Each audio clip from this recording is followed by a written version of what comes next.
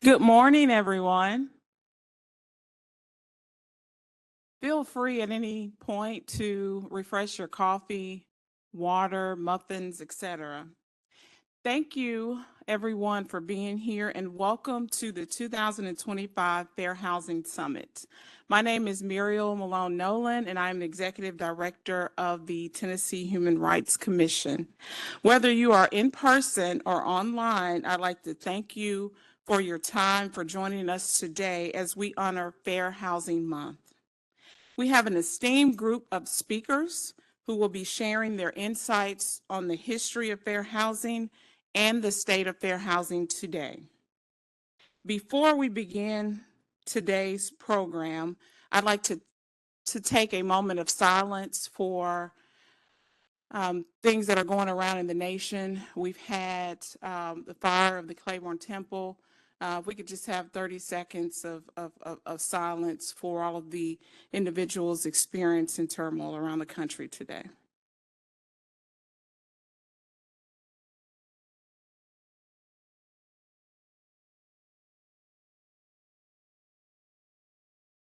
Thank you. I'd like to begin by thanking our partners who helped today possible. Thank you to our host, the National Civil Rights Museum.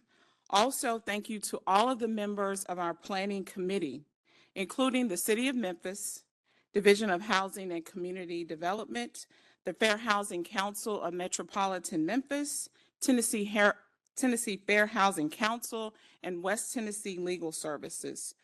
For our opening remarks, I'd like to invite a longtime friend of the Commission and Fair Housing Initiatives, the Honorable Mayor of the City of Memphis, Paul Young.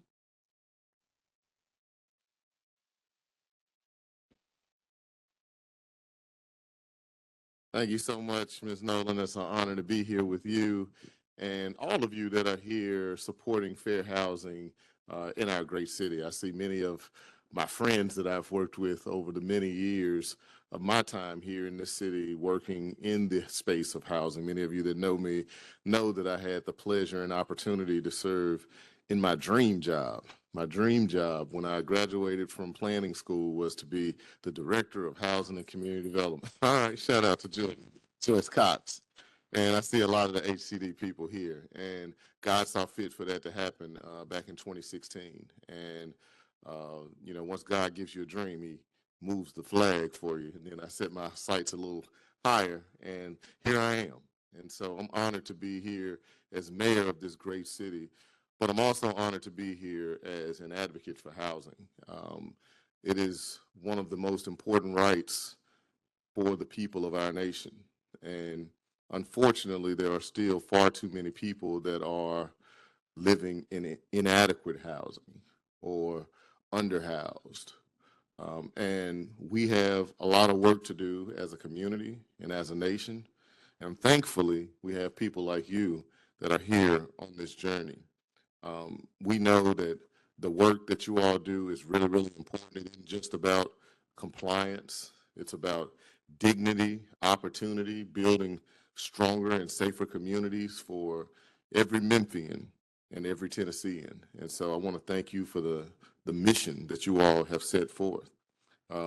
We know that where you live impacts your access to schools, access to jobs, health care, and your overall quality of life. And so I want to applaud organizations like the Tennessee Human Rights Commission and the Tennessee Fair Housing Council because they're vital to advancing equal access and protecting the rights of our residents.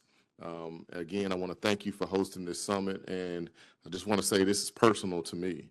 I can recall just a real quick story. I know I'm just giving welcomes, but I can recall when I first became, you remember my dream job, I first became director of housing. Some of the folks at HCD may not even know this, but when I first became director, it was probably a month in. Actually, it was February.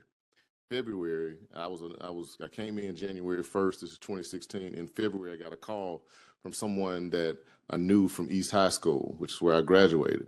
And they were telling me about an apartment complex that was getting ready to shut down in the Binghamton community. And they said, I just need you to come to this meeting. You're the director of housing. You got to come. So I come to the meeting, and this is at Tillman Cove in its previous form. And it was about 99 low-rise units.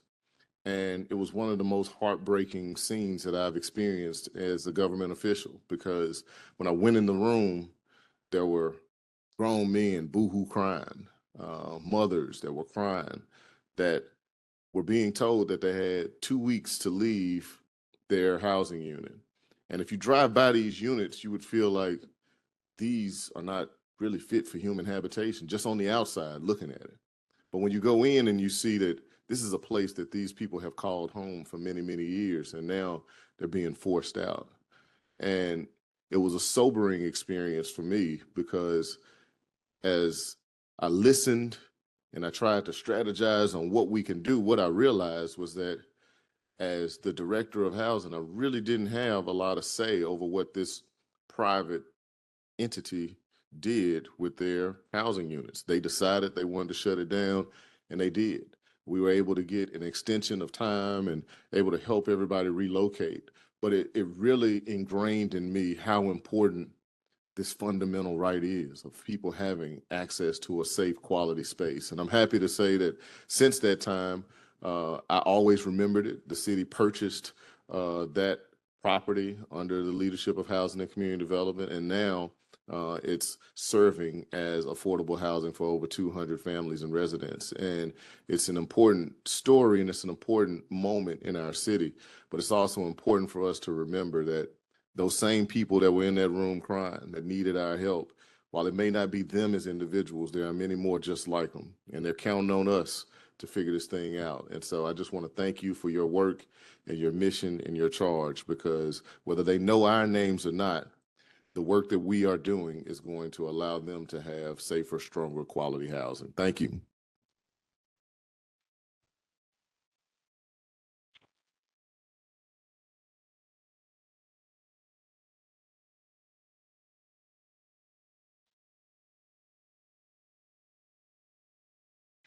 Thank you, Mayor Young, for the inspiring words and your continued support of the commission.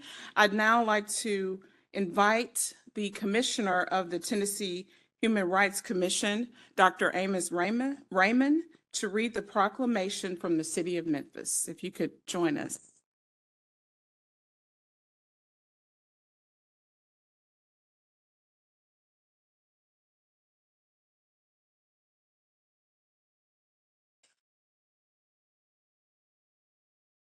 Good morning, all. Present to you all the proclamation. Whereas April marks the anniversary of the passage of Title VIII of the Civil Rights Act of 1968, commonly known as the Fair Housing Act, which was signed into law 7 days after the assassination of Dr. Martin Luther King Jr. And whereas this landmark legislation prohibits discrimination based on race, color, religion, sex, national origin, disability, or familial status in the acquisition, ownership, possession, or enjoyment of housing, and guarantees each citizen the critical and personal right to choose where they live. And whereas illegal barriers to equal opportunity in housing, no matter how subtle, undermine the rights and freedom of all citizens. And whereas this anniversary provides an opportunity for all residents to rededicate themselves to eliminating the lingering effects of housing discrimination wherever they may exist. And whereas the Tennessee Human Rights Commission and the U.S. Department of Housing and Urban Development are charged with enforcing fair housing laws and continue to provide leadership in ensuring that citizens in Tennessee may live free from discriminatory practices. And whereas only through the cooperation, commitment, and support of all Tennesseans can barriers to fair housing and broader opportunities be dismantled. And whereas the city of Memphis has a policy on fair housing, and fulfilling that policy requires a commitment to inclusive housing opportunities for all. Now, therefore, I, Paul, a young mayor of the city of Memphis, Tennessee, do hereby proclaim the month of April 2025 as Fair Housing Month.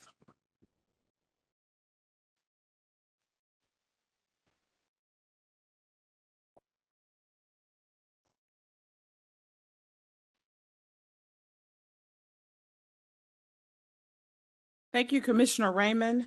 for your dedicated service to the commission, and thank you to the City of Memphis for your continued support of the summit and the commitment to fair housing. This event is not just an educational seminar, it is a tribute to Fair Housing Act, which passed April 11th of 1968. The act was deeply tied to the civil rights movement. Through the act was years in the making between grassroots organization and legislative pressure. It was the assassination of Dr. Martin Luther King Jr. that served as a turning point. The act was passed 1 week after his death in honor of his legacy. We are honored to host the summit with the National Civil Rights Museum at the Lorraine Motel, the site of Dr. King's tragic death. By hosting the summit at this sacred ground, we honor the sacrifices made for the right to live free of discrimination, regardless of one's race, color, national origin, religion, sex, disability, or familial status. Today, our speakers will reflect on the origins of the fair housing movement and Dr. King's leadership. They will shed light on current day discrimination faced by people with disabilities. They will examine how housing insecurity, environmental hazards, and mental health interests impact our children today. They will explore the pressing issues impacting renters, homeowners, landlords, and housing professionals, and how recent changes in regulations may impact Tennesseans.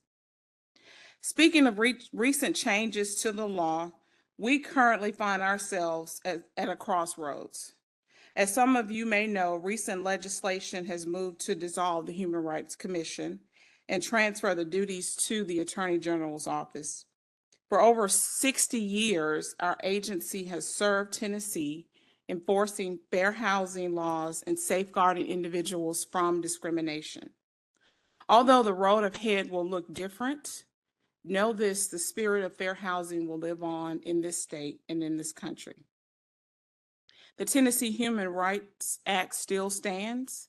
The Fair Housing Act still protects, and you, the advocates, leaders, and believers in equal access to housing, you are the torchbearers for fair housing. Before we begin today's program, I'd like to go over some housekeeping items for both in-person and online attendees. For in-person attendees, you will find the event program in your gift bags. The program will contain the event agenda, background on the summit, and speaker bios. For online attendees, the program should be included in your calendar invites.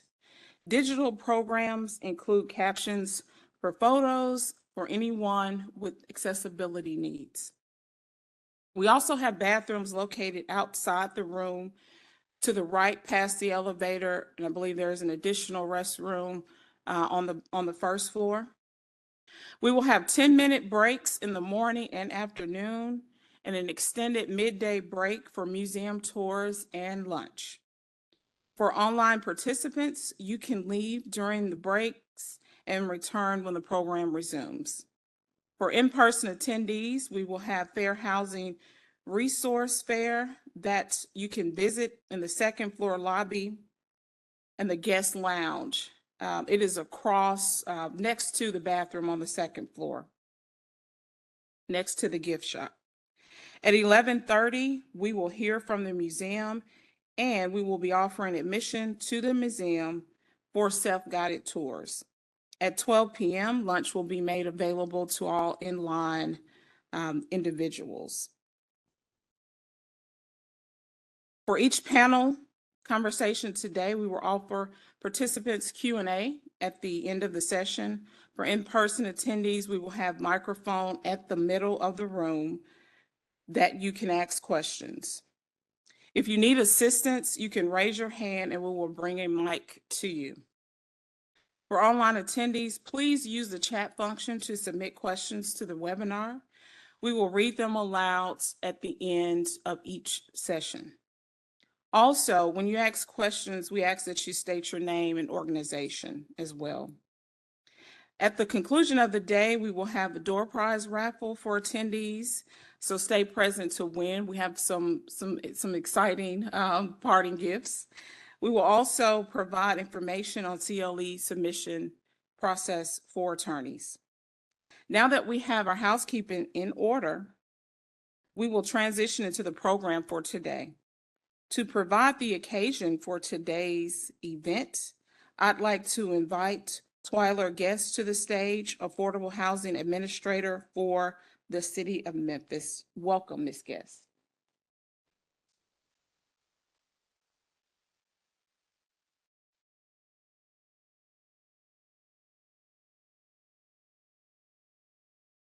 Good morning. Oh, now y'all can do a whole lot better than that. Good morning. Glad to see everybody on this morning. Again, my name is Twyla Guest, the Affordable Housing Administrator with the city's Division of Housing and Community Development, and I am speaking on behalf of our director, Director Ashley Cash. Thank you, Joyce Cox. Y'all hear that a lot throughout the day from Joyce Cox. And glad to see a lot of HCD here as well, and everyone else. We're going to talk about today progress. How many of y'all seen the thing? Progress, challenges, and future. Okay? Let's just repeat after me. Progress, challenges, and future. Okay, with fair housing, progress has been made over the years relative to ensuring of housing availability for everyone, regardless of race, gender, or disability. For example, as we partner with nonprofit and for-profit housing developers to develop housing, we discuss 36-inch doors so that a wheelchair will have accessibility to move throughout the house. We talk about ADA blocking for a bathroom. We talk about a hallway wide enough for a wheelchair to move throughout the house. And that's just to name a few of the items that we discussed to deal with handicap accessibility. Also, we know that progress has been made as more people are able to acquire safe, quality, and affordable housing. Before our partnering organizations can complete the housing developments, calls are already coming in about potential occupancy. And I see some of our partners out here now. So thank you all for the wonderful work that you do as well. For example, our housing developments are available to everyone as housing is developed for low to moderate income persons, some with female head of household, senior housing, veterans housing, for homeless men and women, and housing for homeless persons. Look at your neighbor. Say, we still have work to do. All right, challenges. As we all know, there have been challenges over the years. You heard some of them on this morning. And also, one major challenge has been funding relative to construction costs.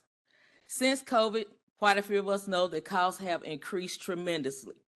Whereas plywood was $5 to put on each window, that cost increased to $50 for plywood to put on each window here in Memphis, Tennessee. Another challenge is the housing shortage throughout the United States. Now, economists are saying that the housing shortage will peak this year. So with that being said, we want to ensure that we continue to develop safe, quality, and affordable housing. So that means that we have had to become more creative in structuring housing deals and include more funding partners. So some of you all in the room will be talking today because I'll be talking to you all about partnerships. Partnerships, say that with me. One more thing, we still have work to do. Future. For the future, we will continue to provide safe, quality, affordable housing along with our wonderful partnering organizations. Now, you all keep hearing me saying safe, quality, and affordable. Let me explain to you why. There's a lot of affordable housing, right? Now, is it safe? And is it quality? We work with some great partners. We tell them we walk in the house, we want a place where anybody would want to live. We want a place that has a wow factor. And so our wonderful partners actually do that in developing housing. So we will continue to create partnerships with other funders to generate more leverage for the housing developments for everyone, regardless of race, gender, or disability. One thing that we've already done, we've increased the closing cost amount provided due to high costs for people wanting to purchase a home. So that cost has increased up to $25,000 per household. Come on, let's clap for that. Well, I'm excited. I clap. All right. So that is through our city's down payment assistance department. Jennifer Hart, wave your hand. If you want more information, she's the manager of the down payment assistance department. Talk to her afterwards and she'll be glad to provide you with more information. Look at each other and say, we still have work to do. Now, do y'all really believe that? Y'all don't sound like we still have a lot of work to do. Thank you. So let's continue to work together to provide safe, quality, affordable housing for all. Thank you so much, and may you enjoy the rest of the summit.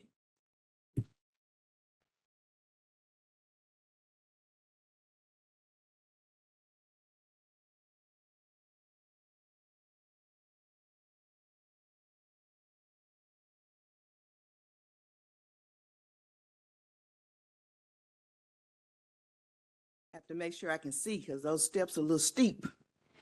Well, good morning, everybody.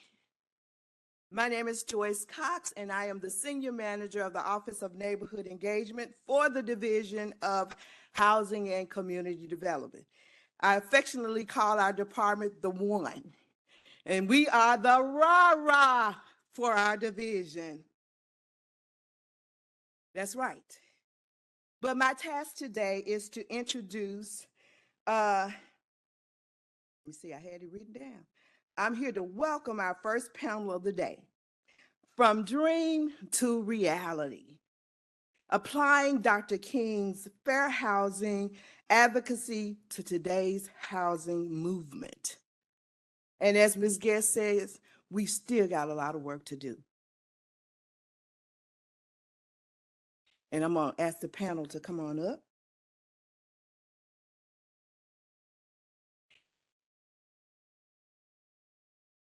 Let's give them a hand as they come. You know, let me say this, and a lot of you know me, I am a church girl, so I need to hear from you. Let's have some movement this morning. Let's give them another hand. Either you say amen, you can say, hallelujah.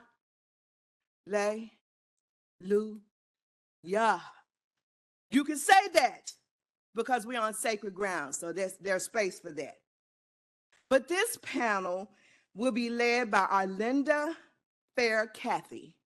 Arlinda serves as the Director of Engagement for the National Civil Rights Museum. In her role, Arlinda drives the strategic planning and implementation of DEI, community engagement, and partnership programs. She is dedicated to empowering historically excluded communities, and her expertise in enrollment management and recruitment strategies has ensured increased access to education, opportunities for diverse populations. Let's give her a hand. From dream to reality. Thank you, Joyce. And thank you, everyone, for coming and joining us today. We really appreciate it, and we're super excited to kick off a series of amazing sessions with one that's very important that should help us kind of understand the foundation of some of the conversations that'll be taking place today here on site. So I just want to thank you all for being open, receptive to this very important conversation that we'll start with today. Just to reintroduce myself, my name's Arlinda Fair Cathy. Had the pleasure of serving as the Director of Engagement here at the National Civil Rights Museum. I'm joined by an amazing panel And I would be remiss if we didn't get a chance for you all to learn more about each of them. So let me go ahead and get started with, at least kind of moving through our bios for all of our panelists. And I'll start with the gentleman right next to me. His name is Mr. Ryan Jones. He's my colleague here at the museum. He's the Director of History and Interpretation, and he specifically is responsible for all things tied towards, our education department, curatorial services here at the museum. His responsibility requires providing the validity of the museum's interpretation and reviewing scholarly historical content shared by the museum. A native Memphian, Jones attended the University of Tennessee at Martin. Ryan serves the museum as the subject matter civil rights movement historian and an expert on the assassination of Martin Luther King Jr. and its subsequent investigations. He has also participated in the research of reopening of civil rights era cold cases that eventually secured convictions of civil rights era hate crimes. Ryan has presented at numerous conferences regarding topics including the assassination of President John F. Kennedy, Dr. Martin Luther King Jr., and African American history and popular culture. Let's give a round of applause to Ryan.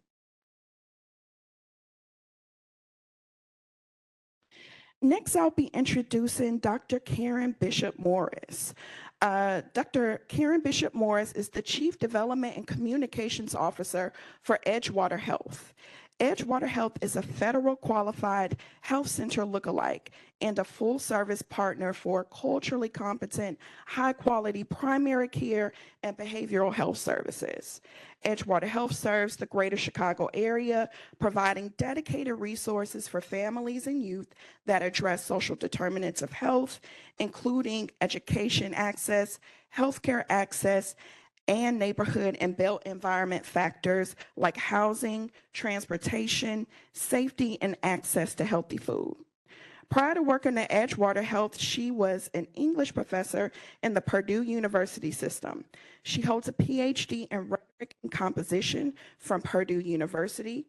Dr. Bishop Morris has served in leadership positions with several national nonprofits, including the board of directors for St. Catherine Hospital and Laney Flellen Charities, an advocacy organization for women who are susceptible to triple-negative breast cancer.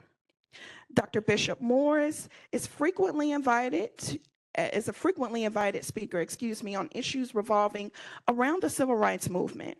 In January 2022, she received the Purdue University Martin Luther King Jr. Dreamer Award for her work as a moderator of a widely acclaimed series on race, racism, and anti-racism. She has served as facilitator of Nashville Reads MLK, a citywide book discussion on Dr. King's final text, Where Do We Go From Here, Chaos or Community? In 2023, she delivered a keynote lecture celebrating the 55th anniversary of the Fair Housing Act entitled 1,000-Mile Journey, 55 Years of Fair Housing, History, and Hope, as part of the City of Nashville's MLK Day celebration. We're so excited to have Dr. Bishop with us here today. Let's give her a round of applause. Last but not least is Mr. Lynn Cothran. So for nearly 23 years, Lynn served as a special assistant to the late Miss Coretta Scott King, founder of the Martin Luther King Jr. Center for Nonviolent Social Change in Atlanta, Georgia. Alongside Mrs. King, Mr. Cothran assisted in the production and coordination of Dr. Martin Luther King Jr. Federal Birthday Observance, the unveiling of Dr. King's 1999 commemorative postage stamp, and served as program chair for the 40th anniversary March on Washington. Currently, Cothran serves as the operation manager and special assistant for the Tennessee Human Rights Commission.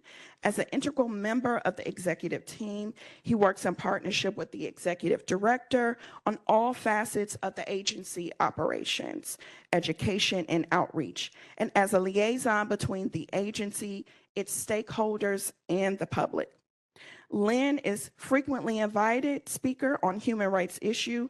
He was a featured speaker in the National Endowment for Humanities funded program Problem of the Color Line: Atlanta Landmarks in Civil Rights History, along with Dr. Beverly Guy Sheftel, Spelman College, and Dr.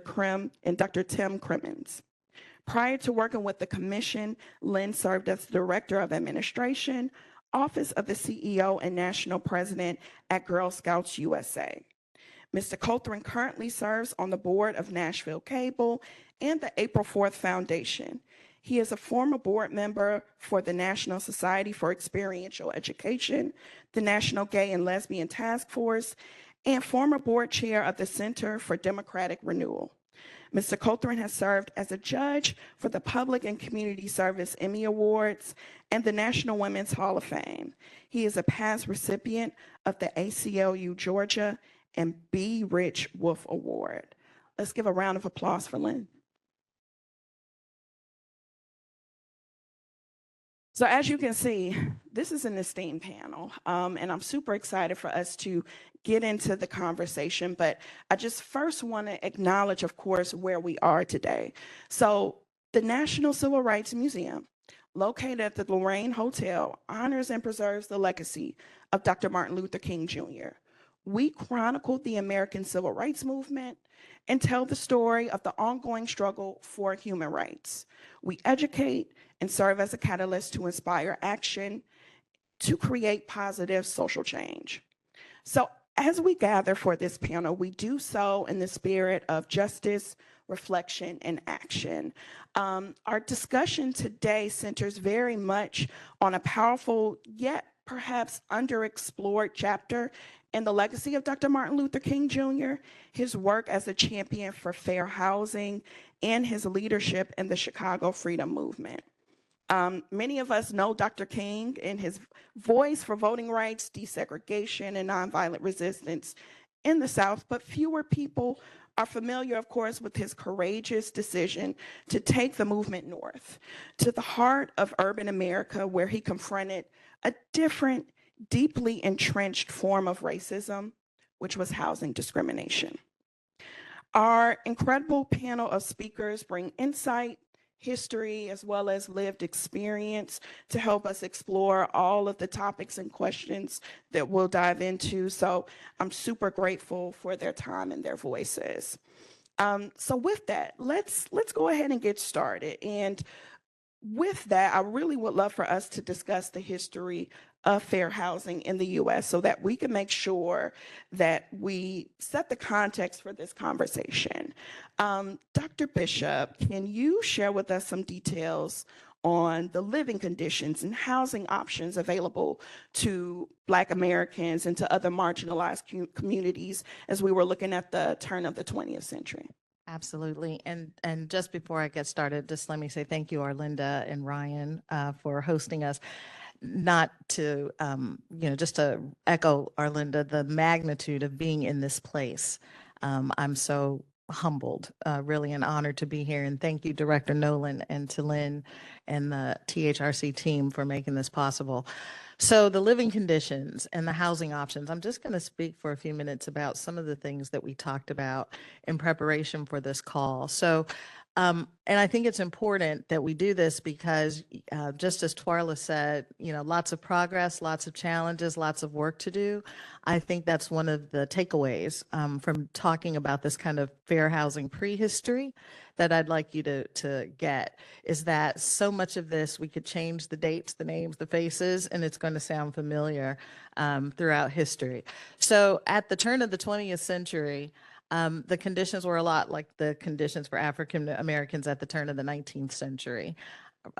Blacks were primarily living an agricultural life. We were on farms. We were picking cotton on plantations. And our lives grew even more constrained in the 1900s as we experienced some legal limitations. So some of the landmark kind of legal things are up there on the screen. In 1896, Plessy versus Ferguson, separate facilities but equal. Right. But the thing is enforcement, which is still an issue today. In the 1900, Jim Crow laws passed in the South, creating legally segregated schools, transportation systems, and lodging. But again, the equality was not enforced. And this, what this looked like will probably sound familiar to you in a lot of the communities you're in today. Taking a look at public schools. Public schools funding and resources in white districts, vast disparities compared to public school funding and resources in districts of color with respect to textbooks, facilities, class size, ratio of teacher to pupil. Those issues existed in the 1900s and they still exist today. In 1910 or thereabouts, worsening political and social conditions, right? And this was really based on economic factors. So northern employers were experiencing a strong demand for manufacturing and they needed cheap labor. By 1914, with the advent of World War I, a lot of the European immigration had stopped. And so in order to replace that labor demand, companies in the North were encouraging, or there were lots of opportunities for Blacks, right, to come north. And what's interesting about that period is when Blacks first came north, and we're talking now about the Great Migration and urbanization, there really wasn't much of a disparity between wages with Blacks and whites. The real disparity came in the kinds of jobs and the differences that Blacks and whites faced. And so Blacks were often unskilled laborers and often assigned to more dangerous kinds of work environments. So we worked in foundries, we worked in the blast furnaces, if you know anything about the steel industry, very dangerous, very kind of difficult situations, meat packing plants, that kind of things. So that limited access to jobs, even though there were lots of jobs, was an issue. This period, kind of the 1914 to 1920s, also was marked by race riots in a lot of major cities. East St. Louis, Chicago, Detroit. This table is a little difficult to read, and I won't spend a whole lot of time here, but this is really just depicting the characteristics of households in the 1900s and in 1990s. So it really just shows, for instance, the number of Blacks living in the South in the 1900s, about 90% of the Black population, versus 1990, about 53% of Blacks in the South. This next table talks about the share of African Americans, again, residing in the South, and it just sort of mimics the Great Migration story, so we can see that and how it played out. So here we're talking about our Linda's question. I love this question. What role did racially restrictive covenants play in shaping earliest 20th century housing segregation? And so what role? They were the tool. They were the tool for segregation. And they worked by prohibiting the sale of property to individuals based on race, and not just Blacks, but Asian Americans, Jews, and other classes and categories of folks. And not just sale or home ownership, but also occupancy, where you could rent. As a tool, the real estate brokers and developers and homeowners wanted to maintain homogeneity in their neighborhoods. And so racially restrictive covenants were that tool. They typically were perpetual. In fact, I challenge you to go to your own city and county records. I'm sure you have some racially restrictive covenants even today on record. They were widespread, and even the FHA underwriting manual as early as 1939 had discriminatory language regarding restrictive covenants. So continuing about the role of these covenants in shaping 20th century housing segregation, in 1917, the Supreme Court ruled declaring laws mandating racial segregation to be unconstitutional. But again, the issue is still enforcement. So we had a lot of legislation and a lot of, legal rulings, but enforcement was, and to this day, continues to be a challenge. 1919, I mentioned a little earlier about the Great Chicago Riot. So during the Great Migration, you have scores of Blacks coming to take advantage of these opportunities in the North. And it created this kind of spill over the color line in neighborhoods. And so just in the period from 1900 to 1910, you had about 200,000 Blacks moving north. It exploded from 1910 to 1920. You had about 525,000. So you can imagine the pressure and the tension in those communities, which again led to the Chicago riot. And as I'm sure Ryan will get to when we talk about the Chicago Freedom Movement, it was that kind of pressure and that kind of segregation that attracted King in the first place to thinking Chicago might be a great model city for desegregation. In 1924, the National Association of Real Estate Brokers, they actually added an article to their code of ethics that stated a realtor should never be instrumental in introducing into a neighborhood members of any race or nationality whose presence will clearly be detrimental to property values in the neighborhood. And, this was kind of the signal to associations across the country to continue to do, and they did. They adopted the same kind of language. So I'll speed through here. 34, the FHA was created under FDR. 1937, the FHA was authorized to create a mortgage insurance program that revolutionized lending markets. Yeah, revolutionized for banks. Banks made a lot of money in this period. And it was touted as, this is a great opportunity for housing because now folks are going to have low down payments, 10%.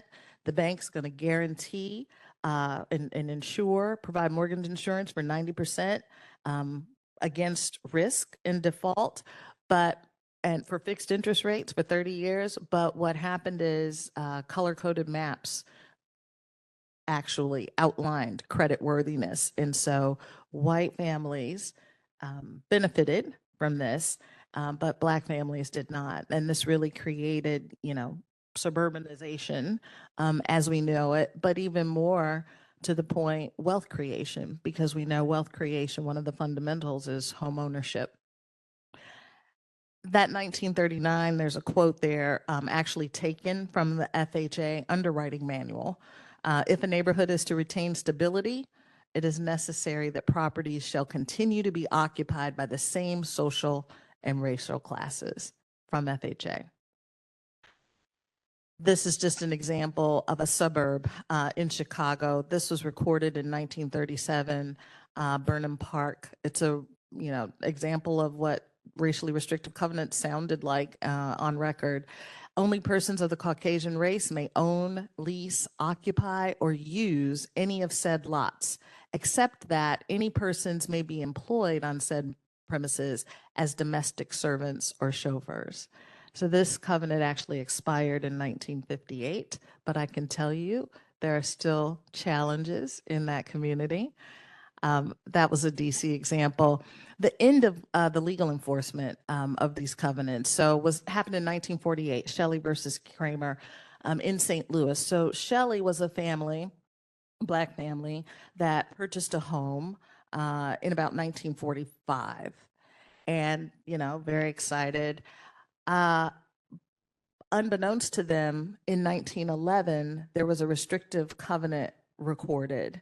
The Kramer family, who lived 10 blocks away, actually, mounted this mess and tried to get the Shelleys out of their home. Obviously, they were unsuccessful. So that was the end of the court, sort of when the court said, no more.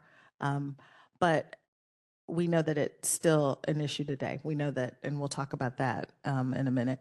NPR, that's just a reference to, there was a wonderful, I invite you to look it up. There was a wonderful program, an interview on NPR around 2021 about the sort of legacy of restrictive covenants in Minnesota and how folks are still dealing or not dealing with those issues.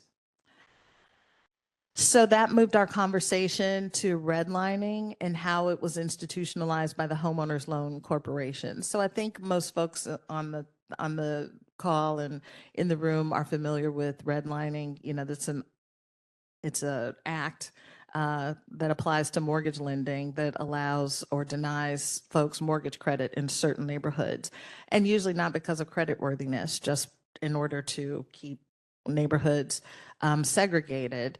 And so the first part of that question, or the second part of that question, relates to the Homeowners Loan Corporation. So the Homeowners Loan Corporation was created in 1933, and it was meant to just be a temporary program. And so it was a temporary program to help folks not lose their homes who were facing financial difficulties due to the Great Depression. That's how it differs. Sometimes people say, well, how's that any different? Or was that a precursor to FHA? They're actually two different programs. HLLC was meant to be temporary, FHA obviously permanent, but the HLLC maps graded neighborhoods based on their perceived risk of funding and credit worthiness. And they actually used terms like hazardous. Hazardous was the label assigned to neighborhoods with a high proportion of non-white residents. And this is kind of what these maps looked like. This is a map of a DC neighborhood. So what does redlining still exist? What do you think? Does redlining still exist? Absolutely. And what does it look like? It looks like unequal access to credit. It looks like reverse redlining. It looks like other predatory lending practices. But again, there has been progress. And so some of the progress on the right-hand side of this slide, the Fair Housing Act, obviously, in 1968.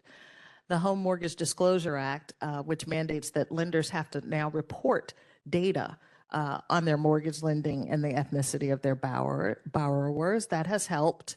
The Department of Justice has had a number of initiatives over the years to combat redlining and investigate and settle those cases.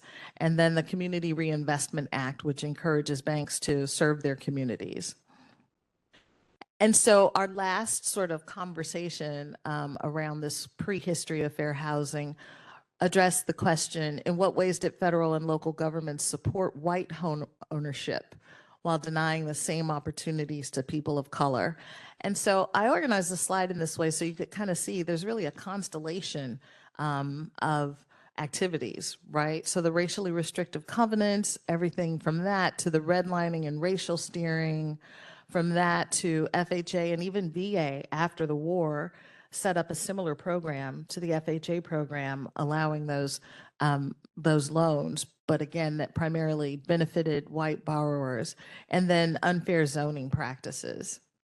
So I feel like I'm talking a lot, so I'm going to try to wrap it up here and segue to the next kind of segment of this discussion. This is actually some quotes taken from Dr. King's final book, Where Do We Go From Here, Chaos or Community? He started that book a couple of months after leaving Chicago, after the Chicago Freedom Movement.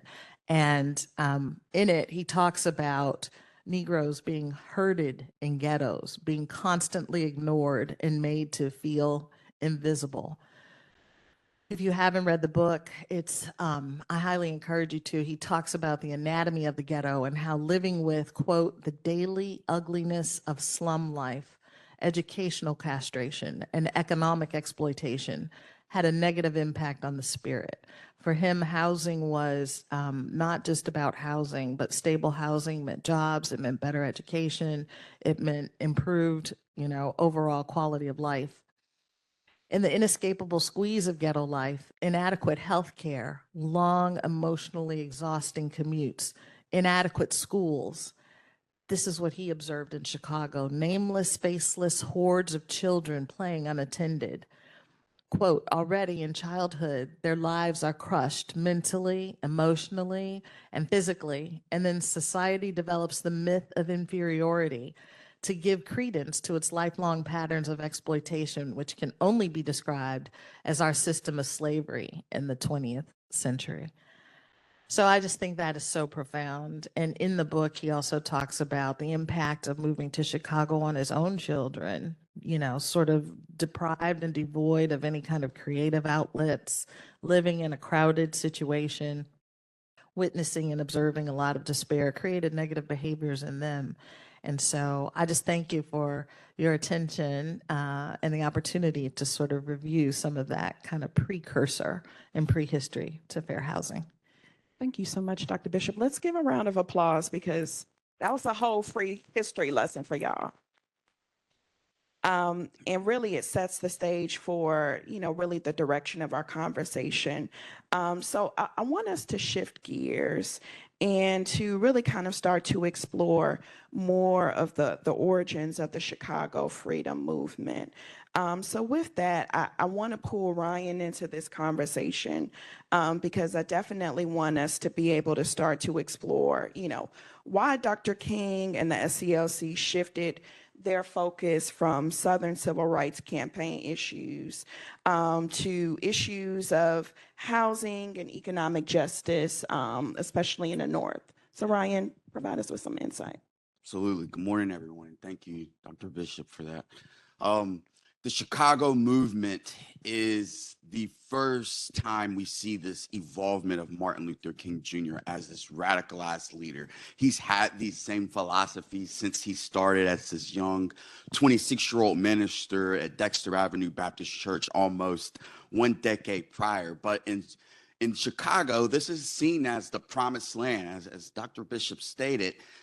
Several hundred thousands of African Americans are escaping the horrors of the Jim Crow South in places like the Mississippi Delta. They'll travel up the Illinois Central Railroad and they'll arrive in this area in Chicago between the years of World War I and World War II. And with that, these segregative policies are enacted because of the overload of the Black population. And so in areas of the city, by the time of 1966, when Dr. King and his wife, Coretta Scott King, arrive in the city, it's the second most populous city in the United States of America. That's a moment to think about, considering that we're now post on the other side of the Civil Rights Act of 1964, which effectively outlaws segregation. And recently, African Americans are given the right to suffrage with under the 15th and 19th Amendment with the passage of the Voting Rights Bill. But in the city of Chicago, African Americans' rents are $94 a month. And this is in the slums of the south side of the town. Rents to whites in Chicago roughly is around $78 a month. So Dr. King and his Camp the Southern Christian Leadership Conference began to campaign to end discrimination in public housing. And so what were the underlying goals in the Chicago movement? Was to expose de facto segregation in housing, education, and employment. These certain city ordinances that were passed to outlaw segregation, though they were never enforced. And so one would think that Mayor Richard Daley is allied to this Black freedom struggle, not only in the southern states, but as well as the communities in the north. And that these public statements were listings that all will be available on an all non-discriminatory basis. So when King arrives on the 7th of January in 1966, and you see this photograph of Coretta Scott King sitting in this home away from Sweet Auburn Avenue, you knew in the Deep South that segregationists were going to remind you of your place. Bull Connor and the Ku Klux Klan made that a daily reminder.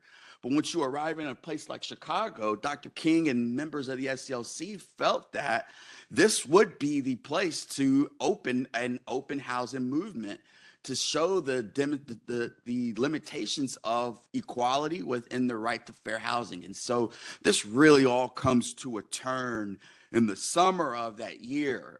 One of Dr. King's proteges, James Meredith, who is responsible for enrolling at the University of Mississippi at Slane, just about 30 miles south of Memphis in Hernando. So he has to depart and detour from Chicago to come and complete this nonviolent protest in Mississippi, a walk from Memphis to Chicago. But he returns several days after that, and all chaos breaks loose. When you go and tour the National Civil Rights Museum this morning and this afternoon, you're going to see how the role of media and television serves as this connector of telling the rest of society of the depths of racial discrimination in the United States.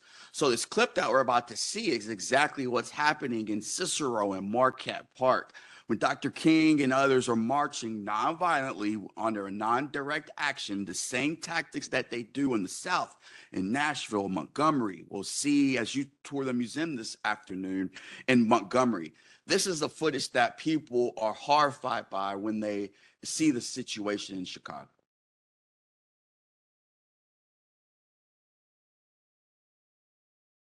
And notice, this is outside of the Jim Crow South.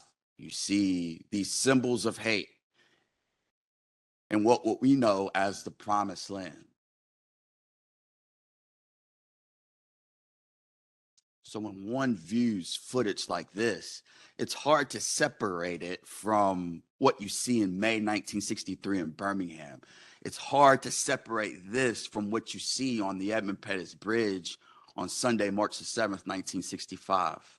Dr. King here is being interviewed by local Chicago news affiliates, and he's saying to them, listen, I've seen hatred in the South, but I have never experienced anything of what we have witnessed here in the city of Chicago.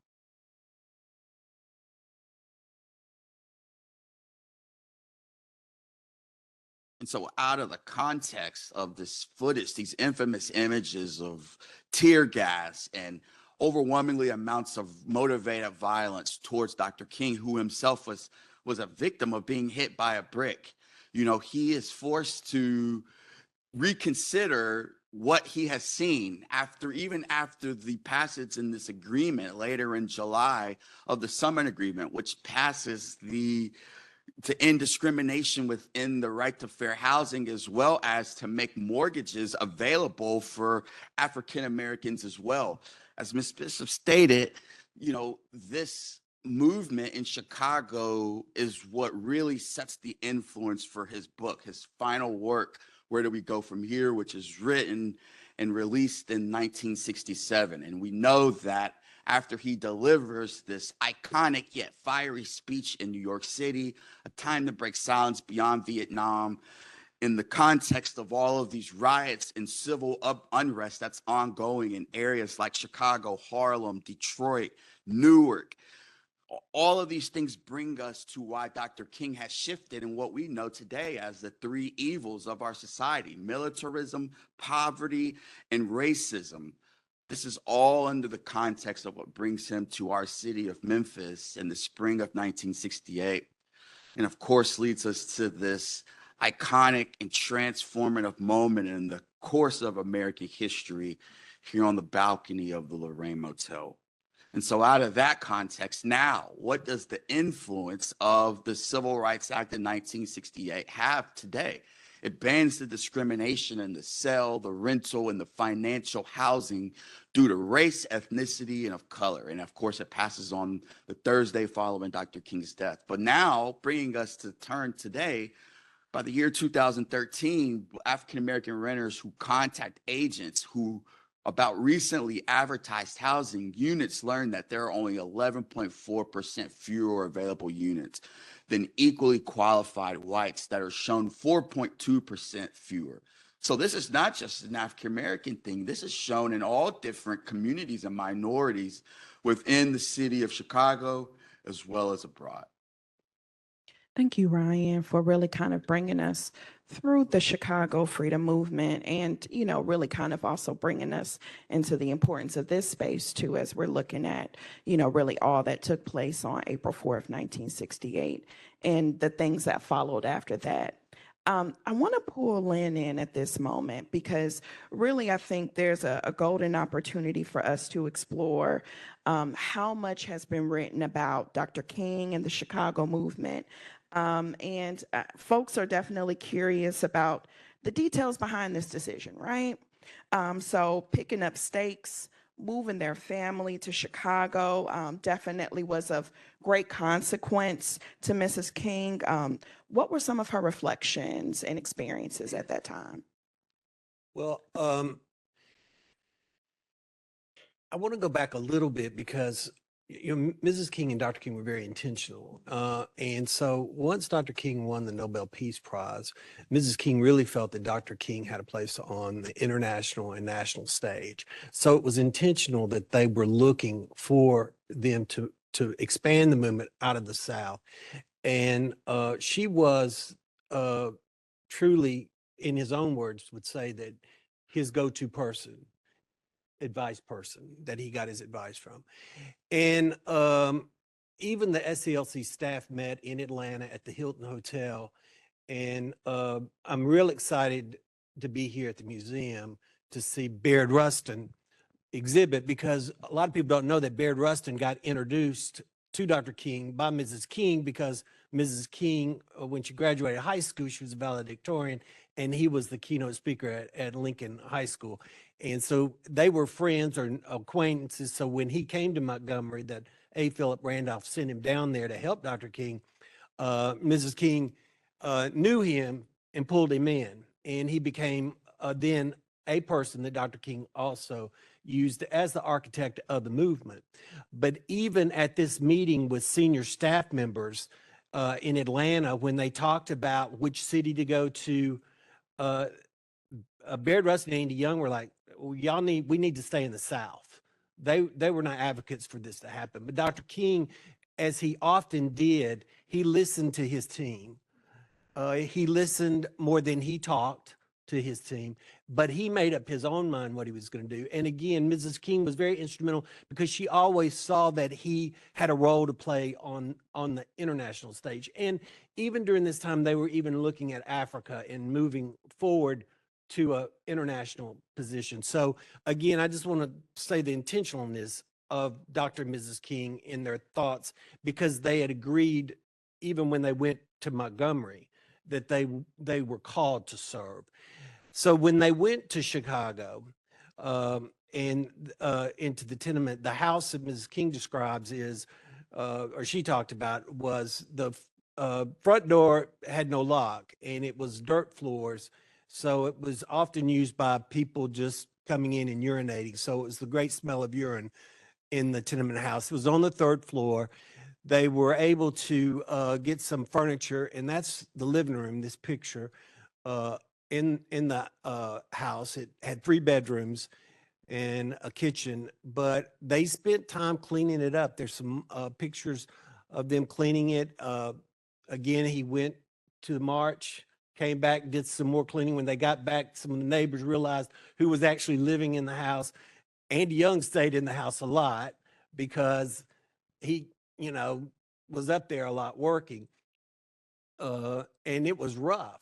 Andy Young talks often about how he was scared at night coming back to the neighborhood to get robbed $3 in his pocket. So I can, Mrs. King often sacrificed, and this is a woman that's raising 4 kids, doing freedom concerts, making sure that they're taken care of, and also being that person that is there, the ear for Dr. King, consulting and encouraging him and to stay in. So when Dr. King would need to check out and go into a hospital to get some rest, it was Mrs. King that was holding the fort down. So Mrs. King didn't talk a lot about herself. She promoted Dr. King, the holiday. I hope that when people read about Dr. King, read him in Where Do We Go From Here, Chaos Our Community. But I also hope that they find Mrs. King's book, My Life with Martin Luther King Jr., and read her part of the story and learn more about women that were a part of the movement, because she was clearly involved in Chicago, but in every aspect of the movement. I would like for us to then, then kind of also, play a little bit with also what was happening outside of Chicago then at this time too. So, can you tell us a little bit about how the movement sustained itself while Dr. King was focusing his energies in Chicago? What was happening outside of Chicago? Well, I know that during that period, Mrs. King had to go do a fundraiser for, I think it was that same year, she had to go do a fundraiser for Rosa Parks, and I want you to think about this. Rosa Parks had been in Montgomery but couldn't find work, and then she went to Detroit and she had problems and some health problems, and she was a sense of a feeling that she really had been,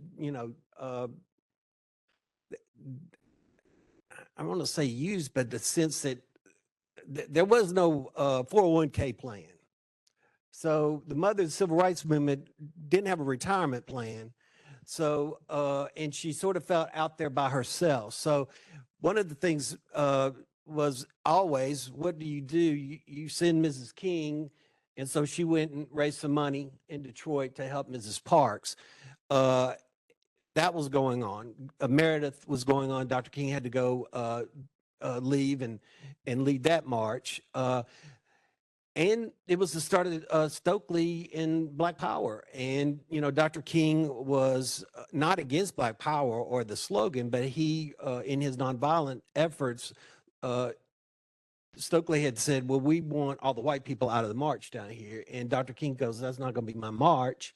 And so, and he wanted him to drop the chant, but Stokely decided to use it anyway, and Dr. King felt used because he never could understand, after what he had done for the last 12 years, that the young people he felt had turned on him. So he was having a lot of internal issues. Here he is, started the Chicago movement. He's down here, and Mrs. King, of course, is raising money.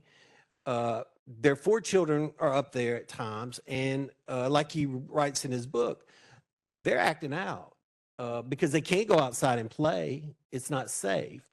So they're stuck in the house and acting up, and he doesn't understand them because Mrs. King is the disciplinary one in the family. Dr. King, was nonviolent, so he didn't believe in any discipline. So Ms. King was left to deal with that. He didn't understand why they were acting up until he reflected on it in writing his book. But Mrs. King, was like, and y'all got to, no. So, and she was like that, I started at 19 with her. So me and Bernice are a day apart. So they still acting up in our young adulthood. So we grew up together.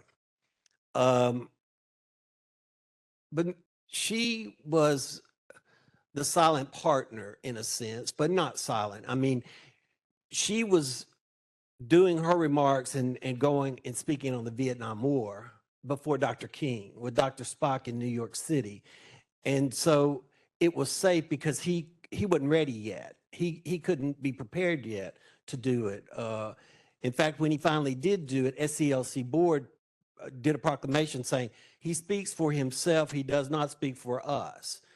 And that's what people forget. And he spoke out against the Vietnam War almost a year to the day that he was assassinated in New York City. But the same day he was speaking in New York City against the Vietnam War, Mrs. King had already spoken a year earlier, and she was in San Francisco giving basically the same speech. So Mrs. King was always out there doing the work. And a lot of times she was the tester, because at that time she wasn't going by Coretta Scott King. She was Mrs. Martin Luther King Jr. That's what her stationery said. That's how they introduced her. So she brought the gravitas of Martin Luther King Jr. when she spoke. And and she understood what her role was. And certainly after the assassination and coming up here within a week's time and leading the march, even the fellas in the movement had issues that she took center stage. And she faced that her whole life. But she kept her eye on the prize. We got the holiday. She built the King Center from the ground up. This museum she never came to. Now, we were here for the trial and I came to it. She built the first museum from the ground up of its kind in the South to celebrate Martin Luther King Jr.'s life and work. And this museum should be proud of the program aspect of it, that it's not just the place that we lost Dr. King, but it's also a place that we can come and get renewed at a conference like this and get educated and find out the truth, particularly in a nation that is hiding or wants to hide the truth. So she would be very proud of the programmatic part of this museum. I know. Yeah. No, that's so spot on. Brian, I know you had a few things you wanted to share. Yeah, I mean, he encyclopedia. When you get to sit with the architect of Dr. King and Mrs. King's legacy, you know, I'm a student of history, so this was an equally important time in American history. The role of civil unrest that is plaguing these communities in this country, and this tension. There's this shift from white segregation as being the oppressor of Black Americans, but it's shifting further out of the ex-Confederate South. When the Watts riots break out just 4 days after the Voting Rights Bill, these days of rage begin. So this sense of heightened of urgency with Johnson's policies, particularly within the Great Society and the United States involvement within Southeast Asia, and these large, overwhelmingly percentages of Black men going to fight for a country that does not fight for them. That is this overall sentiment that is occurring in our country. And so it begins to appeal to the hearts and minds of people who are at this crossroads. Do we continue with this nonviolent Southern strategy movement as Dr. King and at one point SNCC and CORE and these other groups? Or are we going to take a much more militant approach when we see Stokely himself evolve from what he was doing with the sit-ins and the freedom rides, but he's going into the rural Alabama and Lowndes County, just one county over from where Mrs. King was born, in Perry County, and is working with people like John Hewlett of the Lowndes County Freedom Organization. That influence and that grassroots organizing influences these young brothers out in Oakland, California, and you have groups like the Black Panther Party for Self-Defense, who are marching in the state capitol in Sacramento, organizing on the rights of the Second Amendment. When it appeals to them, it becomes a conflict. So all of these things are occurring within the movement, the Student Democratic Society, with the anti-war movements and the disdain for President Johnson's leadership going into the year 1968. It really is a transformative period in American history when you look at what happens pre and before Dr. King's untimely death. And, thank you for that, Ryan. I just wanted to jump in and say, Lynn reminded me of something when he talked about just kind of the, SCLC basically saying, this is not our campaign, this is you, you're out there on your own. I think it's important to note too, that even though Dr. King, listened to his team and made his own decisions, some of the thinking and the rationale behind that decision. So he heard them, but, just 2 days after the Civil Rights Act passed, he actually gave a speech at Soldiers Field, very historic, to 75,000 people in Chicago. And so he thought, look at the support. He had a lot of public affirmation from Mayor Daley, who inarguably was the most powerful mayor in the country at that time and a good friend of President Johnson.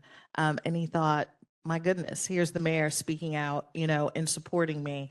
Again, Bayard Rustin and SCLC thought it was a miscalculation. You be the judge, because I can tell you that when the Chicago Freedom Movement was announced, the SCLC announced it as Dr. King's project, but they also announced it as the goals being twofold. One, it was an anti-slum campaign, and two, to end segregation.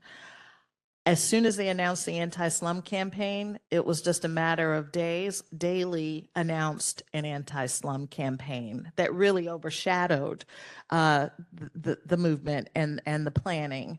And so they had to go back to the drawing board, and that's how it became a campaign around housing and fair housing, because Dr. King realized that, there's a clearer target if I drill down on housing, but also there's a clear path to legislation if I focus on housing. And so last point, and then I know we have to move on. Last point is, some people credit the Chicago Freedom Movement with the ultimate passing of the Fair Housing Act in 1968. But a lot of people also blame the Chicago Freedom Movement for the acts failing in 1966 because of, Ryan spoke so eloquently about the violence. And yes, there was a lot of violence. However, it was different than the violence in the South. So Daley would actually say to law enforcement, when blacks are rioting, you make sure that, we don't have any pictures of folks being sprayed with water hoses and dogs being attacked. And that kind of sensationalized those images that, made this movement spread like wildfire in the South. The media didn't really pick up on much of what was happening in the North. And so it was a different kind of fight from that perspective. So I guess I'll just put a pin there. And there was one other thing I do want to say in terms of things that were happening or that happened in Chicago, particularly that in later years that I was reminded by Mrs. King. After Rodney King incident happened, we were scheduled to be in Los Angeles to do a workshop on nonviolence with Dr. Betty Shabazz, Mrs. King, and we couldn't do it because of the riots in Los Angeles. But we went a couple of weeks later, and Dr. Shabazz and Mrs. King worked with the Crips and the Bloods and negotiated the first peace. And you got to be old enough to understand about the Crips and the Bloods back in that day and how horrible. And every day on the news, it was like getting a report on how many died in the streets of Los Angeles. So they brought them to the King Center a month later. They took the nonviolence training, and it was a replication of what Mrs. King described when they were in Chicago. There were some young gangs that didn't believe that Dr. King was in Chicago, and they invited him into the house. And Miss King and Dorothy, not Dorothy, Dora McDonald was cooked.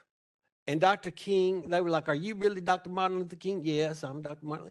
And he started teaching them about nonviolence. So much so that they ended up taking some of these young men down in the South and marching during the Meredith March. So she understood that training in Kingian nonviolence and using those 6 principles and that he wrote of in his last book, that was her mission to continue that. And Bernice continues it at the King Center today, but that is the what we have. And so I just wanted to share that story. No, I think that's so relevant. And I think all of these different insights, as well as the opportunity to hear personal stories and personal thoughts from Mrs. King, is something that really kind of makes this a reality for us. I would be remiss if I didn't allow this audience an opportunity to pose some questions to you all. So I want to pause just to see if we have any questions about any of the content that we've discussed, as well as I think the opportunity for us to continue to explore, how do we apply some of the lessons from the Chicago Freedom Movement, specifically to some of the challenges that we're still seeing in, housing today. So Jacob is putting up the mic, and I know someone is running to it. There we go. Come on. First off, I'd like to thank you all for your perspectives. I've worked with Lynn for several years now, and conversations about Dr. King and Coretta Scott King are just, it's like he's a walking book. So sometimes I'll listen for hours about that moment in time, and so I appreciate it. One thing I'm interested to know from you all, with everything that's kind of going on, it seems like a lot. And I don't know if anyone else has that opinion in terms of civil rights and things like that. But do you guys think that history is repeating itself, and how should we be intentional about moving forward, organizing strategy efforts today?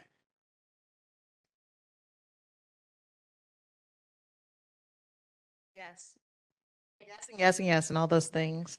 I do think history is repeating itself, but I mean, history has been repeating itself. History will continue to repeat itself. And I think, programs like this are the first step. We have to make sure that we know that history and that we're educating and spreading that history. We have to start young. We have to, embed this kind of programming, K through 12. So that students grow up and have a sense and an awareness of some of the issues. And I think one of the best pathways to sort of combating or addressing some of these challenges is organizing and mobilizing. I'll give you a really quick example from my day job. So again, we address the social determinants of health, and we have a crisis program that meets with community stakeholders, law enforcement, faith-based, uh, every segment and EMT, fire, everybody in the community. And so we just had a meeting about a week ago, and I co-chaired this meeting with our police chief, and the number one question on the table was housing. There is a shortage of housing for victims of sex trafficking, victims of domestic violence, for folks who are, trying to transition from homelessness. The housing inventory in our community just isn't there. And with the stoppage of so much federal and state funding, the conditions are just exacerbated. But by pulling all of those agencies, much like you have here, into the room, we're able to pool resources to identify other solutions for people. And so it really has to start at a grassroots level. And remembering that places like museums are so important. Disinformation is one of the biggest dangers of our society right now. Dr. King talked about, white silence is this major purveyor of injustice, and that this biggest purveyor in our country is the government. And so with Dr. King thinking of these ideas and these topics of how we can refrain from repeating ourselves, remembering the story that it's a difficult, it's a empowering history. It can be a heavy history, but it's one that we have to remind ourselves of where we've been and the perseverance and the resilience of mankind so that we can steer toward a more perfect union. Other questions? And I'll just say, for any in-person attendees, if you have a question, feel free to come on up to the mic in the front of the room. If you need assistance or would like us to bring the mic to you, just raise your hand. We have an additional mic. And if you do have a question, please just share your name and organization first.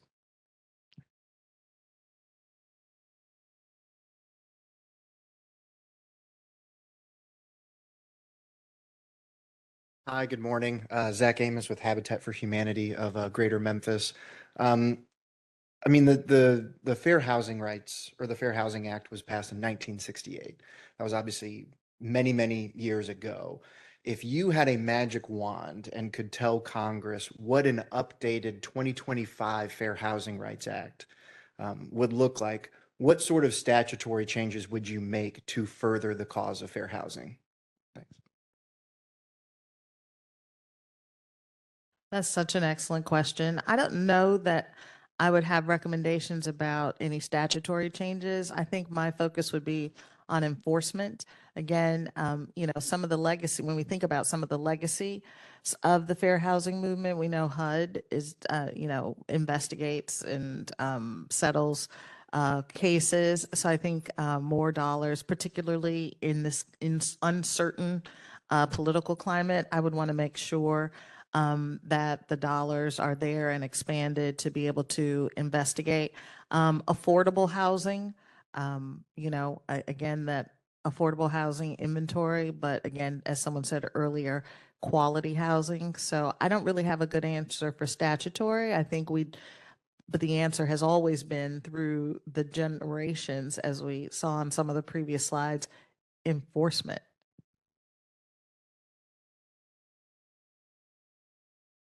Hi, I'm Erin Kempo with the National Fair Housing Alliance. We are responsible for helping to create the Fair Housing Council of Metropolitan Memphis, which is here. And I just wanted to give you a little information, which is that, in fact, the work of enforcing the Fair Housing Act has really gone to private organizations like the Fair Housing Council of Metropolitan Memphis. In fact, if you add all of the enforcement activities that HUD does, that DOJ does, and that places like the Tennessee Human Rights Council does, the private fair housing organization more than double the number of enforcement work they've done. And in the face of that, the current administration has canceled 78 grants to private organizations doing fair housing enforcement work. And that it represents about $12 million, which if you look at the entire, U.S. budget, it's a very small amount, but we are looking right now at a crisis in the fair housing movement because so many private small fair housing organizations depended upon HUD funding in order to be able to do their work, and unfortunately are not going to be able to do it because of that. We're challenging it in court. We've won a few victories. We've lost a little bit, but we are continuing to do that fight. The problem is that HUD is refusing to award any new grants. And so the 78 grants that were canceled, that's a tragedy. But at the same time, there's 162 grants that are currently in force, and none of them are being renewed right now by the by the current administration. And as a result of that, I think we're really facing a crisis in the enforcement of the Fair Housing Act. And then the last thing I wanted to say is I was really struck by one of the slides that you used that showed that in neighborhoods that were majority Black, the rent was lower, or I'm sorry, higher, and then in rents that were majority white. And that's really flipped. And I would love to see someone do some research on whether or not rents started going up in Black white neighborhoods in order to use economic discrimination as a way of reinforcing segregation. And I just was wondering if you know of any research on that, or you had great statistics up there on testing and all of that. Definitely a study for a case study. Absolutely. Great, thank you. And I know that really kind of sets the stage for a number of conversations we'll be having later today as we continue to explore, of course, a lot of the challenges that this current administration has put in front of us, but this is why these events and summits are so much more important. So then that way we're in community, we're working with each other, we're identifying the alternative routes towards solutions as well too. Let's give a round of applause for Dr. Bishop, for Lynn, for Ryan. We so appreciate you all. What we're going to do is I'm actually going to pass it back on over to Jacob Aparicio, who is going to be guiding us with next steps as we head into a little bit of a break.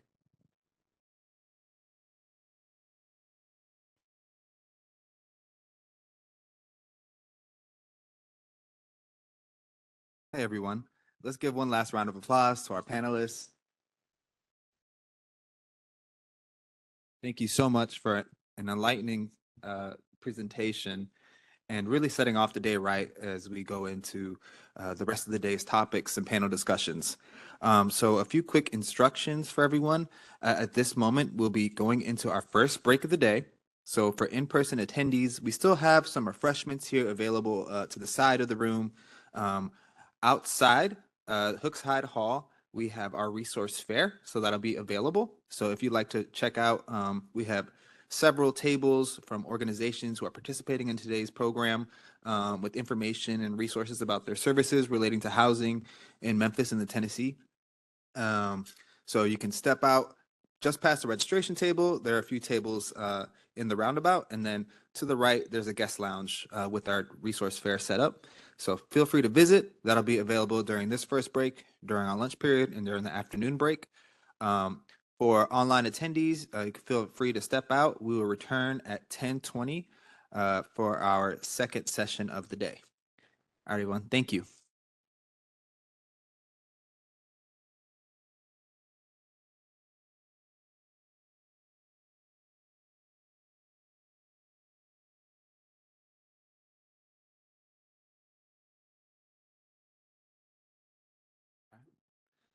Welcome back, everyone.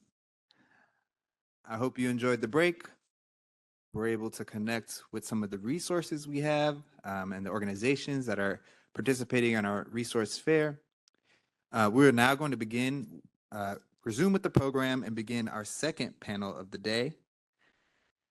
For folks online, just FYI, we will have slides during the afternoon break highlighting our our resource fair organizations. So you won't be missing out on everything.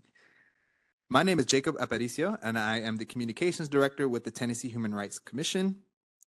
To set off this second panel of the day, I'd like to introduce the moderator for the panel, titled Fair Housing Issues Experienced by People with Disabilities.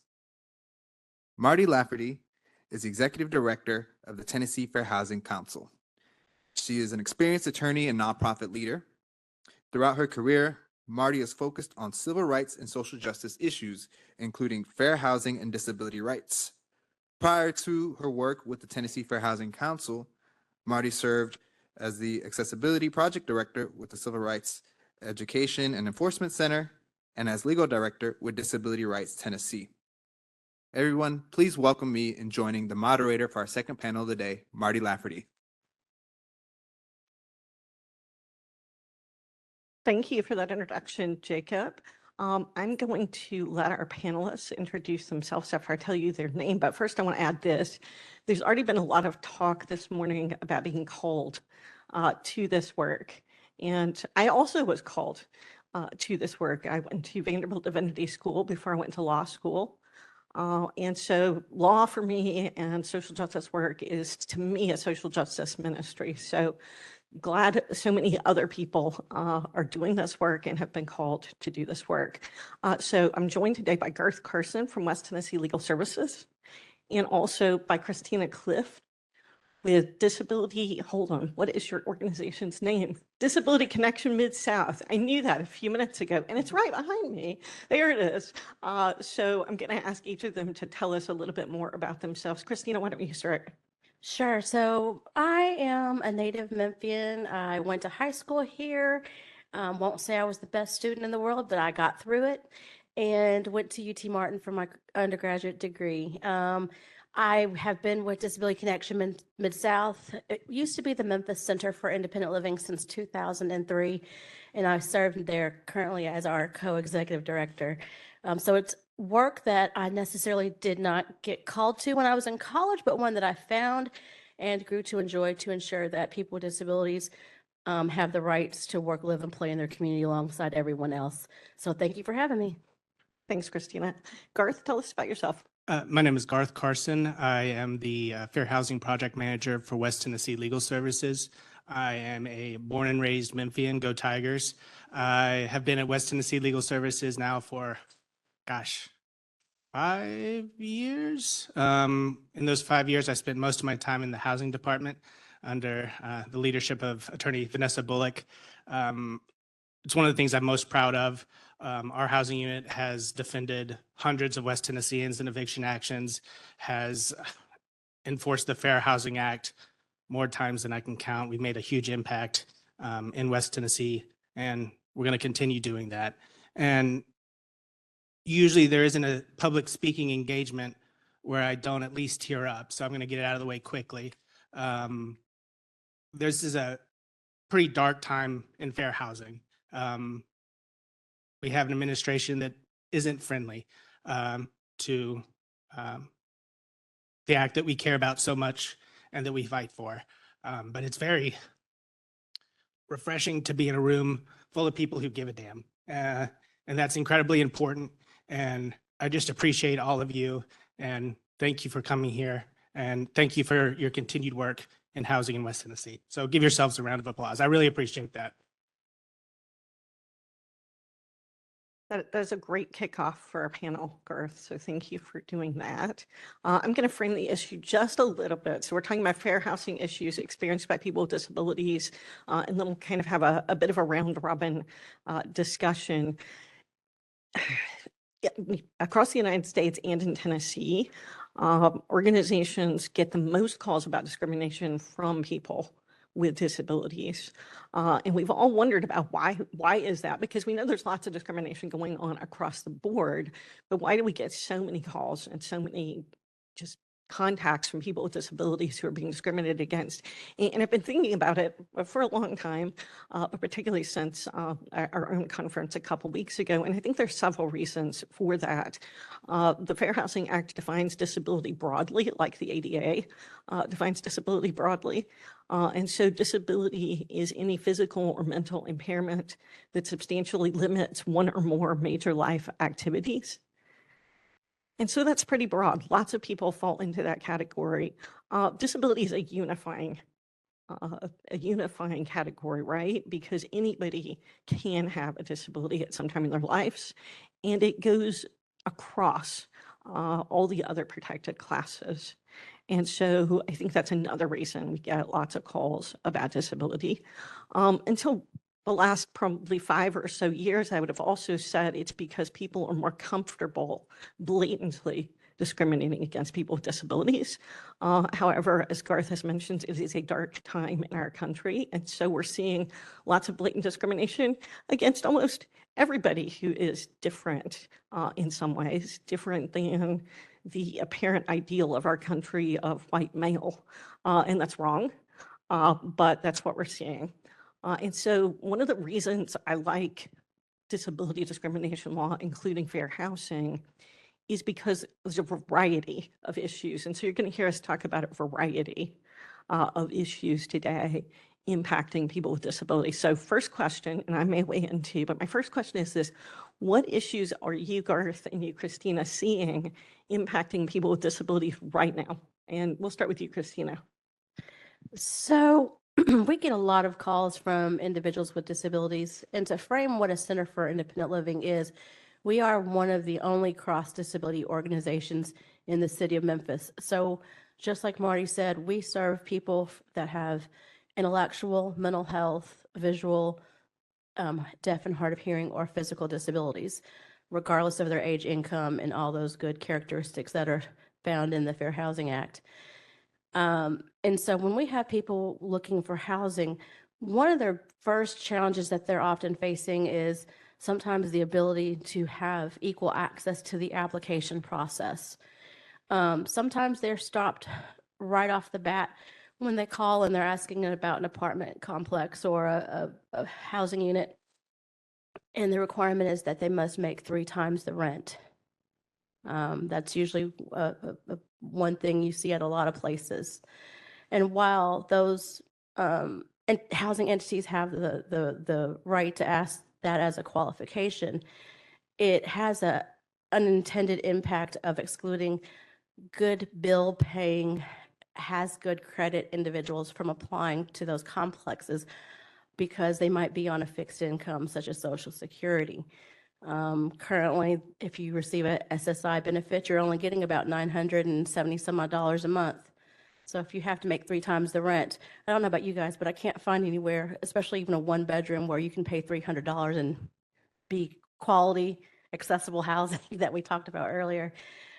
Also, in the application process, if you need effective communication, whether that's an alternate format because you can't access traditional print documents, or if you need alternative communication methods because you're deaf and hard of hearing and need ASL interpreting to be able to communicate with the property. Reasonable accommodations are a big one. Really small modifications, such as ramps to get in and out of dwellings, the installation of grab bars. So some of those really basic, inexpensive accommodations are what we're seeing. And then sometimes a modification to a policy, such as, if there's assigned parking, but there's not, a parking spot, there's not accessible parking spot near where the person lives. So some of those really simple things that really don't cost a lot of money is what we're seeing.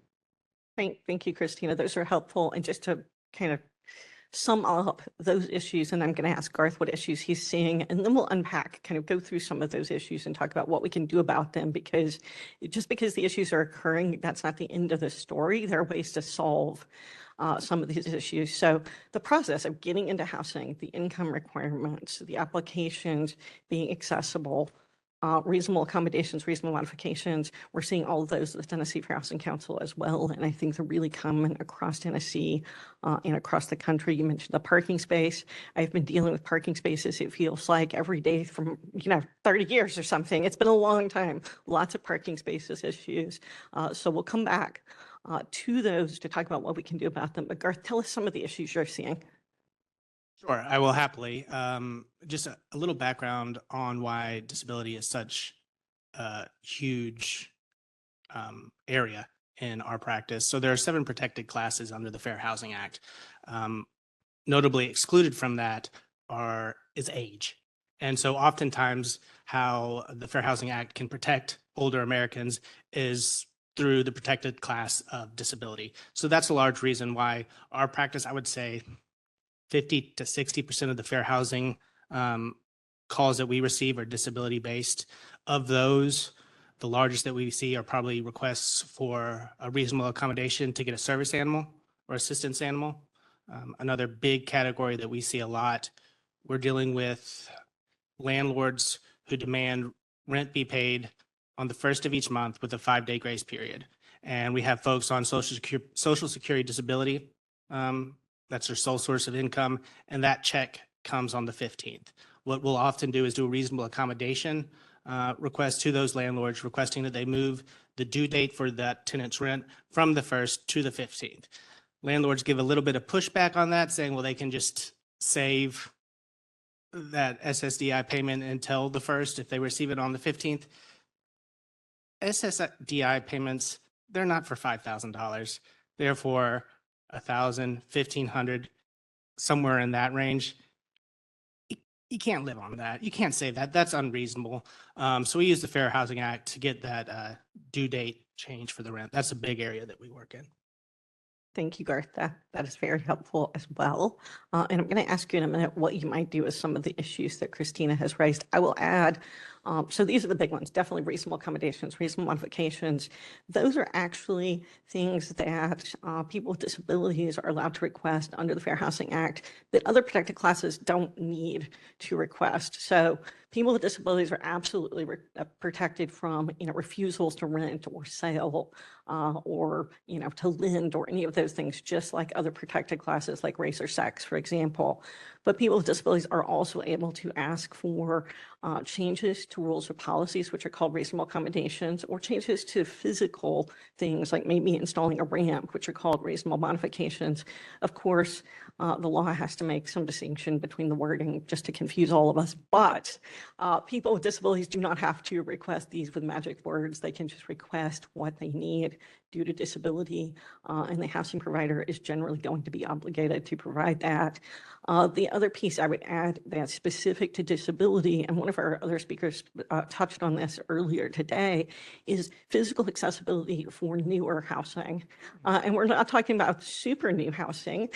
So multifamily units, covered multifamily units built after March 13th, 1991, so quite a while ago, are supposed to be accessible to people with disabilities, at least the ground floor apartment. If it is a elevated building, all of the units should be accessible. The common areas should be accessible. So we're talking about things like being able to go to the parking lot, navigate from the parking lot to all of the amenities, navigate to your unit. If you're in a wheelchair, you should just be able to do all of those things without encountering things like stairs. It's pretty basic, and yet many housing providers across the country and here in Tennessee are not doing these things. Tennessee Fair Housing Council and the National Fair Housing Alliance, where Aaron spoke about a few minutes ago, combined together to do a case that we filed with HUD, and it was against a company that both manages and builds and designs their housing. And there were 13 complexes across Tennessee and 3 other states that were not fully accessible. Fortunately, we were able to resolve that complaint positively. There are going to be changes at all of those complexes, but that's just like, one example, and these are happening all across the country. So imagine you're a person with a disability. In addition to the application being a problem, you're going to look for housing and you can't even get from the parking lot to the rental office because there's not an accessible path. So a lot of times it's about getting into the door when you're a person with disability. Garth, what would you do about some of the issues that Christina raised? So for example, the 3 times income requirement, is there something that can be done about that? So I would look at the source of the income. Actually, can you ask that question again? I'm sorry. Sure. Christina mentioned that a lot of housing providers require somebody to have, I didn't ask it right, that's why you're confused, to have 3 times the rent as income. And a lot of folks with disabilities are not going to have that. So what can be done? Sure. So in that situation, I think that we would do a reasonable accommodation request based on the source of the income from the person who's applying. So if that source of income is also not a protected class, but if that source of income is coming from Social Security disability payments, then we can tie in the protected status of disability. And with that, we would do a reasonable accommodation to waive that policy and procedure of having 3 times the monthly rent as a requirement to leasing a unit. That is a good solution, and I think that's what the Tennessee Fair Housing Council would do as well. Earlier, someone asked the other speakers if you could change the Fair Housing Act to add a protected class. I think my answer would be source of income, because that goes across all of the other protected classes. And a lot of times, sources of income are being used to discriminate against other characteristics. So, for example, we're not going to take Section 8.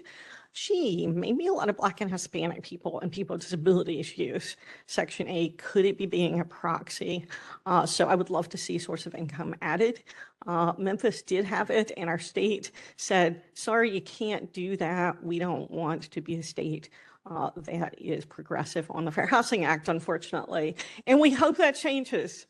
We hope that changes. We're all in this room advocating for that to change. Christina, anything to say about the source of income piece? So the source of income, I think, Marty touched on it really, really well. Memphis Housing Authority often gives out vouchers through their Section 8 programs.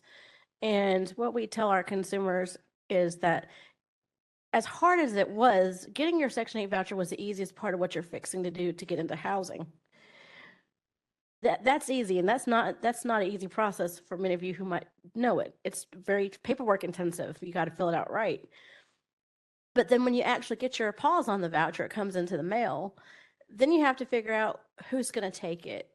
And like Marty said, there's a lot of complexes that will tell you straight out, we don't take people with a Section 8 voucher. They're very flagrant about, we don't take people on disability benefits as well. So what we try to do is to identify apartment complexes that are known to be friendly to our community, because we do know that people need to get into housing. You don't want them to be unhoused, because that's a whole nother issue on accessibility.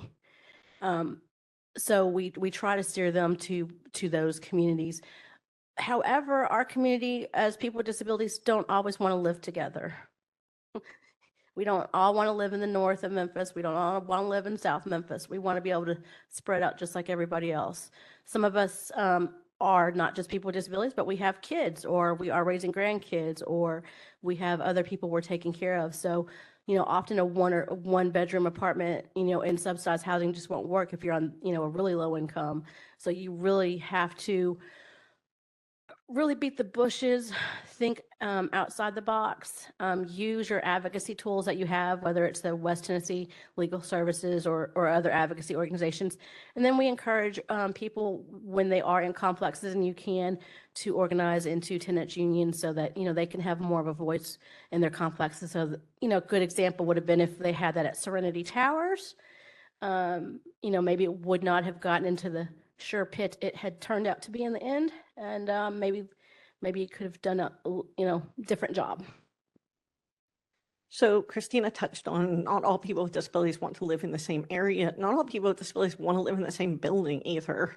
And we often see complexes that have decided, apparently without publicizing it, to create a disability building. And so you see all the people in wheelchairs, all the blind people, they're all in this one building. We're starting to see that again with race as well. And so it overlaps all of these things of let's group these people together.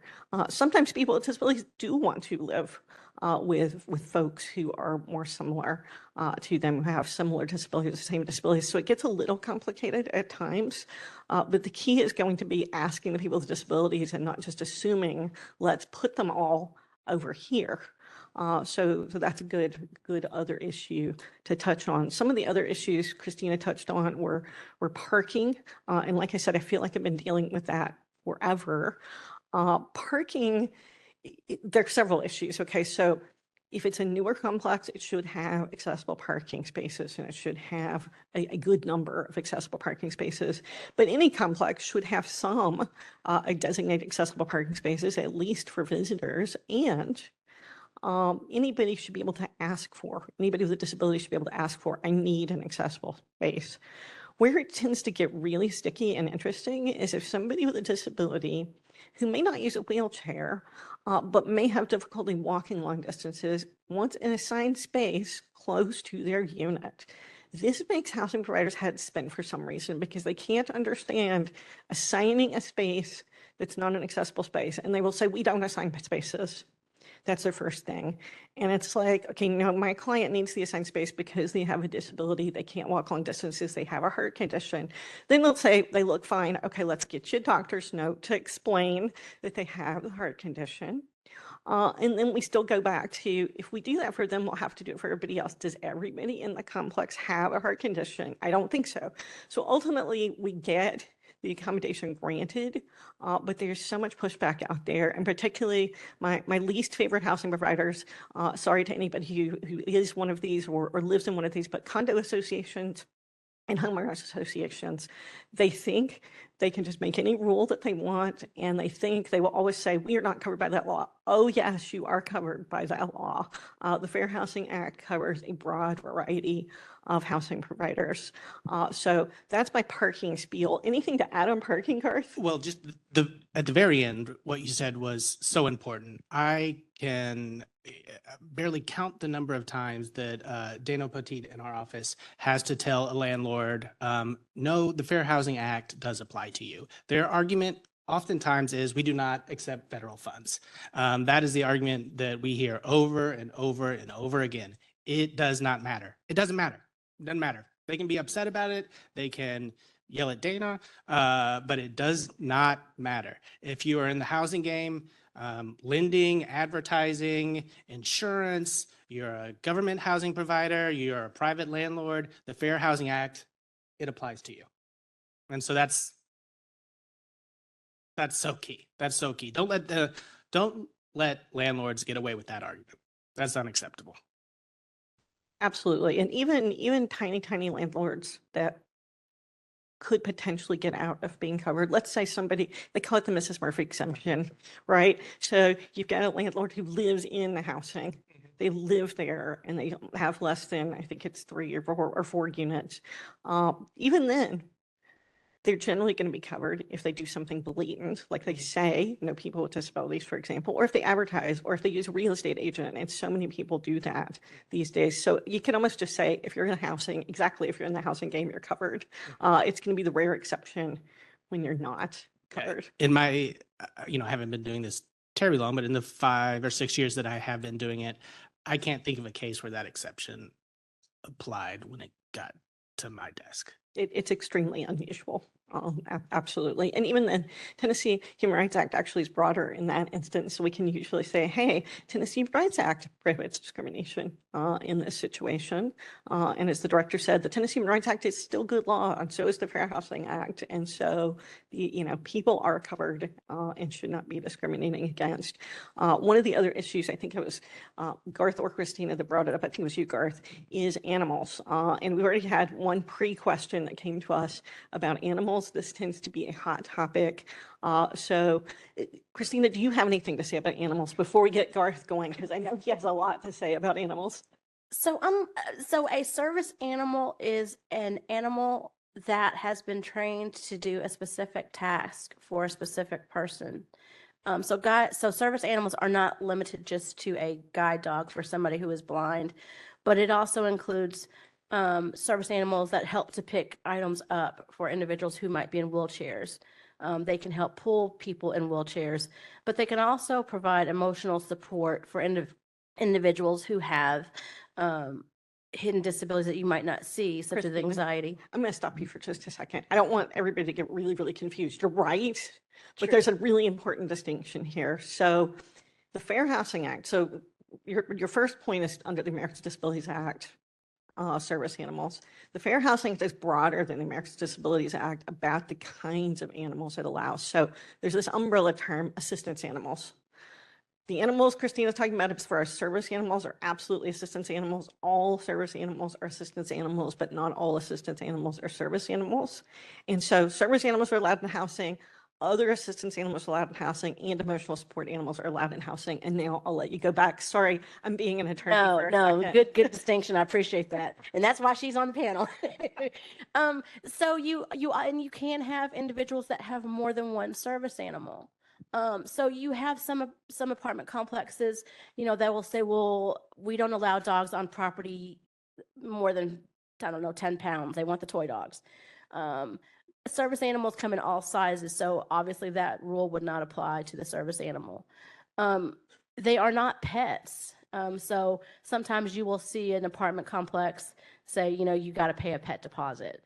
And I think that, that is something that quite a few of our folks run into. And then also, not every service animal is going to have a certificate from a school. So, asking for their certificate, all you should be able to ask that person is that a service animal and what do they do for you? Those are really the only two questions that matter. And once they answer those, then, you got to take them at their word at that point. So just realizing that you can have service animals in apartment complexes, the weight or the size does not matter in this case. And, they can have more than one. Very, very good. Very good. And also breed restrictions cannot apply to service animals or assistance animals. And lots of places will try to say, sorry, pit bulls, we don't allow those here. Well, number one, they're very cute and wonderful dogs. I think if you yes, misunderstood. Everybody up here is saying misunderstood. But even if that weren't the case, you can't apply breed restrictions to service animals or assistance animals or emotional support animals because they are not pets, just like Christina said. It'd be like trying to tell somebody the type of wheelchair they should be able to have. And then the next thing the housing provider will say is, but my insurance company. Well, guess what? Insurance companies are also covered under the Fair Housing Act, and so they have to make reasonable accommodations for breeds. Now, Garth, you tell us what you think about these assistance animals. I love them. I think that assistance animals really shows the strength of the Fair Housing Act. What you were talking about a little bit earlier about vicious breed restrictions, without giving away any personal details, we had a case where we really got to take not only an insurance company to task, a public housing authority to task, but a city to task on support animals, assistance animals.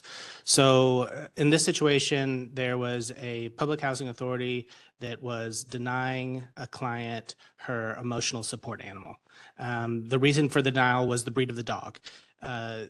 We sent a reasonable accommodation request to the housing provider stating that, there are no breed restrictions. You must allow this assistance animal under the Fair Housing Act. And then the housing provider turned back around and said, whoa, whoa, whoa, whoa. It's not us. It's not us. We would love to have this assistance animal, this pit bull. We would love it. We just can't. And we can't because there's a city ordinance that disallows vicious breeds. There were a lot of ways that we could have taken these case facts. What we chose to do was send another reasonable accommodation to the city attorney, saying that this vicious breed restriction is preventing our client to have their emotional support animal, which is in violation of the Fair Housing Act. City, you are therefore in violation of the Fair Housing Act. Everyone back down. Throwing out a federal law against cities, against housing providers, it scares them. It is an incredible tool that tenants can use against landlords, cities, insurance companies. I went off on a little bit of a tangent there. I apologize. Coming back to just assistance animals in general, here's where language matters. So these are not pets. These are emotional support animals. These are service animals. They are not pets. So because they're not pets, a landlord can't charge a pet deposit, cannot charge a pet fee. Why? They're not pets. If they try to charge a tenant a pet fee or a security deposit related directly to the pet, then that's where a reasonable accommodation would come in, and we would request that they waive that. So there is a little protection for the landlord here, and here's the protection. You can have general rules for the type of pet. So for example, if if the city requires a rabies vaccination for dogs, the landlord can require the rabies vaccination. Leash laws apply for dogs.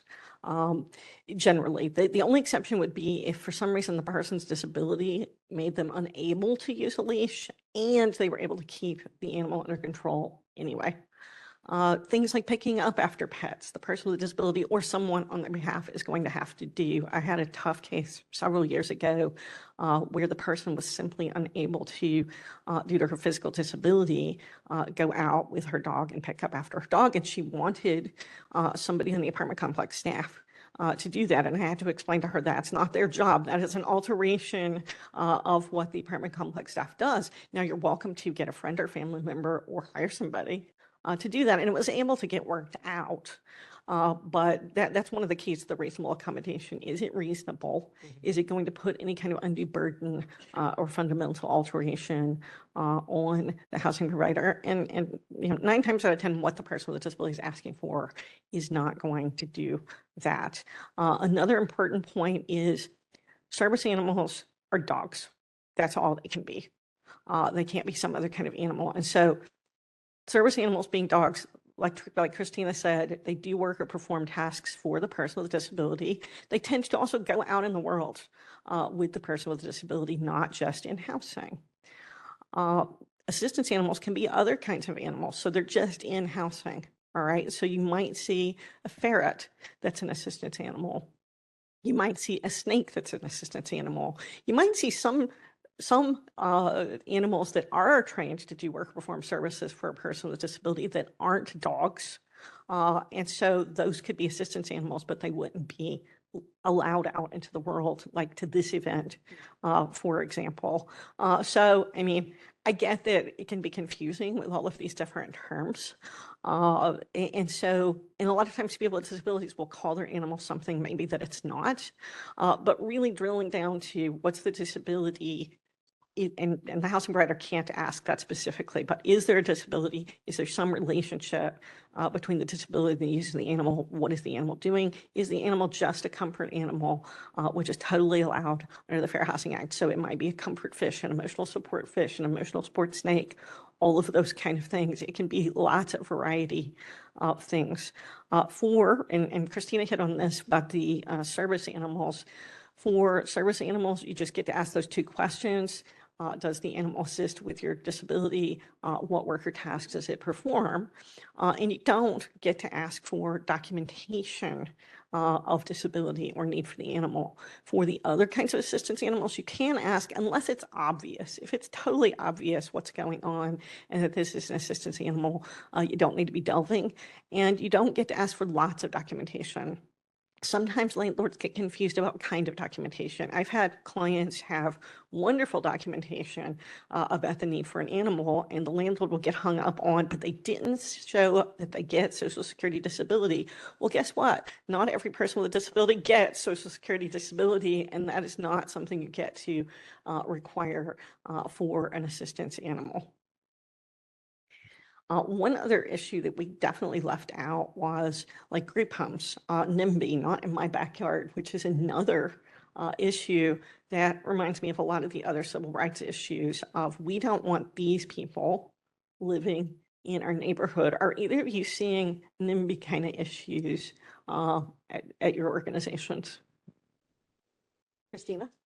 You want to go ahead, Christine. Okay, Garth, are you seeing NIMBY kind of issues, not in my backyard kind of issues? Oh, yes. So we are. So one recognized disability under the Fair Housing Act are substance abuse issues.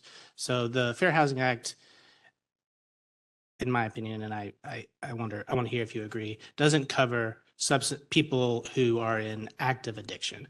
But if they are in recovery from active addiction, then the Fair Housing Act can provide them for protections under the class of disability. And oftentimes we see group homes in residential areas, and we are seeing government agencies, neighbors trying to put up burdens, extra red tape for these group homes.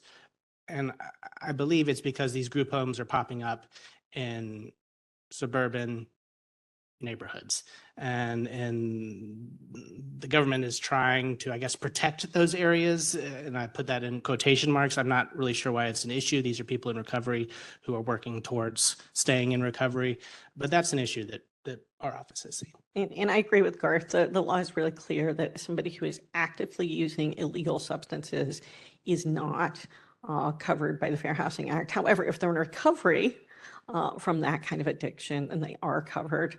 Interestingly, there's a distinction between people who are using alcohol and people who are using illegal drugs. So if somebody's an alcoholic and they're actively drinking, they are covered by the Fair Housing Act. Just to complicate it a little bit further, we haven't seen as many lately. We don't want this group home here, or at least not direct messaging of that. But what we are seeing is people trying to put requirements on group homes that they don't put on other single family homes.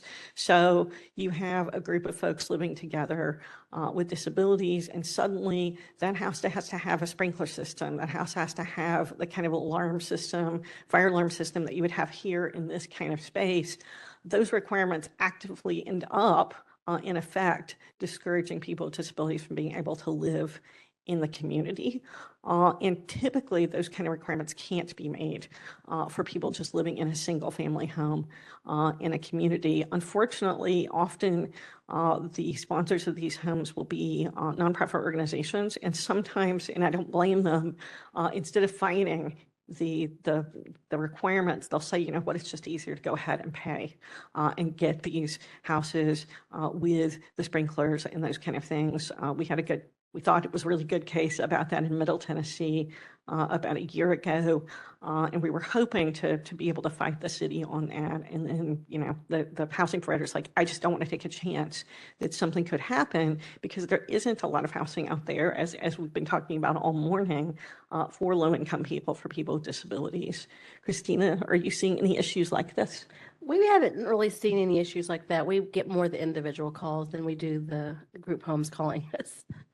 All right. And that's true with our office too, but I will just say we had a case in Western Tennessee that exactly mirrored that fact pattern. So it is an issue that is affecting West Tennesseans as well. All right.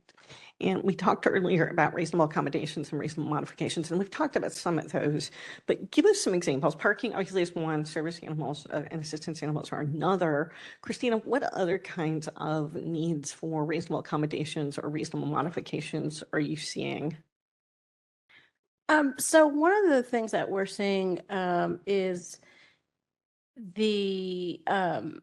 for example, if you have a person that acquires their disability while living in a unit, of course, they would not have had a reasonable accommodation on file when they first moved into the unit.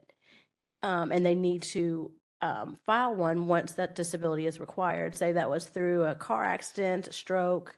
Unfortunately, we live in a city where gun violence is a factor, so it could be, due to gun violence.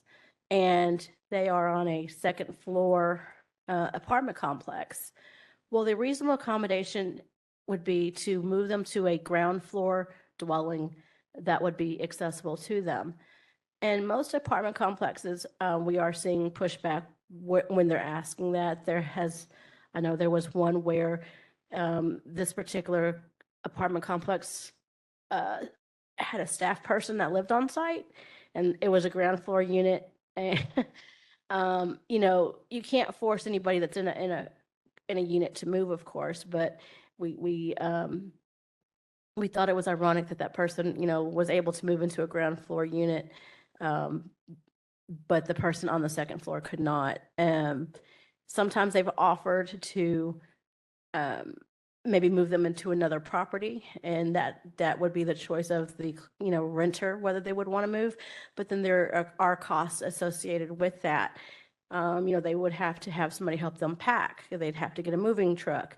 And sometimes living in hard times on fixed incomes, you don't necessarily have the money to pay for those rentals of moving and such like that. So I think where we're seeing it is, when people are needing those accommodations after they acquire a disability. Okay, that's really helpful. And you've hit on a very common issue that we see, needing to move from either from a higher floor unit to a lower floor unit, or needing to move out because of disability. Those are both common ones. And so you're right, Christina, with availability, there's got to be availability of the ground floor unit, right? They can't make a ground floor unit if there isn't one. However, if there is an available ground floor unit, they have to waive things like any kind of early termination fee or moving fee. So yeah, the person with disability is going to have to assume some costs of moving, because it's not the landlord's responsibility to help them move their things. But there should not be like a unit transfer fee or anything like that. And I talked about potentially somebody may need to move out of the complex. That happens sometimes if there isn't an accessible unit available and they have a mobility disability and need to move to the lower floor unit. But it also happens somewhat frequently that a person with a mental illness may have a reason they need to move out of a property. And so we've seen this some with people who have been victims of domestic violence, I should say survivors of domestic violence. And often those folks will either have a mental illness that's exacerbated by the violence, or develop PTSD or something similar because of the violence. And so we've had good luck saying this person can no longer live here. You get a medical statement from the doctor explaining they have a disability, the disability is being exacerbated by living here, and they get to terminate their lease early without any kind of penalty. We just had a different kind of issue happen with a veteran who had experienced some violence in the military. I think it was a sexual assault case. So sexual assault in the military, had moved into a complex pretty recently, and somebody had attempted to break into her car while she was in it, in the complex.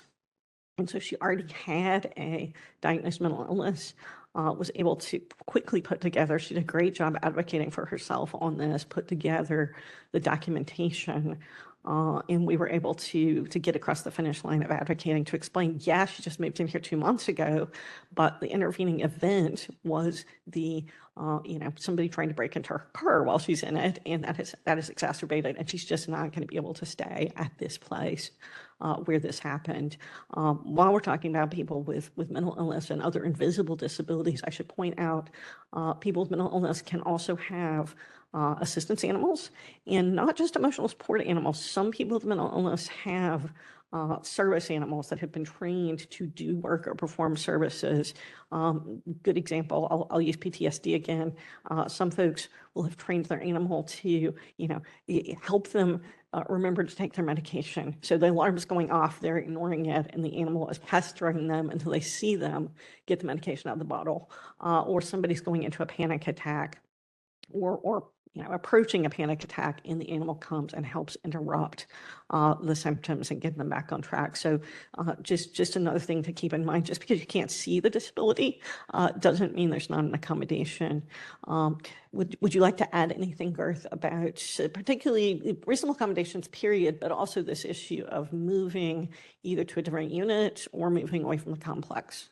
Sure. So one thing with the cost associated with moving, if it's a fairly funded unit and a tenant has to move from a second floor to a first floor unit, we would press that housing provider to provide financial assistance to do that. If it's a private unit, we still press them to do it. They probably on stronger grounds to say no to it, but that's where community partners come in and where it's so important.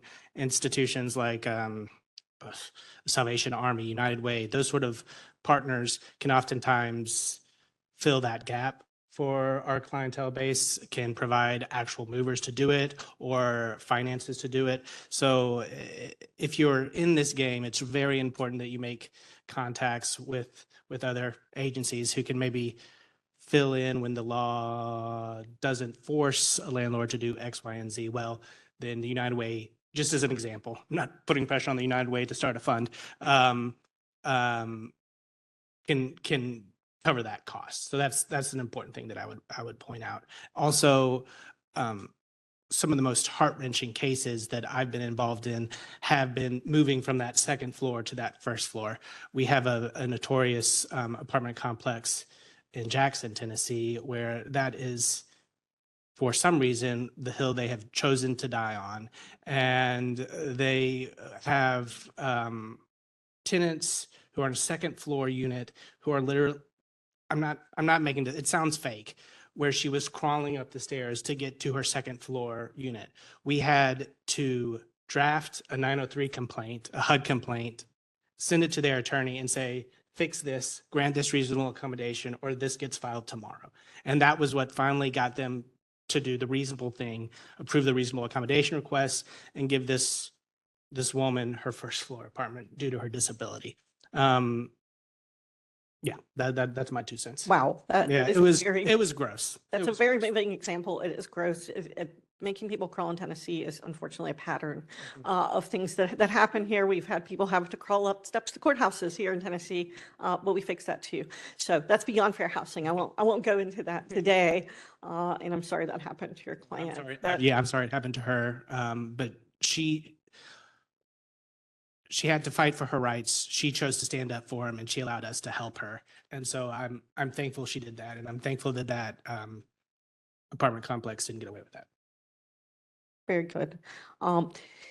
Garth also touched on something else that we haven't talked about a whole lot yet, is that there's a difference between subsidized housing providers and private housing providers. And so any housing provider is going to be required to make reasonable accommodations. And usually reasonable accommodations don't come at any kind of cost because it's a change to a rule or a policy or a practice. But then reasonable modifications are typically changes to physical things. And generally, subsidized housing providers are going to have to pay for those modifications. Private housing providers are not going to, so the tenant is going to have to pay for those. I love the creativity with asking subsidized housing providers to actually help with moving costs. To my knowledge, we haven't done that, but now I'm adding that to my bag of tricks because that's awesome. It's very good. And Garth is right about looking for other resources in the event that you're working with a private housing provider, working with a client to try to get a change from a private housing provider, and the client doesn't have the funds to make the move or install the modification. There are lots of other partners that you can reach out to, including Centers for Independent Living, like Disability Connection Mid-South. And I'm not putting y'all on the hook, Christina, for anything, but I'm a big fan of Centers for Independent Living. And if they can't do it, they often have some resources that can. One of my favorite examples is building a ramp. Building a ramp is usually a fairly simple thing to do. It's usually not hugely expensive, but private housing providers are generally not going to have to do that. And it can be the same kind of situation Christina mentioned, where somebody has been in maybe a first floor unit that maybe has even just a little step up to the unit, or maybe there's a couple steps, a few steps to get into the building. They moved into the building, they didn't have a mobility disability, and now they need a ramp to get in and out. We have seen situations where people have been trapped in buildings in apartments because a landlord refused. One of, I guess, my most infamous cases on this was a homeowners association refused to allow somebody to put a ramp in, and because it would not look good. Aesthetic concerns. It's going to look terrible. Why is it going to look terrible? They're going to build it to code. It's going to be fine. Well, it's a ramp. It's something associated with people with disabilities. It must be ugly somehow. What? And so the person was trapped. Also, was having to crawl to get in and out. And we actually took that one to court and were able to get an injunction where the judge is like, no, you got to allow this to happen. You can't trap people with disabilities. And I mean, she was going to pay for the ramp, and she had somebody who was going to build it for her. So those are some of the things. Grab bars are an issue we see quite a bit. If it's a newer multifamily dwelling, as I mentioned before, the walls have to at least be reinforced to allow grab bars. If it's not, there are sometimes ways to build reinforcements in, but usually, unless it's subsidized, that's usually something the person with a disability is going to have to pay for, would be the grab bars. Other things are things like widening doorways. That can happen because wheelchairs might need wider doorways, and usually that's not a huge expense either. You're removing something to widen the doorway. Those kind of things you usually don't have to put back the way they were, because having a wide doorway does not hurt anybody else, right? Are you seeing other kinds of modifications that people are requesting, Christina? I think you got the major ones. Maybe doorbells, or what do you call them? The doorbells that flash for somebody who's deaf or hard of hearing. They can't, of course, hear your doorbell ring, so they need a different type of doorbell. I've seen some of those. Those are good, and those are sometimes things are not clearly reasonable accommodations or reasonable modifications. I argue that if a complex provides doorbells for everybody, providing a flashing doorbell to me is reasonable accommodation. If they don't provide it for anybody, it might be a little harder, but I would still try to argue it because, okay, other people can hear somebody knock. So let's make people be able to greet visitors by putting in this flashing doorbell. What do you think, Garth? Yeah, I agree. I think the underlying goal of any reasonable accommodation or modification is to make it so the tenant with a disability has full use and enjoyment of their property, just like someone who doesn't have that disability. So that's just a foundational argument that I make. If there's ever any pushback on a reasonable accommodation modification, is it necessary? Is it not? Is it appropriate? We want it to be equal use and enjoyment of the property, whatever does that. Absolutely. That's a great summary of what we're trying to get here. The end goal is that, and to go back to our favorite topic, parking for just a second, parking is a reasonable accommodation. And even though it might require a little bit of expense, it's a reasonable accommodation. So striping, those kind of things are just not considered enough to push it over into the modification context. And I think that's why a lot of private complexes may push back, is because they do have to do something. Signage, you get into these arguments about signage. What kind of signage is it? What will it look like? Will it say the license plate of the car? Well, figure it out. It's not that hard, but there's a lot of debate about these kinds of details with parking. Just a quick PSA. I know I have made it sound like Tennessee is riddled with just terrible landlords, terrible public housing authorities, that all of them are awful. That is not the case. Memphis Housing Authority, we've only been here a short time, but has been wonderful. Jackson Housing Authority overall has been wonderful. Most private landlords are good. Oftentimes what we see as the issue is a lack of education. And just as maybe a little bit of a call to action, I'm not sure, but that education and outreach, at least from organizations like ours, comes largely from HUD-based grants.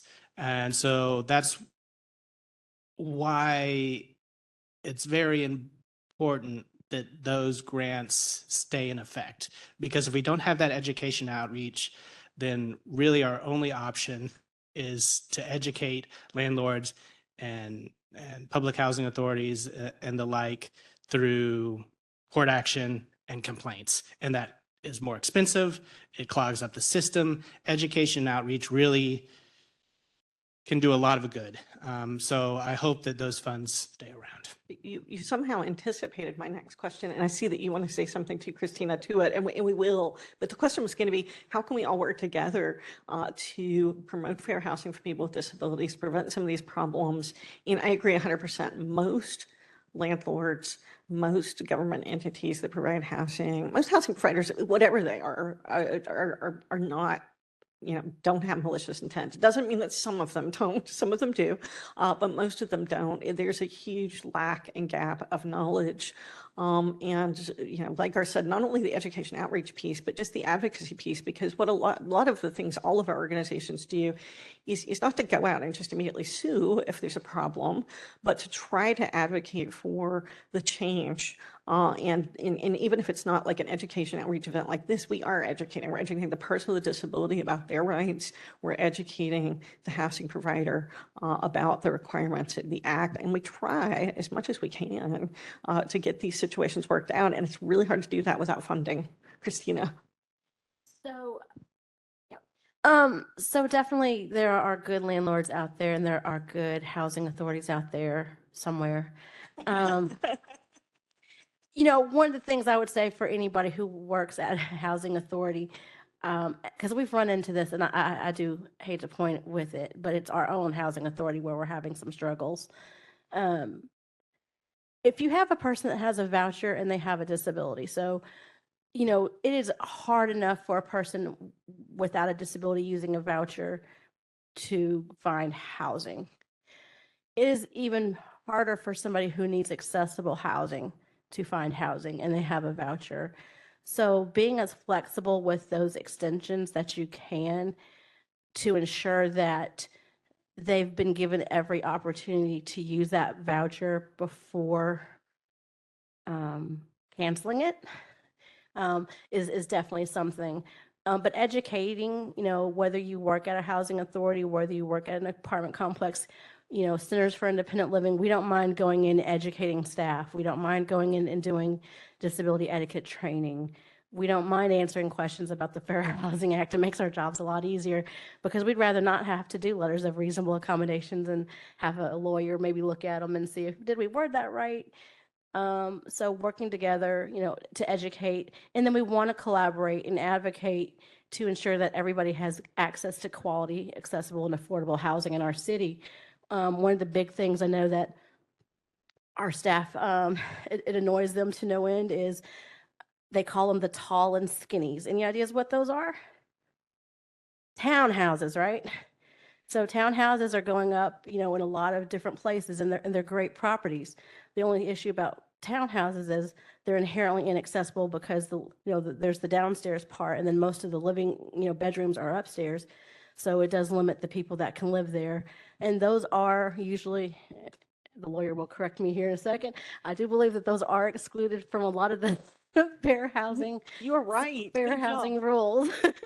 So, we see that as an end run, you're putting up tall and skinny. So are you putting up tall and skinny because you don't want people with disabilities living in those apartment complexes? Probably not. But, what do we do to help advocate to change that? Is it changing, codes? And then the other thing, in the city of Memphis, we passed a visitability ordinance many years ago, about 10 years ago now. And that just ensures any new dwellings that are built in the city must be visitable, because it's not always the person with a disability living in your property. You all might have aging family members that you might actually want to come visit you every so often. Maybe not to live with you, but to visit. And if they're older, they might use a walker or wheelchair, but because you live in a non-accessible unit, they can't get in. But if you were able to live in one where they could come visit, say it's your mom, they want to come see their grandkids, they might want to see you maybe, but the grandkids are the more important thing usually at that point. So you might want that visitable unit. So just another piece of legislation to throw in there, or I should say ordinance to throw out there. I'm really glad you mentioned visibility because that also ties into another piece of reasonable accommodation. So the Fair Housing Act doesn't just protect the tenant. It also protects like family members and visitors. So if you have somebody living in an apartment and their mother with disabilities needs to come visit them and they're asking to build a ramp so that their mother can reach their apartment, that's going to be required under the Fair Housing Act generally. Same thing with parking. Maybe they need an accessible spot for their mother to park in. That can be a reasonable accommodation. It looks like it's time for us to take questions, and I see people just thinking all over the audience. So please feel free to come up to the microphone and ask your questions. I think if anybody online has questions, they can ask those as well. And I think Jacob's going to convey those to us. So please come ask questions. Hey, I'm Rashawn Austin, The Works Incorporated. And so when Christina, even though she felt like she was meeting me for the first time today, you were talking about like people with SSI, not the SSA benefit, so it's pretty low, often under 1,000, which led me to look at because I'm not only a housing advocate, I'm also a landlord. In most of the units of affordable housing in this country are built using a tool called the low-income housing tax credit, about 80%. And so we have some tax credit properties, and it made me look at our tenant selection plan, which is dictated to us by the investors. And so you were mentioning 2.5 times the rent or 3 times the rent. That's not a requirement that we came up. That's just the American housing system. But I wanted to mention this more of a comment than a question. And so our state laws not laws, but qualified allocation plans for the tax credit allocations that we are receiving through a competitive process kind of dictate where we build low-income housing tax credit properties. And the same thing happens on the other side, the housing assistance program with the HUD program, which is we don't call it project-based Section 8, but it stays with the property versus the housing choice vouchers. Yeah, so it's site-based. Our laws and zoning kind of limit where we build those. I know you said something about not wanting to be concentrated in certain communities, but the developers that are doing those, you end up in certain communities because you get enough points in the system to be competitive to win that award. And so I don't know the question, but I think we probably need to address an expansion of voucher programs because we cannot absolutely charge a housing burden. If someone makes $900 a month and our rent is $800, I can't charge them $800. They can't qualify. But I looked at the tenant selection plan for one property, and it's a 40-page document that our property managers have to go through in Section 3 around income limits, because it not only talks about where we max out on income limits because everyone is 60% or below, it also tells us what the floor is. And so we can't, and it's based on family size, so we go back to the HUD income limits. And so I was just stating that we can't really charge, I'm not going to charge a housing burden to a family with a disability unless they have to have a voucher. So we don't discriminate on vouchers. So they must have some form of voucher, whether it's from a public housing authority or from Catholic Charities or Alliance Healthcare. Whoever gives out their voucher, we can accept it, but they can't be charged a housing burden. And that's the rules of the tax credit investor. Oh, see, she educated me. Thank you, Ms. Ms. And she's right. So, there are constraints that are built in within the system that she mentioned, tax credits are given to build in certain areas. And I think that goes back just to the sheer advocacy and education of, our legislators on, why, practices need to be updated and changed. We would never recommend a consumer who only gets $900. A third of their monthly income is what we try to base, helping them find an apartment on. And sometimes they'll go a little bit higher than that, but you're right. If you have a $900 check and you're paying $800 a month in rent, you have no money left over to do anything else, just to exist, I guess is what you would do. And your other benefits, probably aren't going to cover your other needs. So it wouldn't be a viable solution. So there's a lot of advocacy done, and I think that's what Garth mentioned earlier is, expanding the type of grants and vouchers that are available and encouraging our housing authority to, to aggressively pursue any grants and funding opportunities and mixed funding, ventures. Yeah, there's definitely opportunities for systemic advocacy all around in the laws and regulations, all of those things. But to go back to the, requirement that somebody makes 3 times the rental amount, I think I think the logic behind that is to make sure they're going to have the income, right? However, one of the advantages that somebody with a disability on SSDI has, or SSDI and SSI, for sure the amount of income they're going to have. It doesn't change. And so there's a stability kind of swap out that can be made there. So I think even with various laws and regulations, there are opportunities to work out some reasonable accommodations in those situations. And one of my other favorite things about the Fair Housing Act generally, and also the disability piece specifically, is there's a lot of opportunities for creative solutions.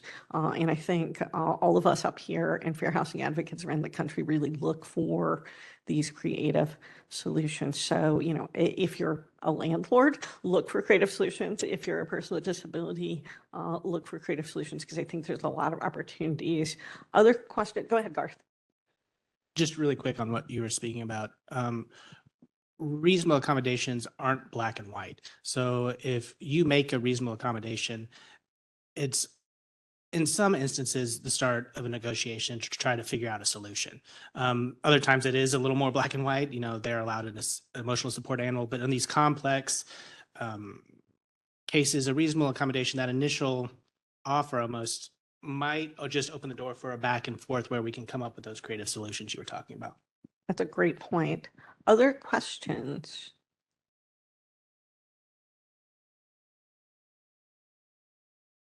Good afternoon. I want to say that the information that you guys gave was very informative. I don't want to say, well, it's a question, but it's not in particular with people with disabilities, but it is a housing question. I don't know if you guys are familiar, but here in Memphis, there has been a scam crisis when it comes to housing, like in sources of out-of-town buyers coming in and buying homes and jacking up the prices, which makes it unaffordable for that person that stays in the home.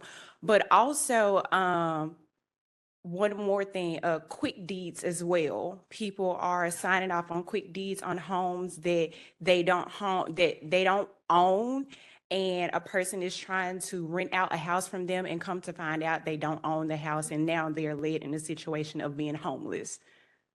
That's my testimony of what happened to me last year. There was a young lady. She had bought a house in the neighborhood that I had stayed in, had built the home up from top to bottom. A guy had scammed her with the quick deed, and the family came along and was like, "You don't own this house. We still own this house." And from that point, she didn't have a property, and me and my children didn't have a home. So I guess my question is, are there any laws in place? Is there any roundtable conversations? Has any of these experiences been brought to you guys' attention? We've had some, I definitely would call them scams, where people are renting out units and they're asking for payments through Cash App.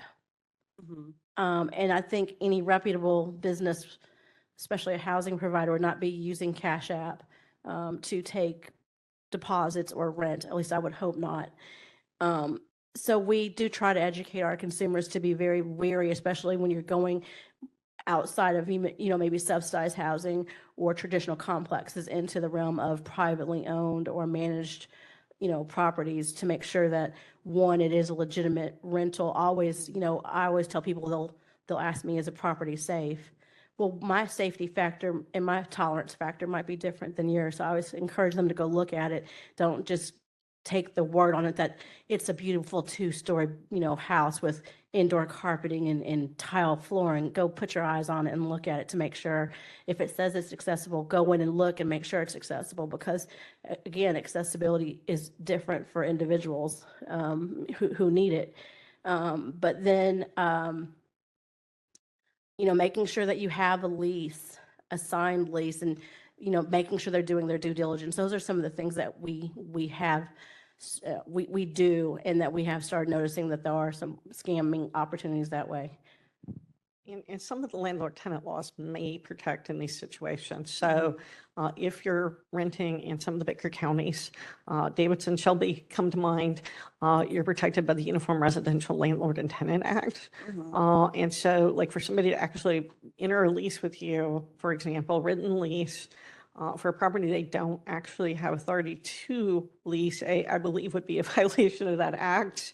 And usually damages are available under that act. So let me let Garth weigh in on that too. Sure. So our office has unfortunately seen cases similar to yours. Tennessee is a judicial eviction state, meaning and this is for everybody, meaning if you have a landlord just telling you to get out or giving you a notice to vacate, until that landlord takes you to court and you have a judge say, oh yeah, you need to leave, then you have 10 days to vacate. If you're in a situation, I hate to say what I'm about to say, but if you had contacted us earlier at West Tennessee Legal Services, there may have been some things that we could have helped you with. I would still recommend if anyone is in that situation and is facing eviction or feels like they're being scammed, if they have, or they're facing that in the future, to please contact our office right away. I'm sorry for that not answer, but You're fine, you're fine. And if I can add to that, I mean, Garth brought up a good point, the unlawful evictions that we are seeing where, they're not going through the court system to evict. They're just saying you have to be out. It takes a really strong person to stay in an apartment that thinks that they're fixing to be evicted. And, I was gonna say I want to throw my hands up. Can't do that with a microphone in it. But it is, evicting for non-payment, like Gar said, you're gonna go through a judge. And I think educating our community on what those are, is a really important task because I think a lot of people are getting moved out of houses that way, intentionally by those, whoever they're renting from. That's right. Thank you for your question. I'm Thank sorry you that for happened your answers. to you. And it looks like our time is up. Thank you all for listening. Thank you to my co-panelists here. And we appreciate the opportunity to be at this conference. I'm giving you a high five. If you will give me a high five. There you go. And so thank you all.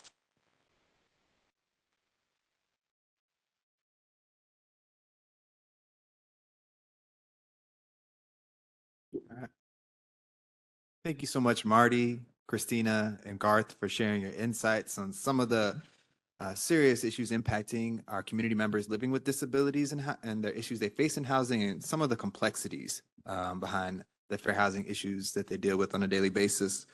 Let's give one last round of applause to our panel speakers.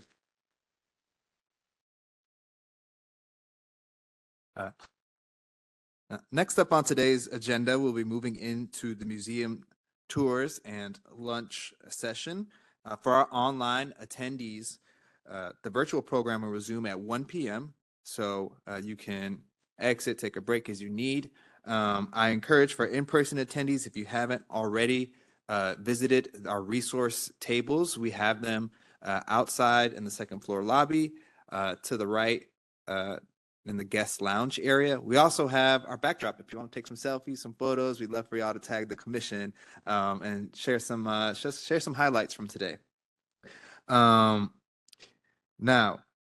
lunch will be, as we go into the museum tour session of the day, I want to remind you all that we'll have lunch here ready and served at 12:15 p.m. here in Hookside Hall.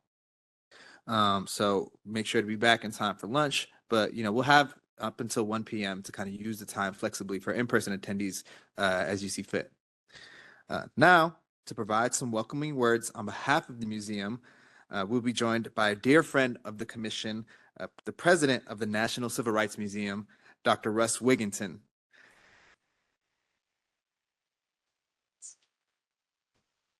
Dr. Wigginton has served the museum as president since 2021. He has a wide range of experience in education, fundraising, operations, and community engagement. Prior to joining the museum, Dr. Wigginton worked with the Tennessee State Collaborative on reforming education as their chief post-secondary impact office, and with Rhodes College for several years in different capacities, including Dean of Students and Vice President of External Programs. Also, fun side note, he served as our panel moderator at our 60th anniversary event. And before I introduce Dr. Wigginton, on the side of the room, we actually do have the panels from our 60th anniversary, detailing the history of the commission, what was going on at the time when we were founded in 1963. So if you have time for in-person attendees, please check out our exhibit here.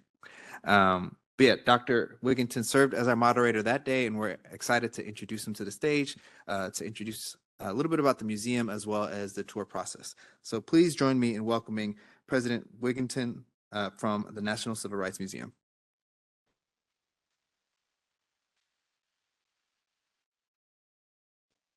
So much.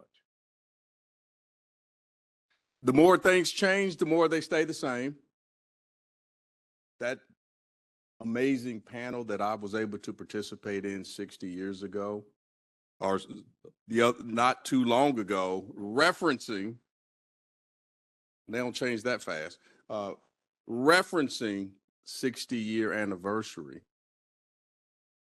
There are some moments today that feel way too reminiscent of what was happening 60 years ago. But we were there for it then, and we are here for it now.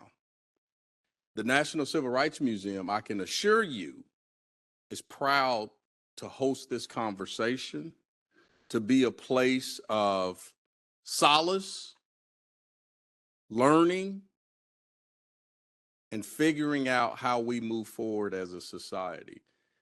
We are committed to honoring the legacy of Dr. Martin Luther King Jr. and to educate on the civil and human rights movement. We also are committed to serving as a catalyst for positive social change. We do that every day here in the Lorraine Motel, and as you were coming in, I'm sure you noticed the construction across the street. We will continue that across the street in the renovation of our Founders Park and Legacy Terrace outside, and the boarding house, which is being completely renovated to focus on 1968 to the present, because the movement did not end when Dr. King died. The movement continues today. And under the umbrella of the title of his last book, Where Do We Go From Here? Chaos, Our Community, written in 1967, applicable in 2025, we seek to tell the ongoing story of this complex and complicated country, this experiment, this American experiment that we live in. The work that you all do is essential to how we move forward. Again, we are honored that you are here. We're a resource for you should you need us. And thank you for trusting the National Civil Rights Museum for these important conversations. Thank you.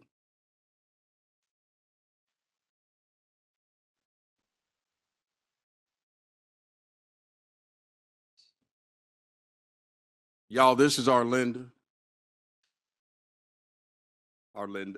Fair Kathy, who does an amazing job here for us at the National Civil Rights Museum. If y'all didn't know that already, I'm here to tell you it's true.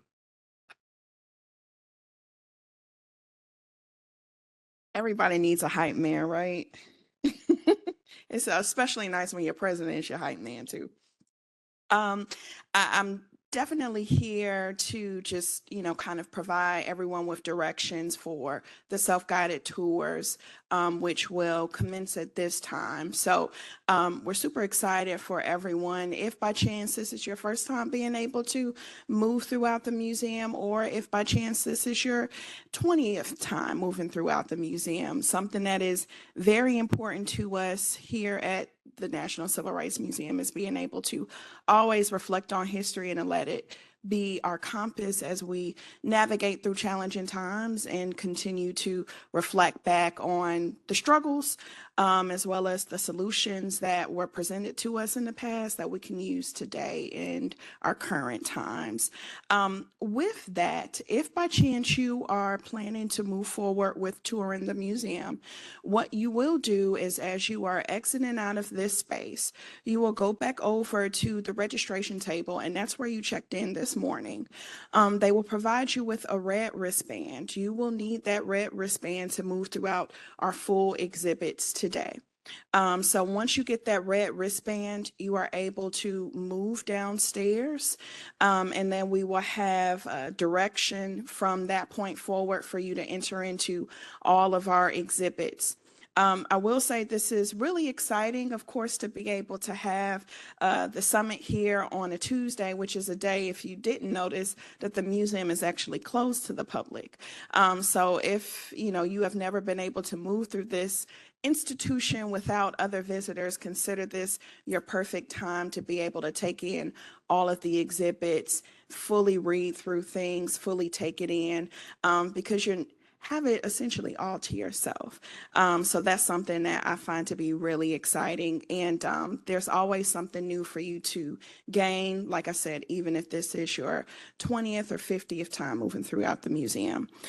So with that being the case, I'll go ahead and allow everyone, if you are planning to stay for the self-guided tour, you'll exit back out to the registration table, grab a red wristband, then you will be guided downstairs and directed into our exhibits. So with that, we hope you have an amazing time. As Jacob said, lunch will be back here in the room for you. No need to rush through your full experience. Lunch is definitely going to be here. So be sure to take your time too. All right, thanks guys.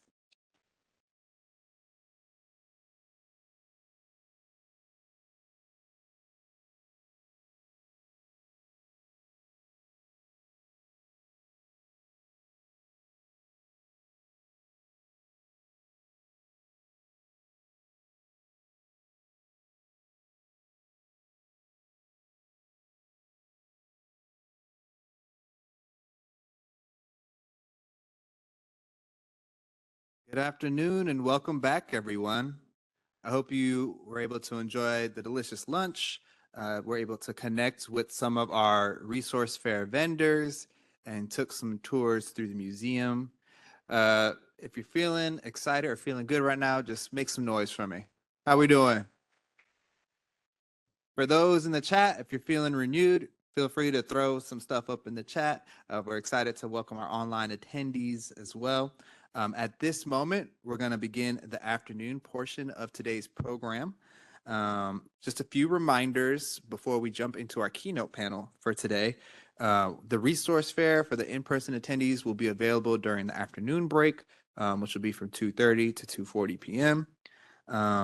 Also, we will have our 60th anniversary exhibit for the commission. It details the state of civil rights in Tennessee 60 years ago, where the commission was at when we were founded, and kind of has some historical documents as well as photos that you can review.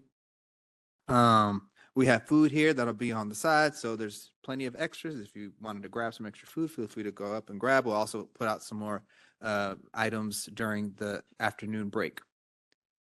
Also, for in-person and online attendees, I hope y'all stay because we're going to be doing our end-of-day raffle, door prize raffle. We'll have a raffle for in-person attendees. We'll have a raffle for virtual attendees. We'll have a raffle for the attendees who did the pre-survey. So to those of y'all who did the pre-survey, thank you for giving your insights, because we shared those with our panel moderators and they helped guide today's discussion.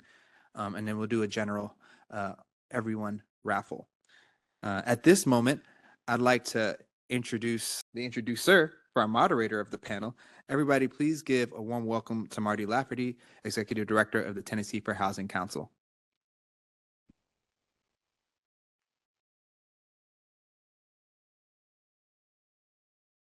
So I'm going to take a quick moment of personal privilege and ask everybody to do this for me. Let's all together, I'll say it first, and I want you all to say it. Fair housing. Ready? 1, 2, 3. Fair housing. Thank you. So it's my pleasure to introduce the moderator for this afternoon's panel. The panel is Where You Live Matters, the Impact of Housing on Children's Well-Being. And our moderator is going to be Brittany Hart. She has been on our planning committee, and I actually saw when this inspiration for this panel came up for her. She got so excited, and we all thought it was a great idea. Brittany is the Education and Outreach Director for the Fair Housing Council of Metropolitan Memphis. In her role, she heads efforts to advance housing justice, educate the public, and empower individuals with the knowledge and tools they need to thrive. Prior to being in her current role, Brittany served a wide range of youth service and health agencies, including the Boys and Girls Club, Family Solutions, and the UT Health and Science Center. Her work in addressing adverse childhood experiences, also known as ACEs, and promoting trauma-informed care fueled her passion for advocacy and system change. Today, Brittany Hart's work in fair housing helps build stronger communities where everyone has a fair chance to live in safe and supportive environments. Please join me in welcoming the moderator for today's keynote panel, Brittany Hart. Thank you, Marty. Welcome, everyone, and good afternoon. Thank you for joining us with this vital conversation. Our panel today, Where You Live Matters, is something that we take for granted. Home. Housing is not just shelter. It shapes a child's physical and emotional health, education, and overall opportunities for success. Today, we'll explore the intersection of housing, health, trauma, and community solutions. We're honored to have a powerful group of experts with us, and we'll end with clear steps for how we can all contribute to build safer, healthier homes for children. Our first panelist is Antoinette Knowlton, a dynamic leader serving as the Education and Outreach Coordinator for Shelby County Government. With over a decade of experience in community outreach and program coordination, she has helped increase participation in the country's lead reduction program by over 30%. Antoinette plays a vital role in educating families about the dangers of lead in older homes and connecting them to life-changing resources. Her passion for service and community health is matched by her commitment to collaboration across the country. She is a proud member of Sigma Gamma Rho sorority, and she lives the motto, greater service, greater progress. We're so honored to have her voice at the table today. Everybody welcome Antoinette. Next, we have Shanice Anthony, the Executive Director of the Fair Housing Council of Metropolitan Memphis. That's my boss. Shanice is a powerhouse in the fight against housing discrimination, leading a team of 4, it's 4 of us, that educates, investigates, and advocates for more inclusive housing practices across Memphis, the region, and the country. A proud native Memphian, she started her journey in fair housing as a law student and has since worked with nonprofits, government agencies, and civil rights organizations at every level. Her legal background, teaching experience, and community focus makes her a true force in the housing justice movement. We're honored to have her here today. Let's welcome Shanice. Next up, we have Joshua Perkins. is a passionate advocate for environmental justice and youth empowerment. A native of Jackson, Tennessee, Joshua spent years in the classroom as a special education teacher and later as a school administrator, always working to create supportive, inclusive environments. He now serves as a chief operating officer for Young Gifted and Green, where he empowers young people to take action on housing, health, and environmental justice. His work has earned him national recognition, including being named one of the Greater Memphis Chamber's top 10 most influential young professionals. Joshua brings heart, strategy, and lived experience to everything that he does, and we're grateful to have his voice on the panel. Let's welcome him. Next, we have Rashawn Austin, the president and CEO of The Works Incorporated, a Memphis-based community development corporation that has been transforming neighborhoods for over 30 years. Under her leadership, The Works has tackled housing, food insecurity, blight, and environmental justice with projects that include everything from affordable housing developments to mobile grocery stores to community green spaces. Rashawn also leads innovative green initiatives aimed at improving land use and access to healthy food in historically underserved areas. Joining us next is Tara C. She is a licensed professional counselor with more than 25 years of experience helping individuals and families navigate some of life's most difficult challenges. A proud Memphis native, Tara's deep compassion and community connection shape every aspect of her work. She currently serves clients through Christ Community Health Services, Lakeside Behavioral Health, Better Health, and her very own private practice. Tara is known for taking on the toughest cases and helping people find clarity and hope. She's also a proud mother to a daughter at Emory University and working on a book that shapes her powerful personal journey. Please help me welcome Tara C.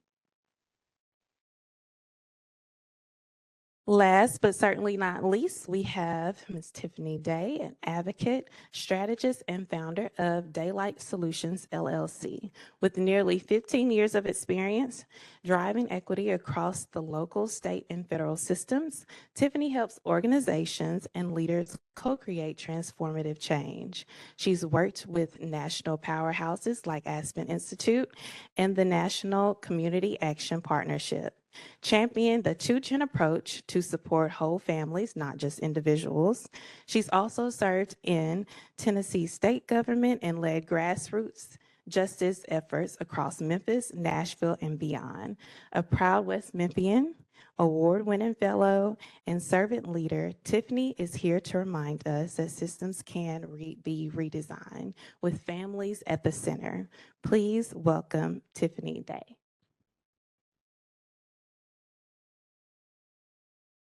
So let's begin by grounding ourselves in what happens to children when they're living in a situation that is unstable. We know that homes should be a safe haven, but for many kids in Memphis and beyond, that's just not the reality. Families are facing eviction, displacement, or overcrowded conditions, are often under extreme stress that trickles down to even the youngest ones. Tara, you've worked with children and families for over 25 years. You've seen it all. How does stress show up in a child's behavior and development?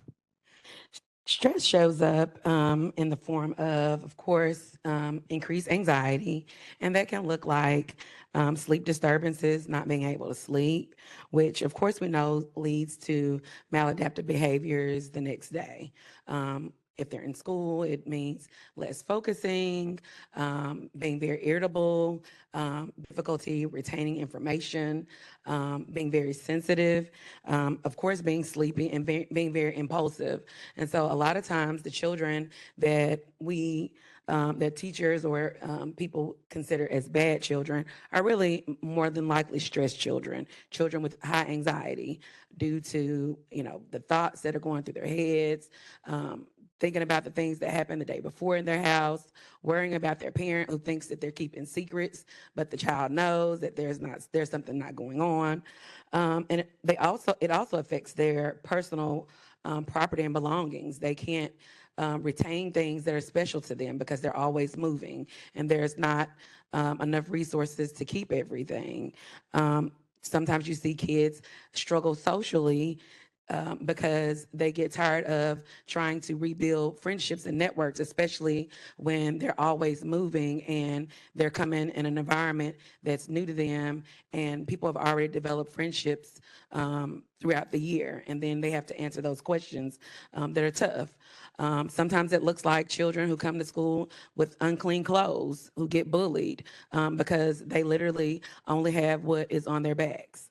And so, of course, lead to a lot of frustration, especially with teens who like privacy, but because of, they're a little bit more aware of what's going on because of where their brain is, they're stressed and they're, stuck between a rock of trying to figure out how they can help, ways to protect and provide for themselves, and ways of just surviving. So that's what housing instability looks like socially and emotionally for children. Thank you. Can you talk a little bit about ACEs? Because probably most of these children have a moderate to high ACE score. So kind of tell us a little bit about that. So average childhood experiences can literally be anything that a child finds very difficult. And so what we know about average childhood experiences is that the more ACEs that they experience, and children who have very unstable housing, from the things we just mentioned and more, it also, mental health ties into their medical. So a lot of times you'll see kids who have asthma, stomach disturbances, heart issues, GERD, a lot of medical challenges that sometimes parents don't believe because they feel like it's school avoidance, which it could be.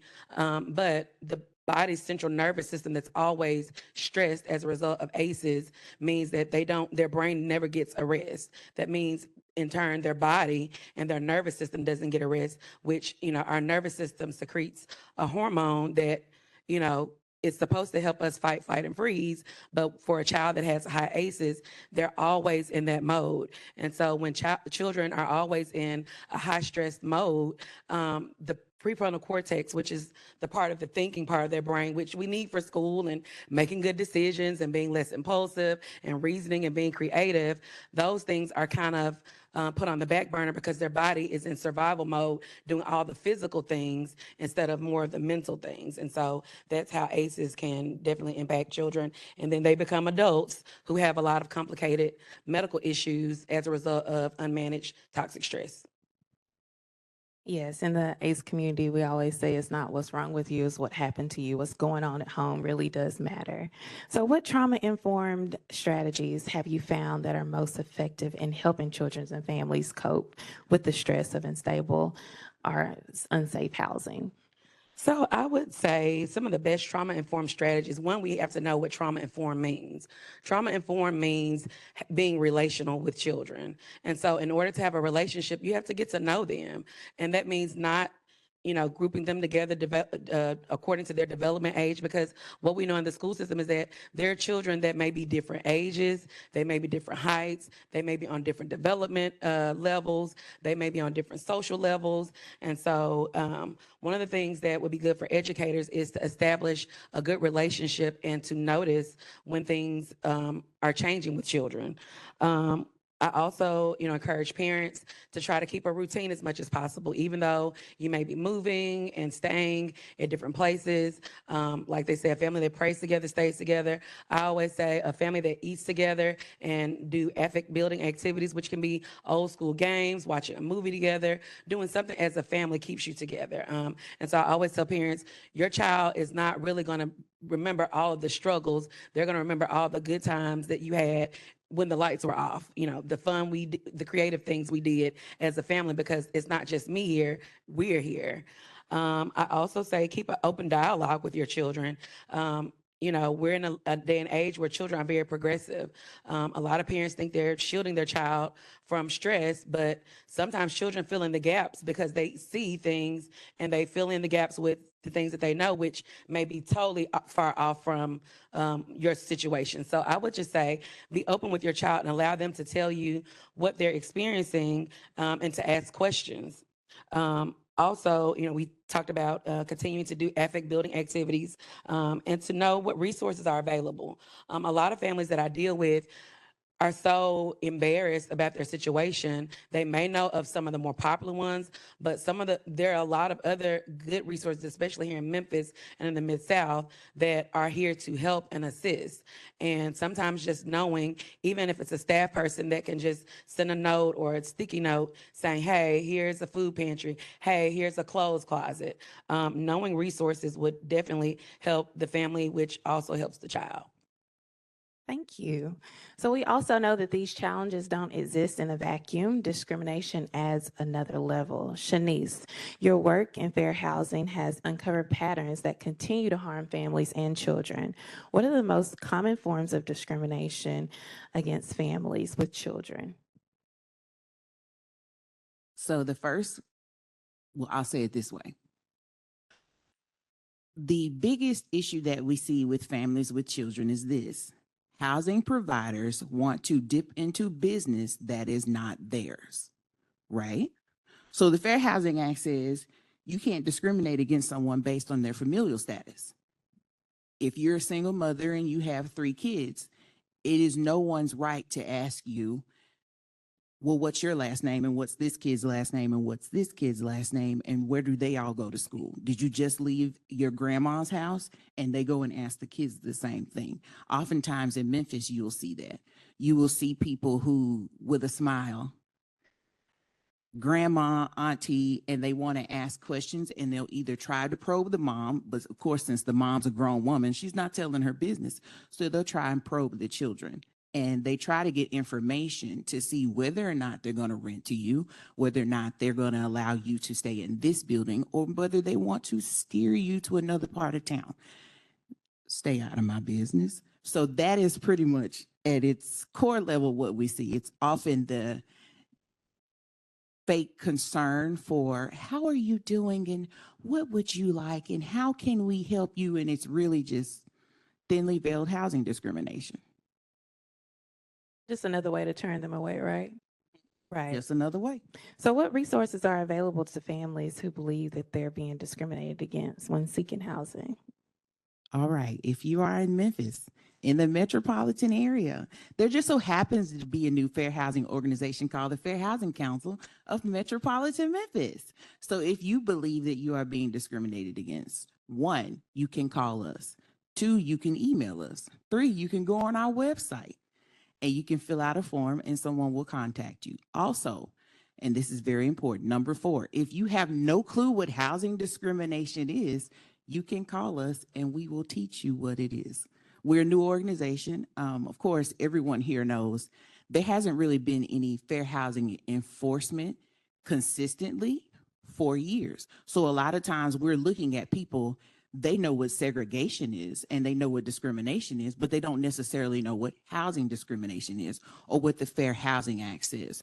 So we can teach people that. And that's not just at home, but that's also in school, in daycares. We have a coloring book that Brittany designed. We have plenty of copies. We've been handing them out everywhere. And that's just not only to teach our parents, but also our children in our region. This is what housing discrimination is, and everyone deserves a fair chance at housing. So Thank you. Josh, before your advocacy work, oh, she's showing the coloring book. You guys get you one. Before your advocacy work, you were in education on the front lines with the students every day. What did housing instability look like in the classroom, and how did that affect students' performance and behavior? In this room, by show of hands, has anyone just been fed up? And you are like, today is not the day. If I go in this office and so-and-so say something to me, I'm going to tell them this, that, and that. That is kind of what the children are feeling when they're coming in homeless, that fed up feel. Also defeated. Has anybody felt defeated? It's something that you just feel like, oh, I cannot overcome this. That is also one of the things that they feel as well. And so when they come into the school and into the classroom, we're just seeing a lot of the behaviors, a lot of the same things that Tara stated. You have kids who are acting out because, hey, they're tired. They're already embarrassed internally, and so they're trying to mask it and hide it. So they're doing things to kind of, we say try to be the cool kid or things of that nature, but really that's just them masking what they're feeling. We're seeing a lot of attendance issues. Of course, because of the instability, the attendance is a very big one where kids are not showing up. And so when they're not showing up, they're missing a lot of academic part of school. So that's what we're just seeing. And, unfortunately, it is a lot of kids that suffer from this. And, so when we come to school, the best thing to do is to really try to have a liaison, someone who they can talk to, that can help them through the steps to get help. Yeah.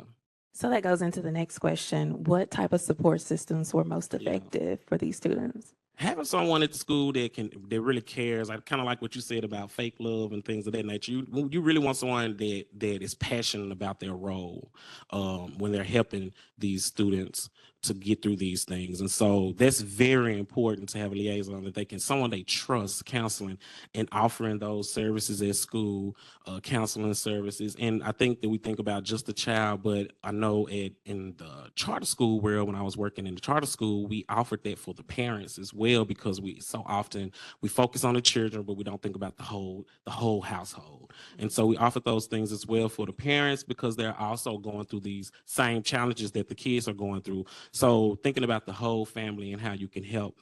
And it's a very embarrassing thing. And so it's very important to be able to provide different services, clothes, because again, clothes are dirty or they might be wearing the same thing every day. So being able to say, hey, what's their sizes, having some type of coat closet, clothing closet where they can provide clothes for them. All type of, again, the counseling, clothes, food as well. A lot of kids are hungry, because just imagine if you haven't eaten and you come to school and now you have to stay awake. Like, you all just had this lunch, and it might be hard for some of you to stay awake and listen to us talk. So just imagine what that feels like. And so I always say put ourselves in their shoes, because they're human as well. And we think that sometimes children don't know what they're talking about, or they can't really explain. And they really have a lot of knowledge if we just listen and really take advantage of it with them. Yeah. For sure. A lot of kids, school is a safe place, right? So they need those resources, somebody to talk to. A lot of kids are only getting their meals at school, which is unfortunate as well. But beyond instability, many children are living in housing that actively harms their health. Homes with lead, mold, poor ventilation, pests, and broken plumbing. Add to that the fact that these are in neighborhoods with food deserts. We start to see how place becomes a predictor of wellness. Antoinette, you've been on the ground helping families eliminate lead from their homes. Why is this still such a widespread threat, and what is working to fight it? Memphis has over 400,000 homes that were built before 1950. Lead-based paint is in homes, or you'll find them in homes that were built before 1978. So that's a lot of our housing stock. Most of our families that are in these homes built before 78 are in our low to moderate income. And we have our little kids playing on the floors. They're constantly putting their hands in their mouth and they're getting lead dust, or they're eating chipped paint. And lead-based paint chips taste like Skittles, is what I'm told. It's so sweet. So it's like once that baby gets that one chip in their mouth, they're constantly looking for it. And it causes so many problems for them. Aggression, learning disabilities. They can lose their hearing. It could cause them to have low growth and slower growth rates, as well as it can even be fatal. Lead is so toxic and it is so important to have your child tested, especially at 12 and 24 is when the pediatrics doctors would do that. But unfortunately, a lot of times they're lead poisons, but it is misdiagnosed as like the flu or a cold. And we don't know because there's no real symptoms unless they are tested by their doctor. And far as being able to, what's working, getting out in the community, educating, letting families know that we're here to help. We want to make sure that they're in a lead-safe home and a healthy home. Let's educate them. Let's talk about making sure their house stays clean. We want to make sure that there's not dust. We offer cleaning kits with Shelby County. I actually will get out, go to the home with them, and let's talk. Let me see how you clean. Let's talk about how we clean on a daily basis, not just maybe once or twice a month. And let's do all that we can to keep our babies safe. What myths or barriers do families face when it comes to applying for the lead remediation, and how can we address them? Our biggest barrier is because as soon as I say I work for Shelby County government, Shelby County is trying to take my home. No, and I have to ask, what, okay, so if I'm struggling to pay my house note, what can we do with yours? We want to just make sure that you and your children and those who are coming to visit you are in a safe environment. So let's talk, let's build that trust.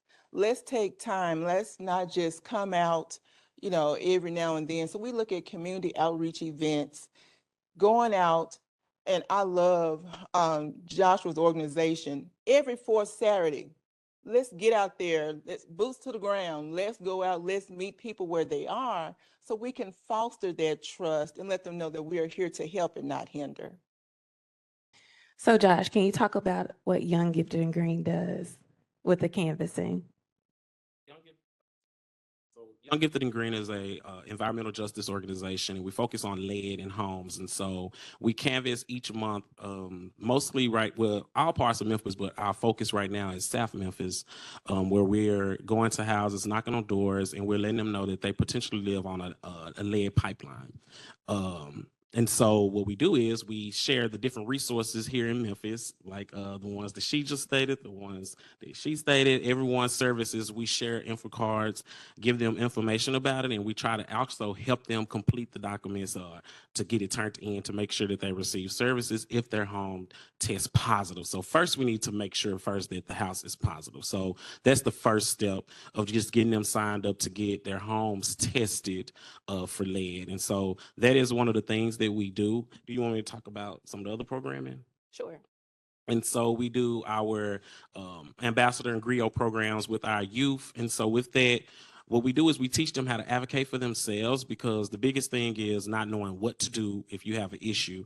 And so with these programs, we try to teach them what that looks like with their local, state government, things of that nature. Just what are the steps do I take if there's an issue in my home and I want to get it rectified? And so we take them through a training, a program, and then they also pick an actual environmental issue of their choice, and then we help them to create some type of program of their own to put out into the city, and so in their community basically. And so with that is our biggest thing. And we work with a lot of youth because we know that they are the next generation, and we're trying to get them more involved with advocacy work.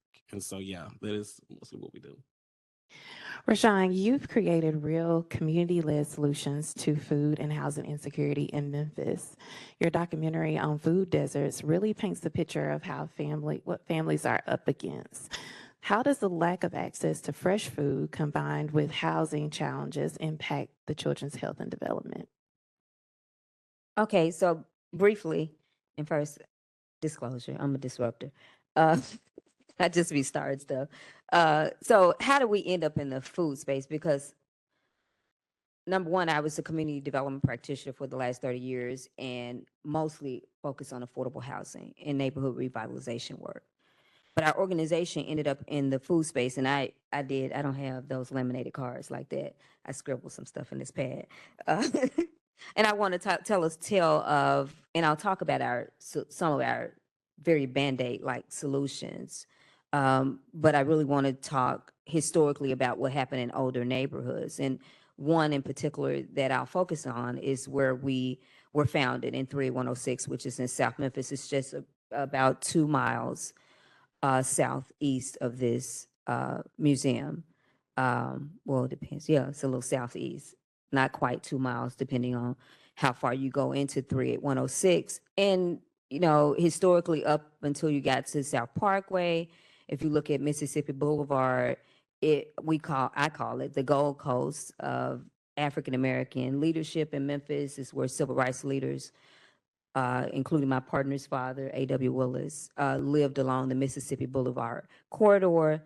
Lemoyne College is located in this zip code. So there is some very big Memphis civil rights history in this zip code. Now, here's a startling fact about this zip code today. 38106 has the lowest life expectancy in Shelby County. The difference, and it has increased, unfortunately, since the pandemic. Originally, when they did the first health department study, the difference was 13 years between 38106 and 38017, which is a zip code 13 miles to its east in one of our suburban communities called Collierville, where people who are not from Memphis. Today, that number is 19 years.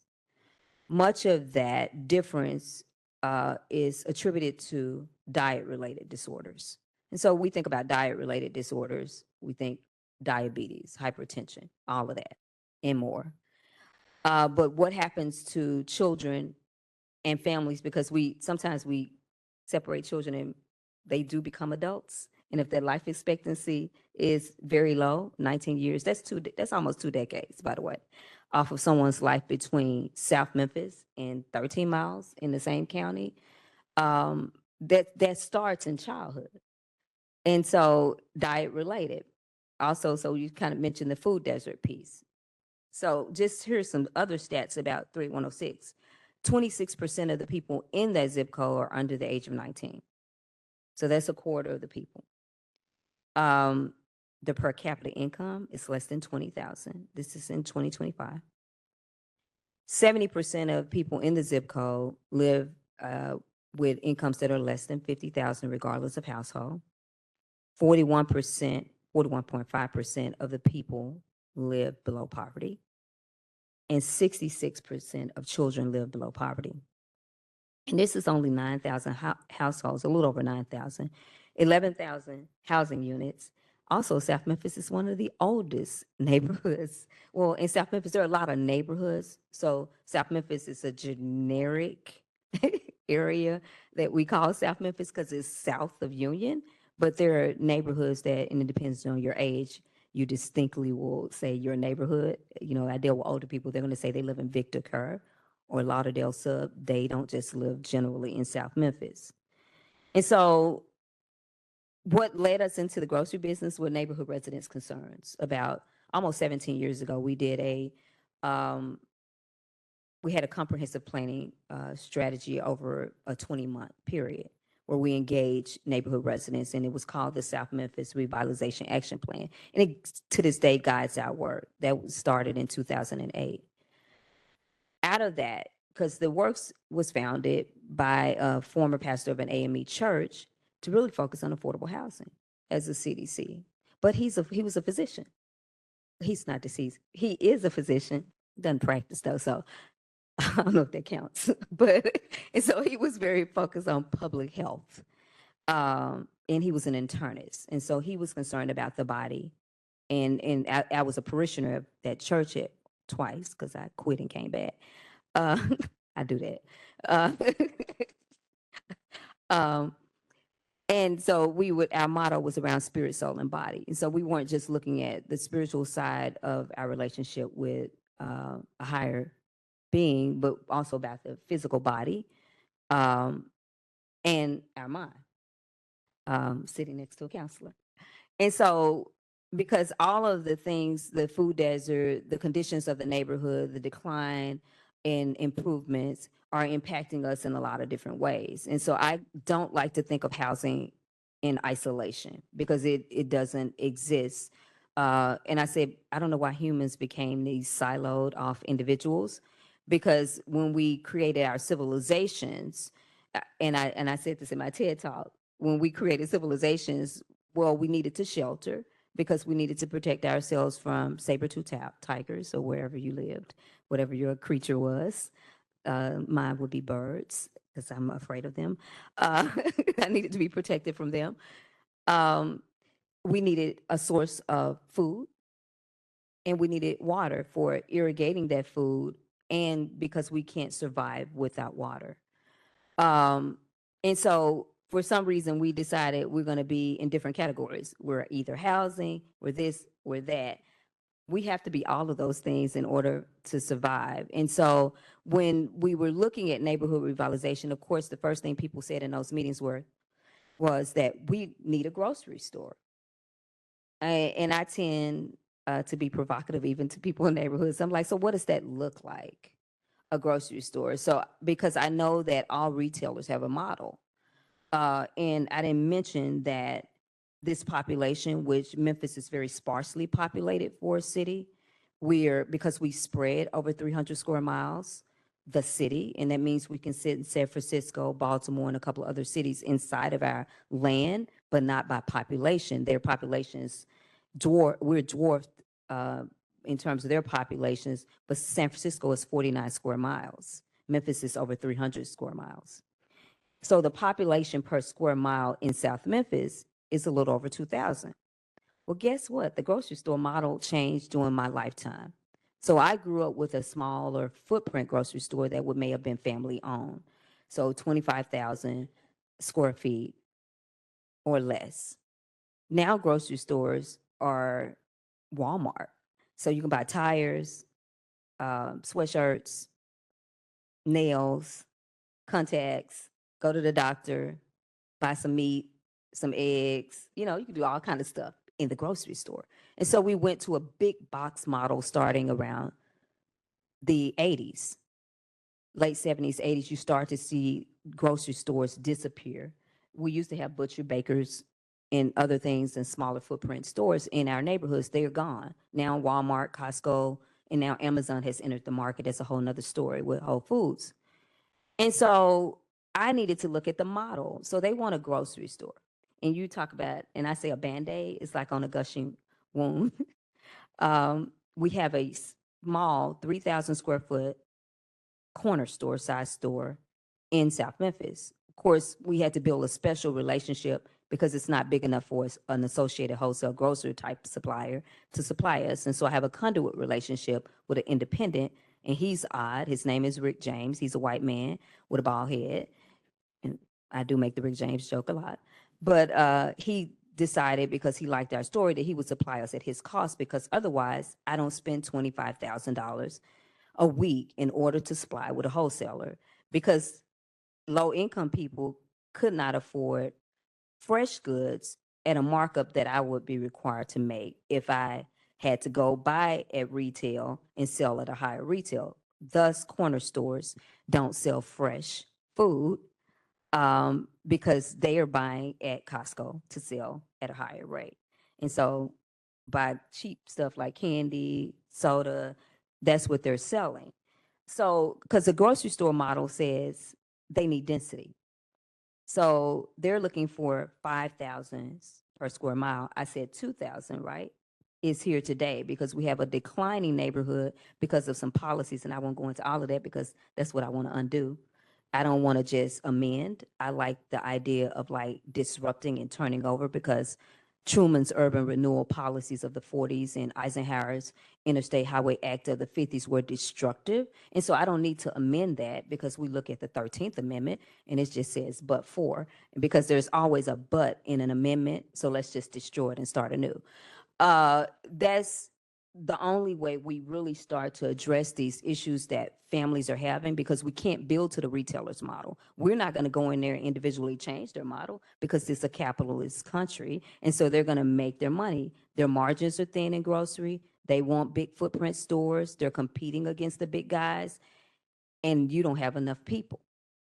With older housing stock, families on average are two or less. And when you have families with children, the schools are no longer there. I'm reading in the paper this morning, and I've been telling them that too. But the school enrollment, and I'm doing a big school right now in a zip code, and I focus on certain zip codes, 38106, 07. I'm doing a 270,000 square foot adaptive reuse of a building because it went from housing 1,200 kids in the 60s to registering 34 kids in 2016. And so that is a story of the neighborhood's decline. So is a grocery store going to place there? No, mama, it's not going to place there. And I take them through an exercise on what is the grocery store that you like? What does it look like? And I tend to use one of Kroger's flagship stores because they have a monopoly in our market. And really, they're the largest grocery retailer in the U.S. They just go by a lot of different names. Highland Poplar. What does it look like? What is it surrounded by? So they have a model. It's surrounded by dollar stores, furniture stores, mattress stores, restaurants, cell phone stores, the Dollar Tree, wig stores, everybody. They're the anchor in the mall. And so our neighborhoods, older neighborhoods, have not been designed for that anchor in the mall look. And so they're not going to place, but I didn't answer the question completely about the diet related. Children are more susceptible to communicable diseases. If they are malnourished, they don't have the same growth. They are going to the schools and they already got the anxiety that Tara talked about, but now they're hungry and they're anxious, hungry, and when I get hangry, if you think you don't like me now, I'm just gonna tear some stuff up. I already turned over tables, so I will just destroy it if I'm hangry, anxious, and I live in an environment that has lead and some lead, some other stuff. It usually comes with some mold and asbestos. And then I go outside. I live in an urban heat island because they didn't just take around houses doing urban renewal. They took down trees. And that same zip code, 3106, is 10 degrees hotter in Memphis, hotter than Collierville, who has a tree canopy that is the old school tree canopy. And we destroyed all of the trees in 3106. And so how does it in fact impact children? So they don't get to school. They have housing instability. They don't have a school in their neighborhood. So their parents can't participate in PTA. They're anxious, they're hungry, or they in the Guardian video, Memphis is the hunger capital of the US, which is a sad stat to have. They have food, they don't have real food. And so I go into a corner store across the street from the office and I can't read I don't know what the stuff is that's inside of the food that they have on the shelves because it's some hysaline, it's just crazy names. Causes everything. And so they have the mental and the physical. They're probably smaller than other children. And they're going to suffer with all kind of issues as they age. Right. And that's why I call this Where You Live Matters, right? And because it could even go even deeper than that when we talk about epigenetics, when we talk about historical trauma, all of those things lead up to what is currently happening now. So you see a lot of these neighborhoods don't have what they need, right? These kids first of all, the families are being steered to these neighborhoods where there's nothing. The schools are closing down. There's no grocery stores. There's no community resources. So you put a kid in that environment with a family with a grandmother or a mom or a single dad, and they're working. It's a lot of things that go into play. A lot of our Memphis neighborhoods have a corner store, and each one of them have a different color. And what are they selling at those corner stores? Hot chips, right? Sodas, candy. And that's the closest food that they can get whenever mom and dad or grandmother are at work or trying to find work. They go to the local store and they're eating that every single day. So it's causing those problems. So You were getting into it, Tara, just a little bit. From a mental health perspective, what does it do to a child to live in those unsafe, even toxic housing, like houses with mold and rodents and poor plumbing? Say the question again. What emotional toll of living is unsafe in toxic environments like homes with mold, rodents, and poor plumbing? So I would say the the effects of it would be like usually homes that struggle with that, the soil. Well, Brittany and I did a presentation with somebody who talked about the water and the minerals that are in our water. And, you know, going deeper into that, they mentioned how our soil is not really rich in minerals anymore. So even when people are saying that they're going to grow their own food, it's kind of hard to do that if the soil is not producing much. That's one thing. And so again, when there are other environmental things that are going on, of course, children are sicker, and that causes them, you know, to be frustrated going to school. And school is, you know, counting days of, you know, um, how how often they're missing school, even for doctor's appointments. And even when, let's say, they have to relocate, sometimes children have to stay with other people just to go to that same school, or they have to go and stay with somebody else and not see their parent until the weekend because of having to go to another school because of transportation needs, when there are environmental things. And of course, running water and mold. Those things, you know, sometimes people stay in those conditions and don't want to report it. And I've known some families that will reject counselors even coming into the home to assist them because are some reportable things going on environmentally with the home, holes in the floorboards or mold growing up in a certain area, and they don't want it to be condemned. And a lot of it is condemnable, but you know, of course, you know, and then children are bullied, you know, when they're walking home, you know, the smell, you know, the way they clean, you know, there are a lot of different things that environmentally affect kids socially and emotionally. Go ahead. I like stats. Memphis is top 5 in asthma cases for childhood asthma cases in the U.S. And we keep that bad stat too for years and decades. And a lot of it is related to where they live. And so one of the efforts we've kind of pushed the asthma safe housing, but we got a housing shortage. And so, you know, I talk about a property we developed and we rehabbed in Fraser, and we did a massive $18 million rehab on existing units. When we acquired the property, it was occupied. We removed over $1 million in mold and lead. Wow. It was occupied and with families, 1 and 2 and 3 bedrooms. And so we had to move those families, help them find housing at either one of our other properties or in the open market, and help them with some rental assistance to get them started, because you can't live here any longer in a property that was developed in the late 60s that's full of lead and mold, but you've been living here. And that was really a focus. That whole initiative, the Fraser Neighborhood Initiative, was a focus around schools. Had invested millions in charters in the area.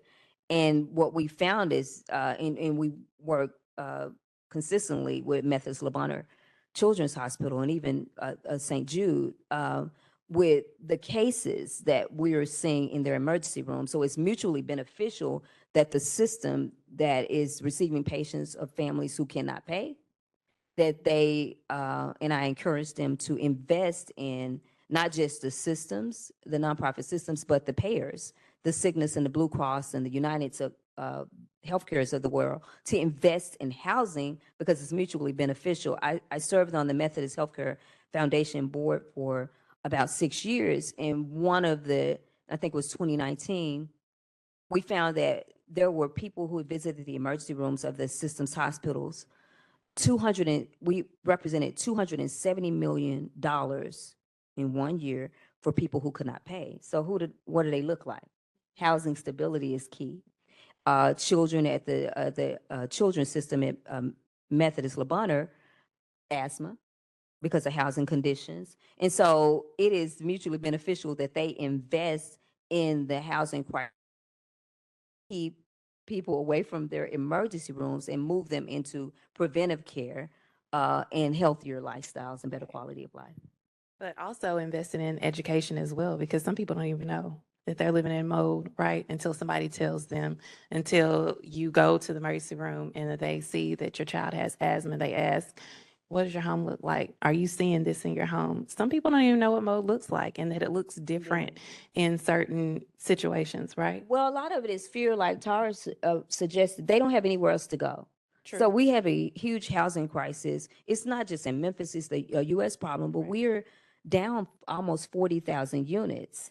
And so if I'm a family, I get into it with my private landlord, I get evicted or I refuse to pay, and you can't do that in Tennessee. You got to pay. You got to pay.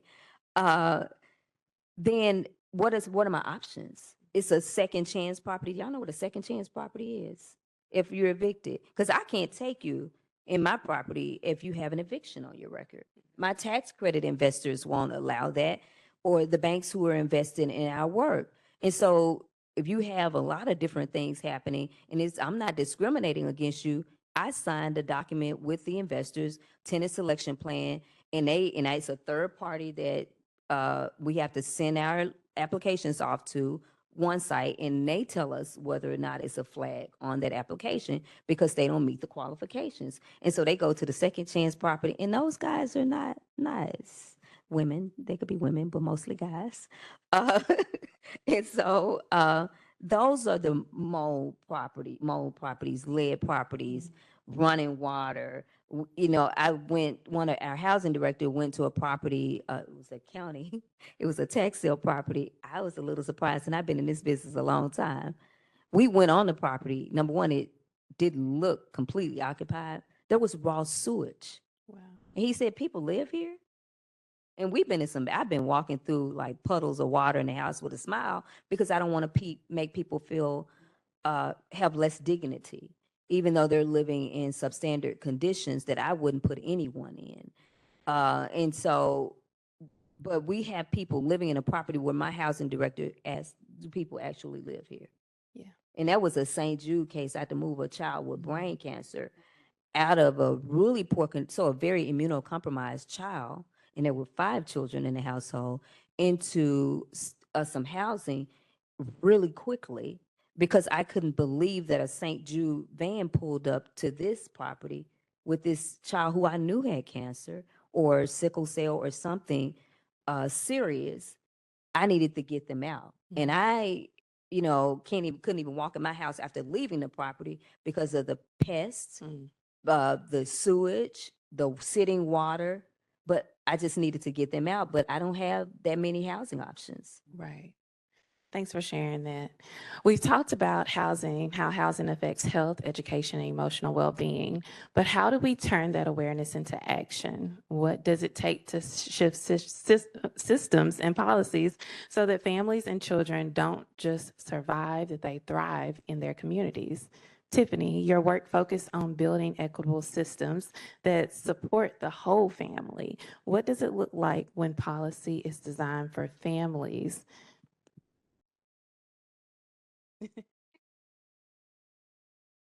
Thank you, Brittany, and I'm really happy to be here, and I've learned a lot already from the conversation. I want to start by saying that art has a role in the resistance. I think Audre Lorde said that, so I love this. And one thing that stood out to me when I was reading through it, apartments high or houses low, fair housing helps us find our glow. And so we've already heard from this panel how not having access to that on the opposite end could reduce a glow, right? It could dim, it could create a dimming effect for families. And so you asked me, what are some of the ways that we could, I guess, achieve equity by centering families? And I know that there are a lot of ways that we could improve the system, but I know one way that won't improve the system and that is by not including families. So doing nothing about families without families. That is the motto. We have to center families in the conversation, and we also have to partner with families and co-creating and co-designing those solutions and what they look like. And the work that I do actually comes from the two-generation approach. The Aspen Institute, Send at the Aspen Institute is actually the national hub for all things 2Gen, but it's not a new concept, right? We going all the way back to, indigenous times, or with indigenous people in Africa, village concept, you name it, we are communal people. And so one thing I know that systems and policies do that are detrimental to families is that they bifurcate families. We have data, we have child poverty data. This is important as it helps, for resource purposes and what have you, but children do not have jobs. Children are members of families.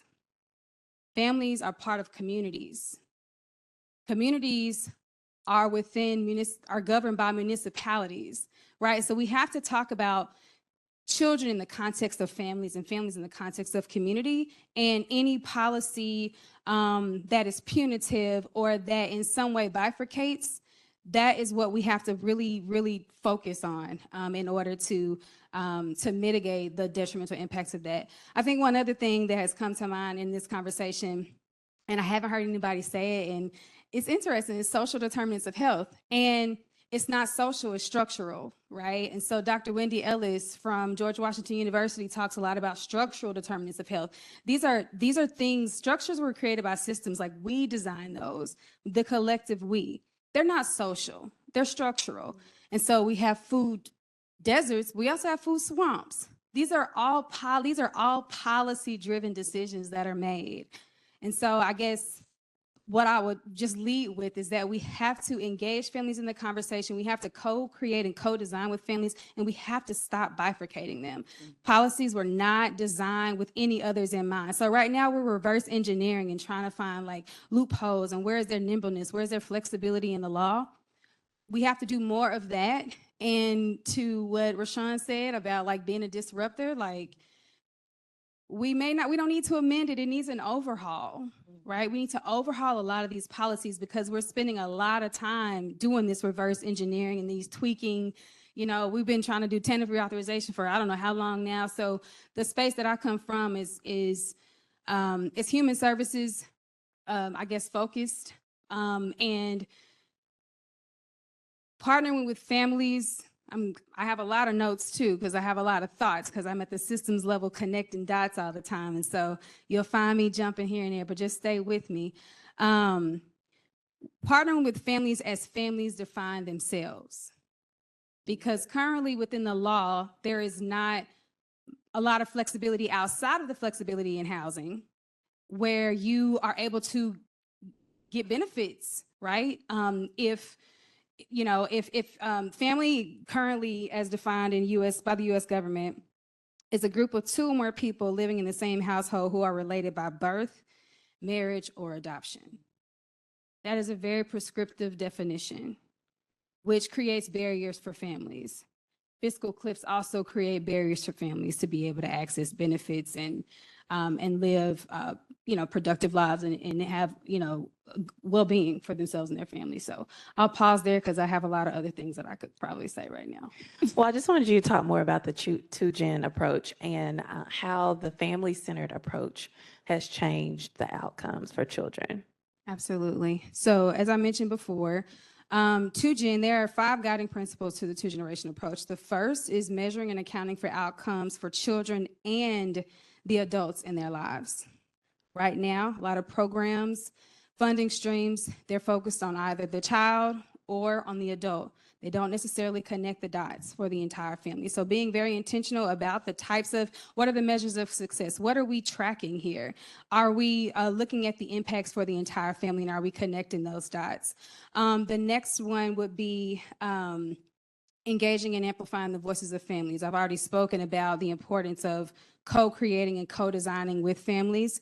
Nothing about families without families. Ensuring equity is the third guiding principle for that. How are we disaggregating data and leveraging it and using it to guide these decisions, to guide these policies that we're making?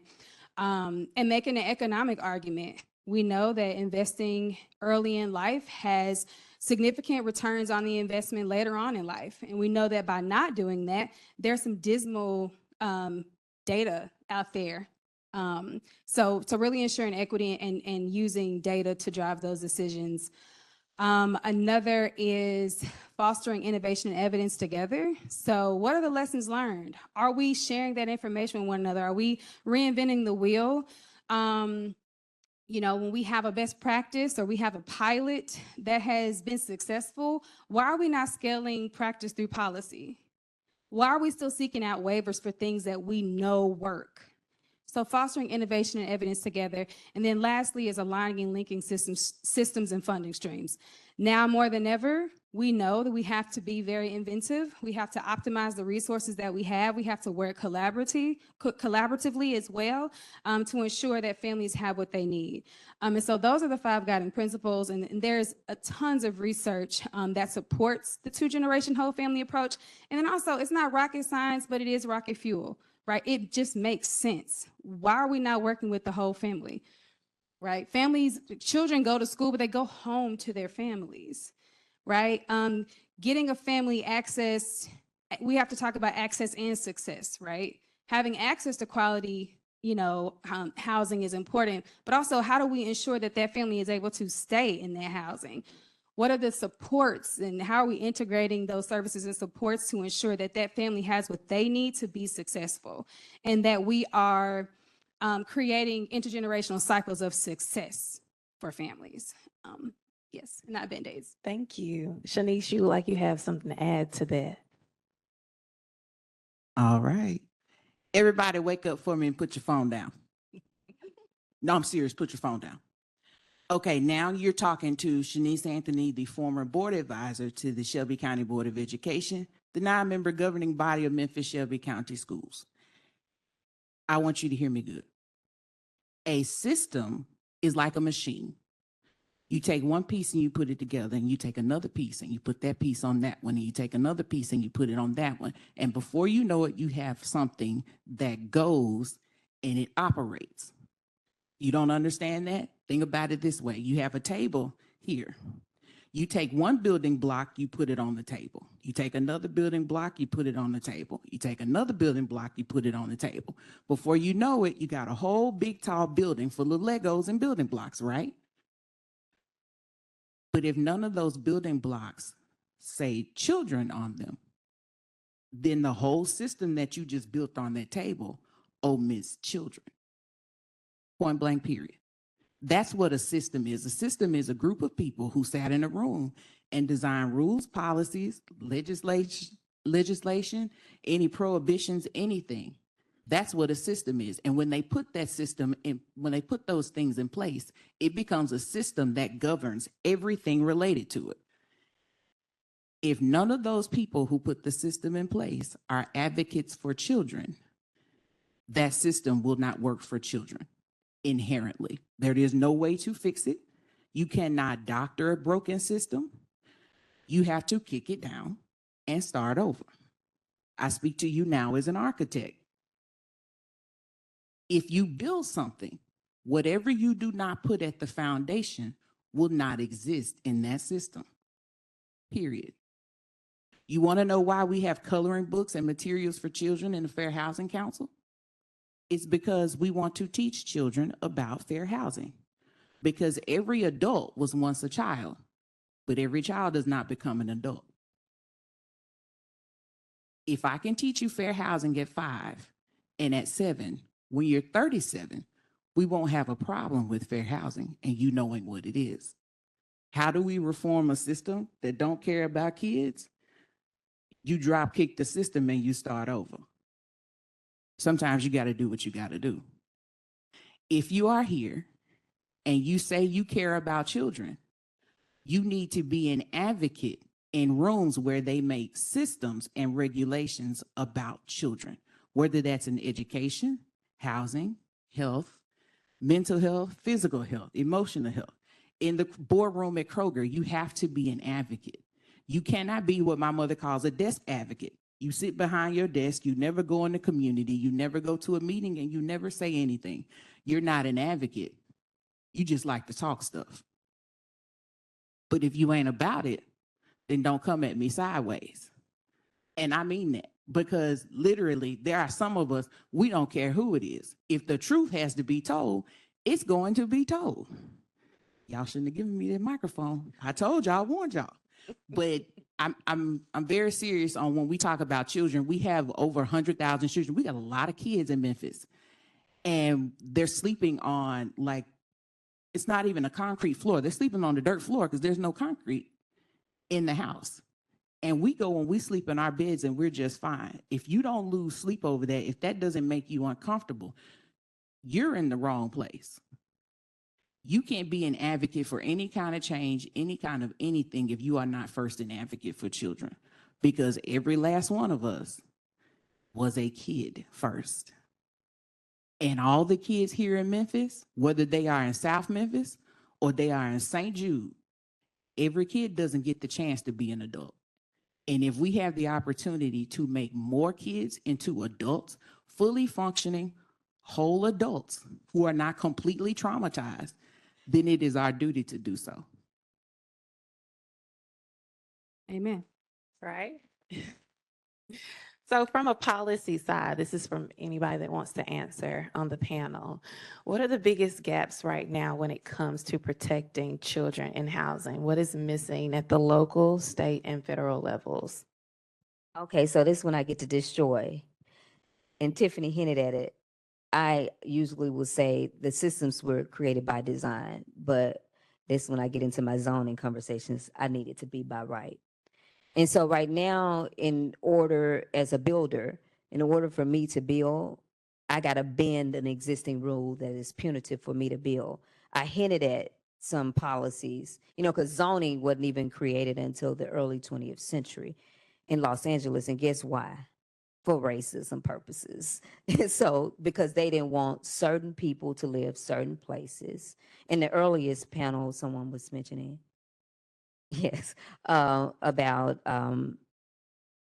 restrictive covenants, and those things still exist. You could just go on the register of deeds and see the plats, and they have Negro subdivisions and who can't live where. We got a history of our racism in this country. Even though they're trying to erase it right now, I could just look at it through land use, and where we can build certain things, and who got excluded. And so, as early as I think 1917, you have Los Angeles, which beat New York, which was a little surprising to me. But it was all built around racism. And so, I'm a part of a group now. We're trying to overhaul our zoning ordinances, because I don't want you to make me go back to 1950 zoning ordinance, which said I couldn't live certain places. My family couldn't live certain places, or we're going to place industry next to this place after we split your neighborhood in two with the Highway Act.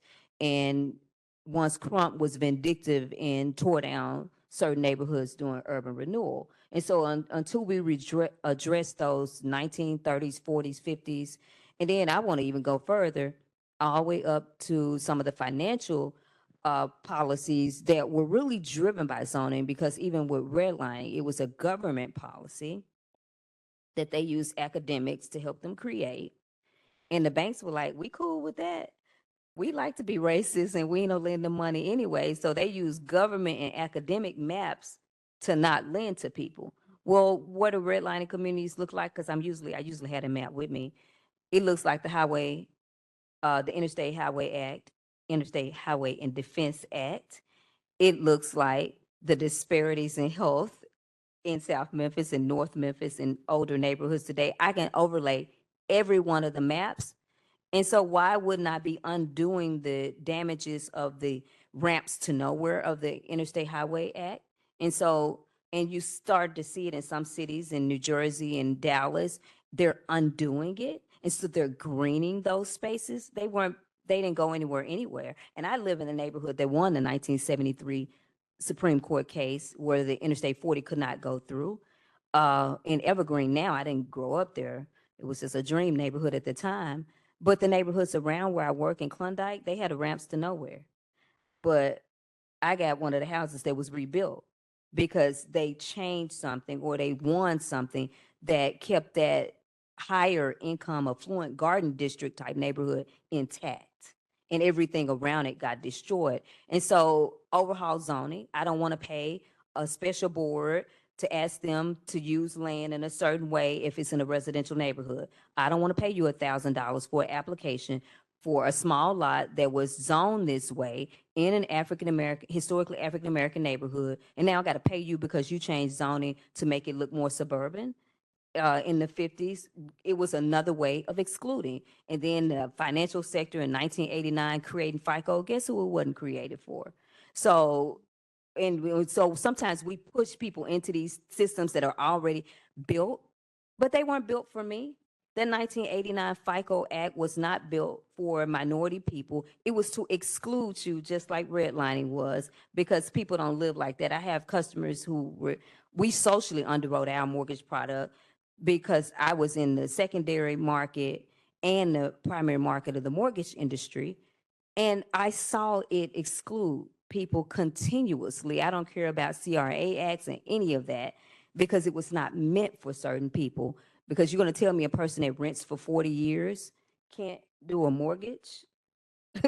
They've not missed their rent, but in order for them to get a mortgage, they got to get a prepaid credit card for $500, but they've rented for $1,000 for 40 years. Make it make sense and tell me how that system makes sense for certain groups of people. In order to get credit, you got to have credit. Well, it's circular in thinking. And so that's why I talk about undoing systems. Don't give me amendments, because amendments in Congress got to be voted on every 50 years. They haven't decided whether they want me to continuously vote. They decide every 50 years or so. They haven't decided whether they want me to live in housing without being discriminated against. You got to think about that Fair Housing Act every 50 years or so. And I can go on and on with the amendments to our U.S. Constitution. And if I had my way, I would just really destroy that, because those guys had wigs and they were guys. And then they were not set up for me. So but that's probably not going to happen. But I could destroy some of your amendments, and I want some permanence, and I don't want you voting on whether you want me to be free every 50 years. Right. Yes. Anybody else have anything to add to that? Go ahead. I was going to say, just from a policy perspective, between 2011 and 2017, there was a 300% increase in, I got to get the term correct, non-owner occupied residences, right? And so that means that we here in Memphis missed the window to protect housing, right? To protect homes and the purchase of homes for families during the Great Recession, as well as during and after the pandemic. So you have these outside corporations coming in. It was mentioned by the young lady who came up and asked the question. You have these outside corporations who have come in and purchased all of the real estate here, which makes it almost impossible to be able to afford, right, to purchase quality housing for yourself and your family. That is a generational wealth builder, right? So I think that looking at some of the policies that protect real estate for the residences or for the residents in the community is really, really important. And it's something that we really need to look at here in the city of Memphis, as well as a rental registry, which I know there's, a lot of, yeah, they fought us. They allowed Nashville to keep theirs, but we were not allowed to move forward with ours. And so I do just think that that conversation needs to continue, needs to persist. Still a lot of work to be done, of course. So, of course, policies and system matter, but so does people power. Josh, why do you feel like it's important to elevate the youth in housing policy, elevate their voices, and how can adults better support that work? So with our programs, we teach the youth how to be solution driven. And so a big thing for us is to always name what the issue is, the problem, and then the second part is how is it affecting you and your family, and then the third part of it is then talking about what should be done. So also adding in that solution piece. And so it's so important because their voices really matter and actually speak louder sometimes than the adults. And so we teach that. And also we just think it's important for adults, how can they support them by knowledge transfer. And so a lot of things that I've heard here, I'm just gonna piggy off of that. We're talking about the whole family, and we're talking about community and sharing what we know and how can we, help each family teach each other. And so that's how we do it. But a big thing is we just want our kids and youth to be to have this knowledge because we know that they're taking our place. We're always thinking about who's next. And so that's one of our models that we use with the organization. And so that's pretty much how we do it. Right. And just like Shanice said, start young. Yeah. So, Tiffany, how can we invest in the next generation of community leaders who understand housing justice through a family lens? They should be a part of the conversation, every conversation. I think that to kind of piggyback off of or add some seasoning to what Josh just stated, activating the inherent power that everyone has, right? I don't use empower a whole lot. I used activation. So thinking about activation strategies, where are there gaps in communication, and helping people to understand how to, do a policy cut. Like, how do you do an issue cut? Like, how do you develop a policy agenda? How are you connecting your lived experience to the actual root cause policy that's causing your pain, right? And then how do we equip you, right, with the resources, the tools, and the information to be able to articulate that, to go before, the legislature, to go before commission, to go before whatever authority body, is making those decisions or has the influence to change that.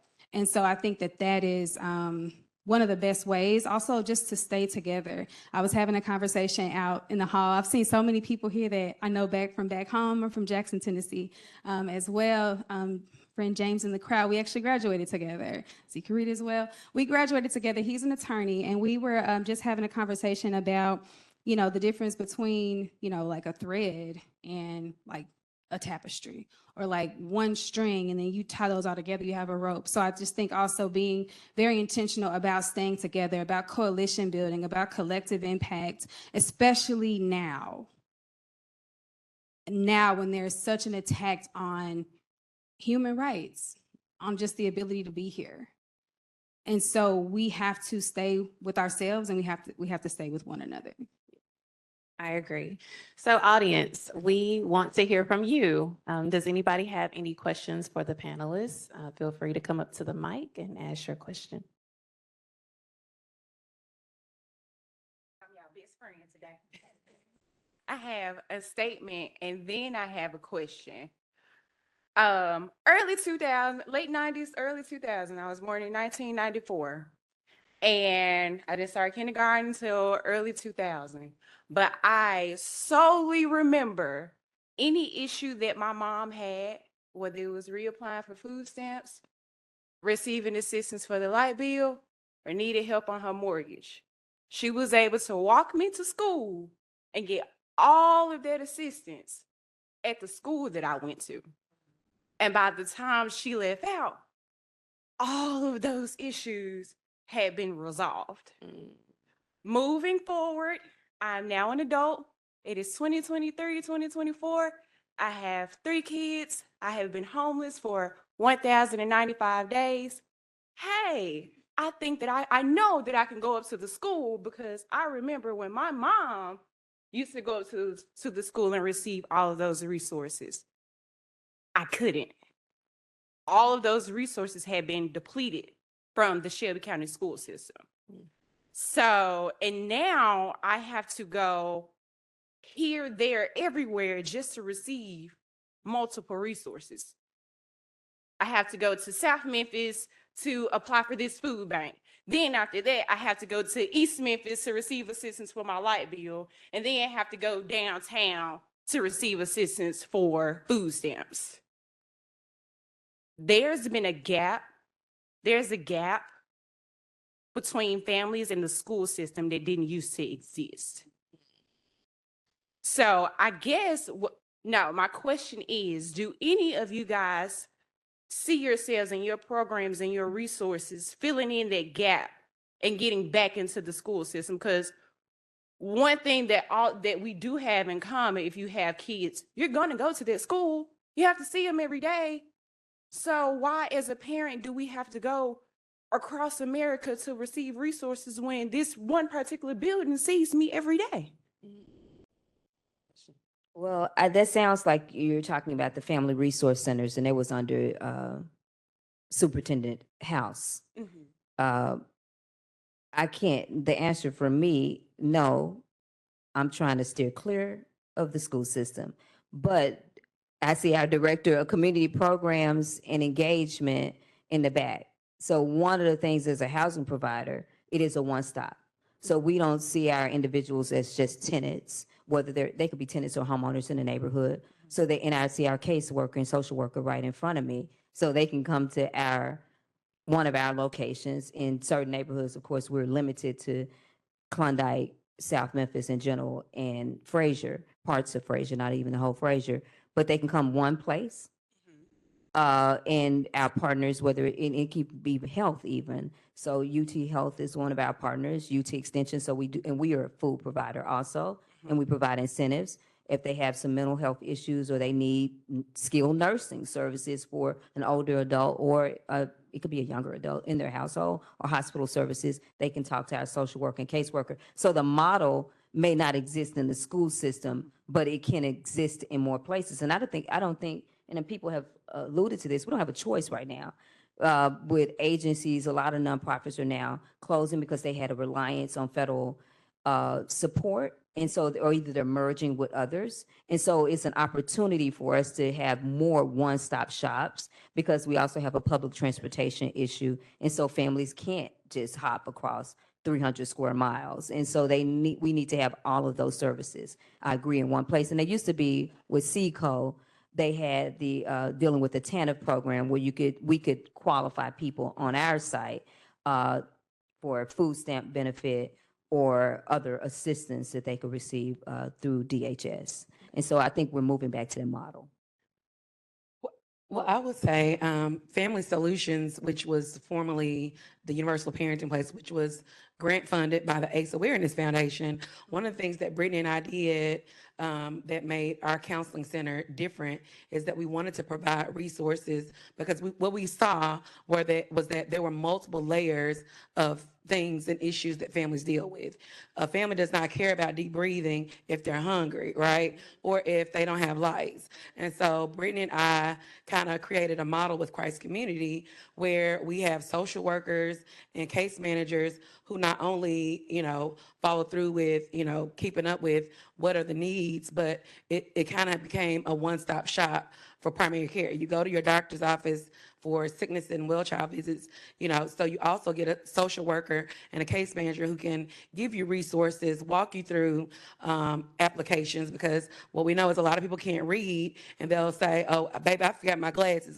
Can you tell me just what it say? And we realize that people are embarrassed. So one of the reasons why we integrated a lot of these systems into our primary care to make it a one-stop shop. So you are able to get dental services, you're able to get pharmacy, you're able to get medical, behavioral health, spirituality, case management, Ryan White, HIV care, OB care, and then we, whatever assistance you need, we try to stay connected with other resources in the community, so we can say, hey, we don't do this, but you know what? Call homegirl or homeboy over here. They may be able to assist you, and we let them know the barriers, so that, hey, now with the food bank, they have Uber meals where on special occasions, since we can't get families to the food pantry, or we can't personally go stand in line for them, we're able to arrange for them to get a box via Uber Eats for services like that. And so I think a lot of primary care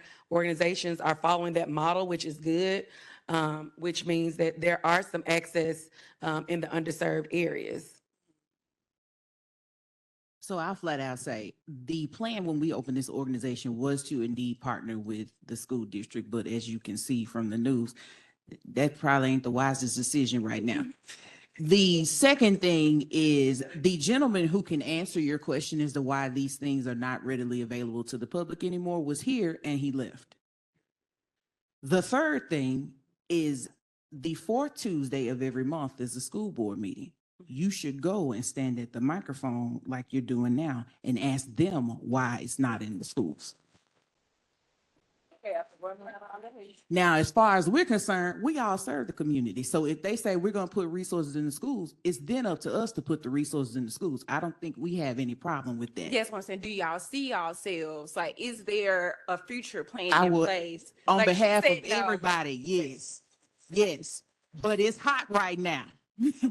So I was gonna say, I think there's a desire, but there also must be a political will, right? There's a social will. If there's no political will, if the folks who actually can tweak the system can make it happen, that is the point of influence. And I wanted to start by just thanking you for your boldness and your vulnerability. Thank you very much. Absolutely. Thank you. Because it's very important. And family resource centers in other school districts, that is still the case.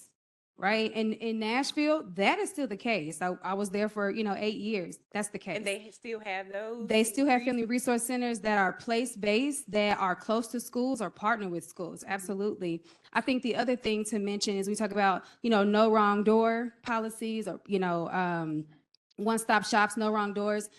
United Way is driving the dream. So a lot of times you see nonprofits that are filling the gap where systems fail.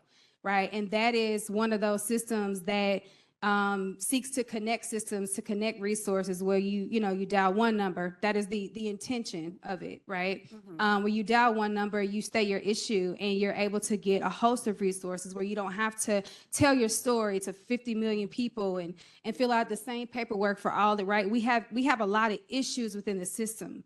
Right, with just centralizing things and making it human-centered. That is a problem. The system is not human-centered, right? And so I just want to acknowledge that, but that is absolutely a desire. And I'm not so anti the school system, by the way, but they don't operate, they are 180 days and they don't operate on weekends. We do with 365 days a year. So, and on weekends and nights, sometime in the middle of the night. And so those resources need to be available, but we are not going to go in the school system because we have, our adaptive reuse was a former high school and it has all of those services in that place. Okay. And so we don't need to go into that, system. Right. Okay. So Thank you guys so much. Thank you for your question. And we only had time for one question. But as you can see, housing touches every aspect of life. Again, that's why I said where you live matters. That's why I called it that. From brain development to behavior to asthma to academic success, home should be a place of safety, stability, and hope. So 4 key action steps: educate yourself and others, learn more about what is going on, report discrimination, support healthy housing programs, and advocate for policy change. So as Miriam Wright Edelman said, children are not a distraction from more important work. They are the most important work. Let's keep building a future where a child, every child, no matter what their zip code, has a place to call home. Thank you, guys. Thank you to each of my panelists for joining me today. This is a conversation that could go for hours, right? But we have to stop it here, so thank you.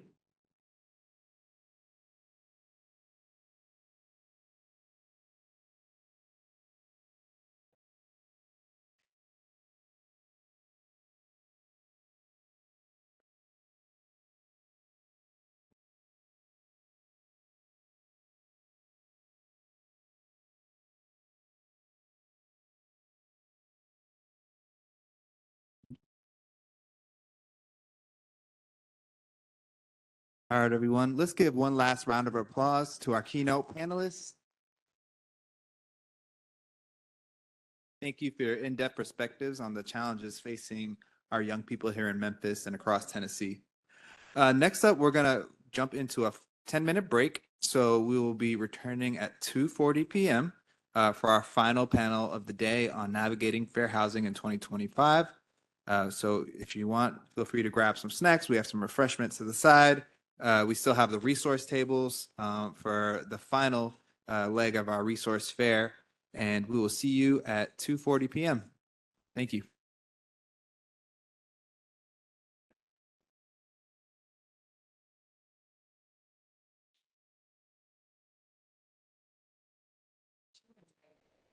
I am honored to introduce our moderator for the final panel of today, Navigating Fair Housing in 2025. Felicia Harris serves as the Deputy Director of Policy and Programs for the City of Memphis, Division of Housing and Community Development. In her role, Felicia oversees citywide planning initiatives, including developing strategic plans, conducting housing market research and needs assessment, writing policy, designing programs, and executing special plans. Ms. Harris has a diverse range of focus areas, which include community and economic development, strategic planning, grant administration, civic engagement, cultural tourism, and racial equity inclusion. Please join me in welcoming Felicia Harris. Thank you, Deanna. And so today, this afternoon, I know this has been a long day, and so I would not labor the moment. I want to just kind of jump right in by introducing our esteemed panel. So we have Attorney Nicole Greta. She is a trial lawyer by trade and has extensive trial and litigation experience in state and federal courts, having tried numerous premises liability, automobile liability, and workman's comp cases throughout Tennessee. On June 1st, 2024, Nicole joined Memphis Area Legal Services as the Chief Executive Officer. Miles is a nonprofit law firm that assists low-income and elderly individuals who have civil legal issues that fits within one or more of its core priority areas, which include housing, family, elder, and consumer. In her role as the CEO, she relies upon her leadership, collaboration, and legal skills to ensure Miles continue to provide excellence in legal advocacy for those in need while finding innovative ways to protect the legal rights of low-income citizens in West Tennessee counties, which include Shelby, Fayette, Tipton, and Lauderdale. Next, we have Attorney Muriel Nolan. Muriel Malone Nolan is the Executive Director of the Tennessee Human Rights Commission. Since her appointment to Executive Director in July 2022, she has led the commission in its mission to safeguard individuals from discrimination through education and enforcement. As Executive Director, she oversees the agency's operations, which includes enforcement, administration, policy and procedure development, case management, mediation, litigation, budget, human resources, education, and community outreach. She is also responsible for the supervision, training, and development of staff members. Last but not least, we have Attorney Angelita Fisher. Angelita Fisher is a graduate of the University of North Alabama in Florence, Alabama, and Mississippi College School of Law in Jackson, Mississippi. After law school, she clerked for the Honorable U.S. District Judge Glenn Davison in the Northern District of Mississippi. Following her clerkship, Angelita was asked to join King & Ballo, a Nashville labor and employment law firm where she worked 14 years, 7 of which as a partner. Please, again, let's welcome our esteemed panel. So I would like to start our conversation off by each of you just kind of start and tell us a little bit about the organizations that you currently lead, and then I will move into the questions for the day. And yes, please. My name is Angelita Fisher, and I started out doing employment law, always defense law. And one of the partners at the firm that I was with in Nashville, his son did evictions. And so he called me to his office one day and said, "Hey, will you start doing these fair housing cases for my son?" Wes Hall, if any of you are familiar with Nashville area, he's one of the big eviction attorneys. And I said, sure. And so I started doing fair housing. And right now, I represent only landlords and owners of properties. I do not do evictions, and I do not represent tenants. So I guess I'm really the odd person out here. But I do think that we have a lot of the same goals, because one of my goals is to make sure that landlords do not violate fair housing laws. And that means educating them and advising them on a regular daily basis on what the law is and what the best practices are. Thank you. Good afternoon, everyone. Again, my name is Muriel Malone Nolan. I am the Executive Director of the Tennessee Human Rights Commission. We currently have 4 offices across the state.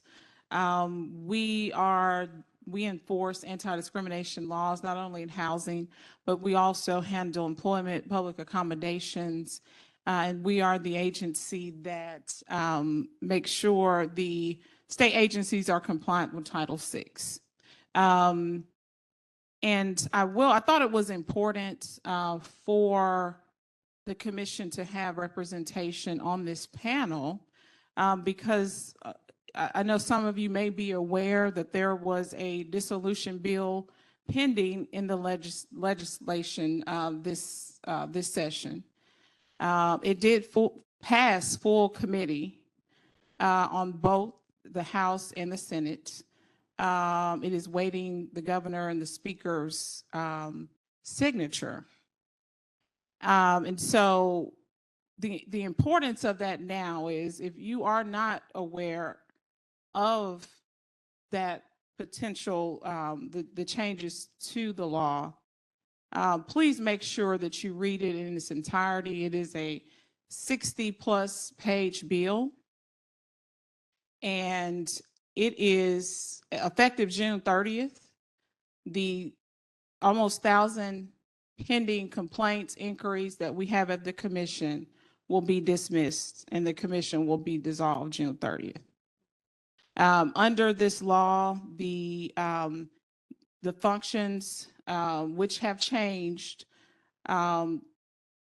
in some major areas, the Attorney General will assume those responsibilities. So I think it's kind of important as we discuss the future of fair housing, kind of what's going on in the nation. I think it's very important for you to read and assess how that legislation will impact your organization, your work in the community. I think the strength of this agency is community power in partnerships and our intrinsic intake process. We talk to everyone, despite how we're budgeted every year. We talk to everyone that comes in the door. We processed almost 3,000 inquiries last year with 30 staff. And we make decisions about whether or not only when someone calls, but oftentimes, I know this is, and I appreciate for the extra time, but I know a lot of you guys in your roles, when you have contact with the public, a lot of times they are just having issues, having problems in several areas, not only their housing, but it could be impacted, the school the kids are going through, job terminations, evictions. And so I think what the commission has done well through the years is referral. Oftentimes we have complainants that are calling in that may be under some type of mental health crisis, evicted or displaced, from their home, having job issues. And I think we've done a really good job assessing and spending time on how to get these individuals to where they need to be, how to, if it is something that we actually can investigate, mediating, conciliating, trying to get some kind of resolve as quickly as possible. But I just wanted to share that because I think it will kind of impact some of our conversations this afternoon. Good afternoon, everyone. Again, my name is Nicole Gritta. I have the pleasure of serving as the Chief Executive Officer at Memphis Area Legal Services. First, I'd like to thank the Planning Committee for inviting me to be a part of this panel. I've heard so many great things today, and I think Director Nolan just hit it on the head. It's all about collaboration. No matter what's ahead, no matter what's behind us, if we work together, we can serve and meet the needs of everyone who's facing a fair housing issue. So at MALS, we are a nonprofit law firm. We receive funding from local government, state government. We also have private foundation funding, individual donor contributions. As Ms. Harris indicated, our service area covers 4 counties: Shelby, Fayette, Tipton, and Lauderdale.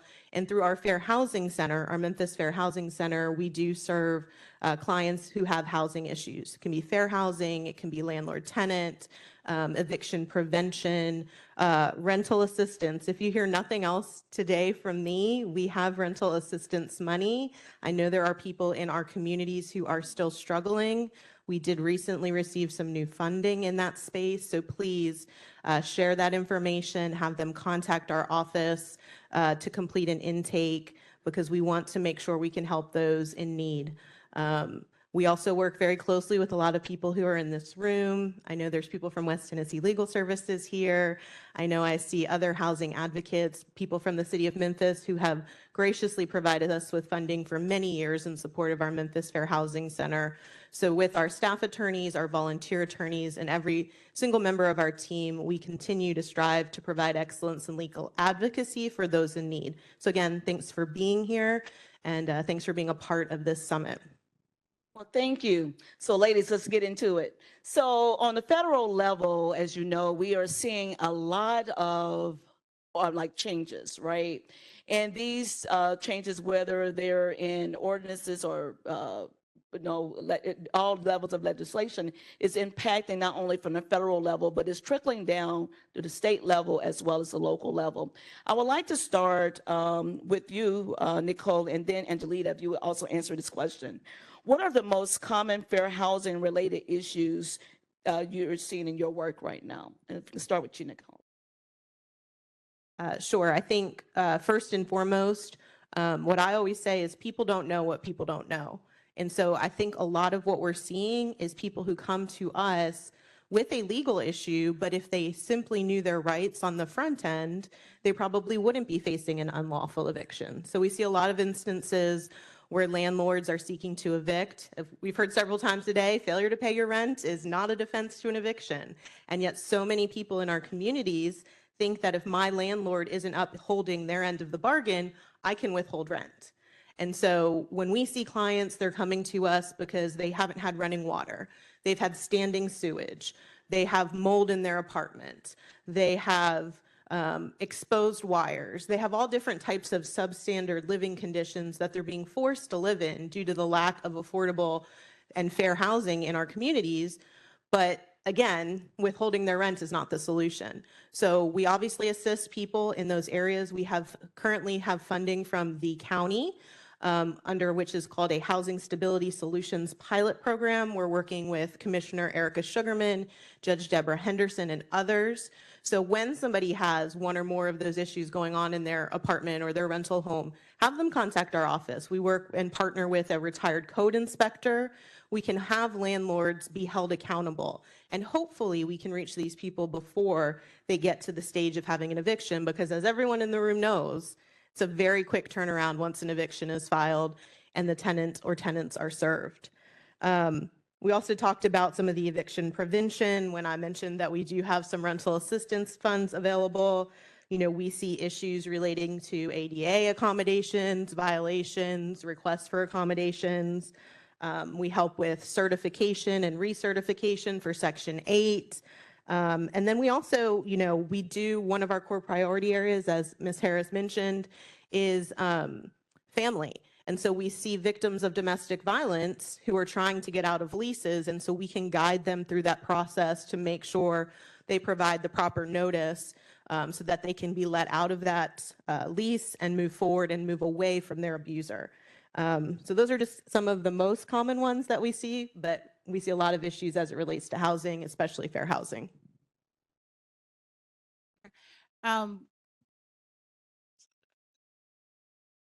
Some of the fair housing issues that some of the landlords are calling me about almost daily are still the accommodations. You know, do I have to give this person an animal on the property? Do I have to give them an assigned parking space?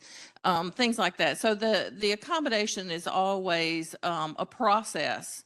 And one thing that's really tough, I think, for landlords to understand is there is no one solid rule. There is no one size fits all. They want a rule, they want to know what it is, and they want to be able to apply it all the way across the board. And for landlords, that's a hard issue to say, well, let's talk about it, or we need to talk to the resident about that. Have you asked them these questions? Those types of things. So that's always a call that I get quite often.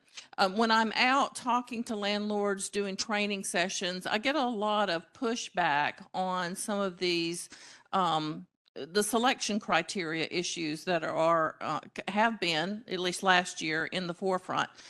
We got a guidance from HUD, and I believe it was April of 2024. I couldn't find that guidance on the HUD's website now. We don't know what's going to happen with that.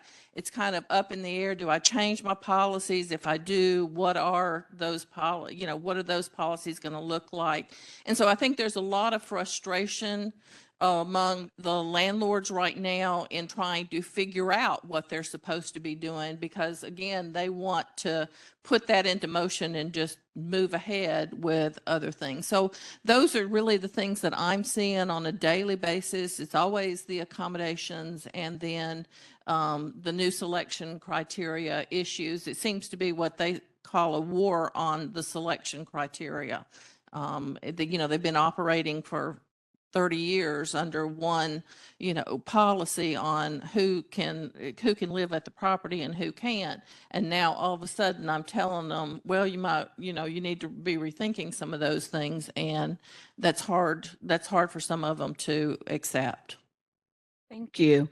This next question is for you, Director Nolan.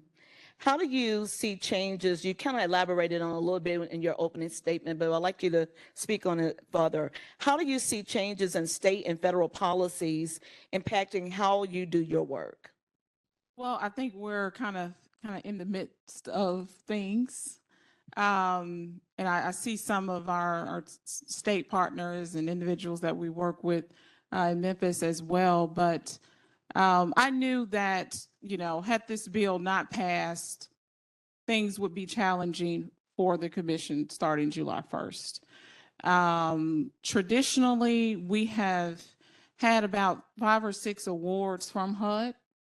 And so we were told in February that we would not, that the FAPs would not get those awards. And that they were unsure whether we would even get paid for the work we had done in 2025. So I knew that the changes that started pretty quickly, in January with the change of the administration was going to be impactful in a major way for the complainants and for the enforcement work that is happening in Tennessee nationwide. It's yet to be seen how, those changes, whether or not they're for, for the better. We'll have to wait and see. But I think one thing that I try to look, after I get past the, kind of the grieving process of change, I try to look at things in a different light, trying to find the positive. And I think the positive of everything that's going on, even though we may not feel it most times this year, is that we're having these conversations. My family, friends, not in the legal sector, and just clueless about how a lot of these bills, a lot of the policies, a lot of the executive orders affect their lives prior to January of this year. And so now, people are reading news reports, they're asking questions. They want to know, how this will affect them. They're looking into history. So I'm kind of excited about people being more informed. You know, we often, you know, we tell people if you're in any type of community outreach, get out to vote, get informed about your elected officials, but not just that, but policies, laws. A lot of things are hidden in several page bills and laws, and I think it's just important for us to have the conversation. Maybe, you know, the dissolution of this commission will benefit citizens. Maybe it won't, but I think it's important for Tennesseans to have their voices heard, be informed, and stay engaged even after July 1st. Thank you. This question is for all three of you. What concerns do you have about cost and resource burden to implement your programs? Have you thought about how you will address any financial strain of compliance, enforcement, or expanding fair housing options? And whoever would like to start. So that's a very loaded question, but I'm going to try to at least attack a portion of it. So I think one thing that I think is a consistent message that I've heard here today is that we all have to be nimble enough to adapt to change. We have to recognize that some change is good, as the director pointed out. Some change may prove not to be good, but at the end of the day, if we're stagnant, we're not being advocates in this space. And so from Mal's perspective, when I joined the organization, we immediately began looking to diversify our funding sources. And so by looking at sources that are not necessarily tied to the federal government, tied to the state government or local government, although we appreciate all that funding and certainly will continue to do the work with that support, we have to look beyond that. You know, fair housing is not something that's isolated to those of us who are lawyers, paralegals, advocates, community organizers. You know, those are issues that are important to private foundations. Those are issues that are important to people with resources. So when we're talking about supporting the work and we're talking about finding ways to make sure we can continue to advocate for fair housing, we need to make sure that the right people are hearing our message and that they're hearing about the great work that we're doing to support the rights, that they're hearing about the community outreach that we're doing to educate, that we're encouraging people, as the director mentioned, to vote and to be a part of the process and to understand that if you want to see change, you have to be willing to speak up and speak out for things that you believe in, for things that are important to you. And so I think that, you know, when we're talking about continued funding and we're talking about to expanding fair housing options, it goes back to what I said at the beginning. You know, if we all can work together, we can have a greater impact. If we all can understand what the other people in this room do and don't do, that can help us so that when someone reaches out to one or more of the organizations, they get the right information and they get connected with the person who can help them, with the organization that can help them. Because at the end of the day, I mentioned this to someone during lunch, I'm not from Memphis. I choose Memphis. I've lived here since 2006. I grew up outside of Philadelphia. But one thing that has been very surprising to me since I took this job, even though I had been an advocate for Mal's, I had been a volunteer, a fundraiser, I've served on different access to justice oriented boards and organizations, I had no idea how many nonprofits were in the area doing this important work. And I learned about a new one, it seems like almost every week. So I think when we're talking about, you know, the threat of losing funding, the threat of not having the same funding, the threat of additional restrictions with the funding that we do have, we need to just all work together so that we can make sure to make the best use of all the funds that we all have. And I think I will kind of add, I think that the change in the commission is an opportunity, especially for Memphis, perhaps other municipalities. Nashville has a human relations commission. So they don't have the same enforcement power that the commission has, but I would love to see Memphis or some other area in the state perhaps get into the local business of enforcing, processing complaints. Florida does a pretty good job with not just at the state level, but there are several municipalities, local governments that have human rights commissions. So I think it's an opportunity to kind of expand and have that resource in this area. Of course, I've never, I think someone asked me in 2022, hey, well, will you help, Memphis or Knoxville perhaps get a, Human Rights Commission enforcement power? Of course, I need to get our stuff in line first, but I just think it's an opportunity to reassess where we go from here. Things are changing very rapidly. I recall a time in January where it was every day, 7 o'clock, my phone is chiming.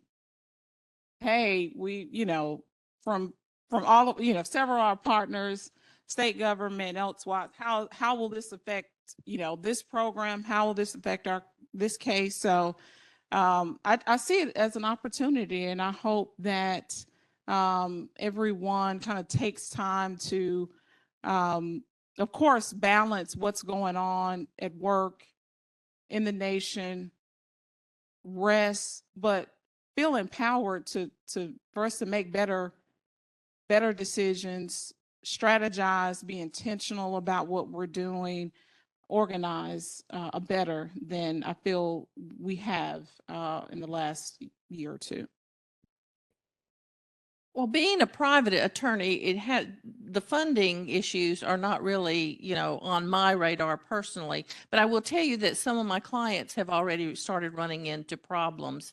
And one in particular that I'm thinking about, they had built a brand new property, fantastic property. It was going to be a project-based Section 8, so it's going to have a property-based HAP contract on it. They had an older property. They moved everybody in 1 month. They moved 300, families to a new property, and now the trying to get the HAP contract moved from one property to the other one. The person at HUD that was helping them with all that, who had been helping them for years with all that, has now had to take an early retirement.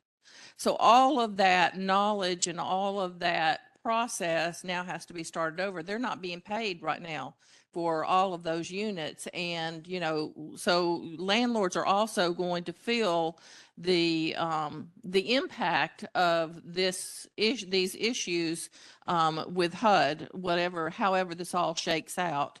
And because they've got people who they have communicated with, who know their history, who know them, and now are going to be gone. All that's going to be gone. Thank you. Please keep the mic.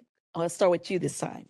Okay, so currently, what do you perceive as the future of fair housing? Again, I'd like all of you ladies to answer that. What do you, and especially from the client's perspective that you work with?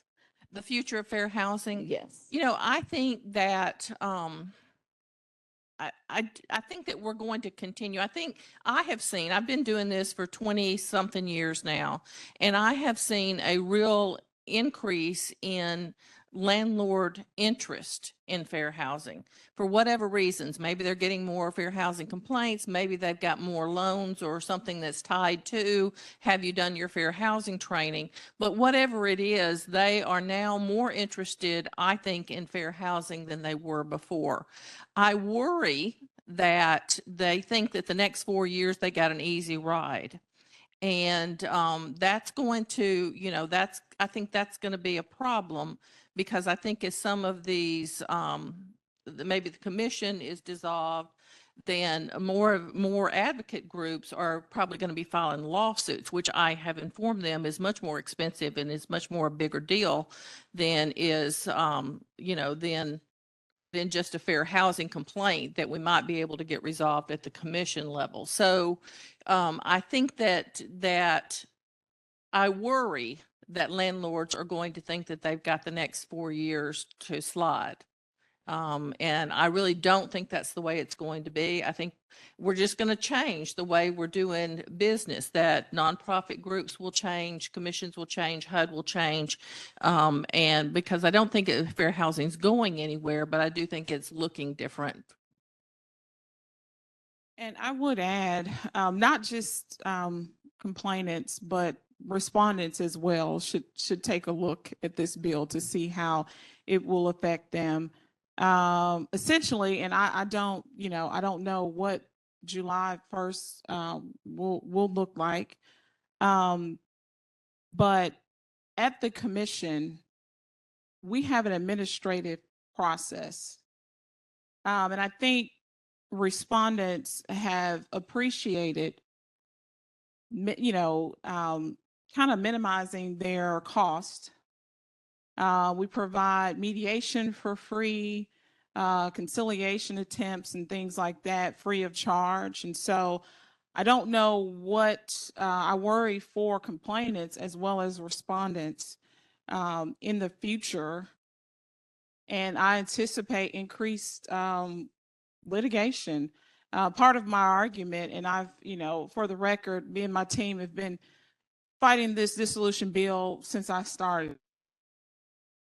But, part of my conversation to the General Assembly have been our budget. We get approximately 2.8 million from state dollars. That's about 60 cents per adult in Tennessee. Litigation cost averages about 15,000 per litigant.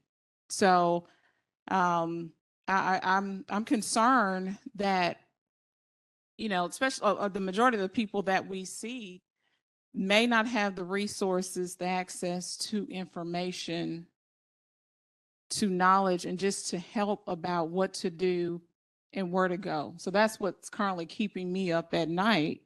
Of course, I have a legal background. So if I have family members come to me, hey, this happens, I'm able to help them, but that's the exception. And so I really am concerned. And not all of our respondents are big corporations, especially on the housing side. We have a lot of, mom and pop operations who are, either, gotten in the business because of things that have been passed down, or just, think it's a way, for extra income, but they could potentially be impacted by additional, litigation costs. Because I don't suspect your fee is going to go down because of any of this. And I'll add to that, I think a lot of them are concerned that if these complaints are refiled with the AG's office, that, I've got my electronic files, but is the AG going to want additional information? Well, now it's been 2 years. This employee's gone. These files, where are they? All of these things. And now they're spending extra money to respond again to a fair housing complaint that they had already responded to maybe a year ago. And so they are concerned that restarting this process is going to make their costs basically double on it, even if there is no litigation, a lawsuit actually filed.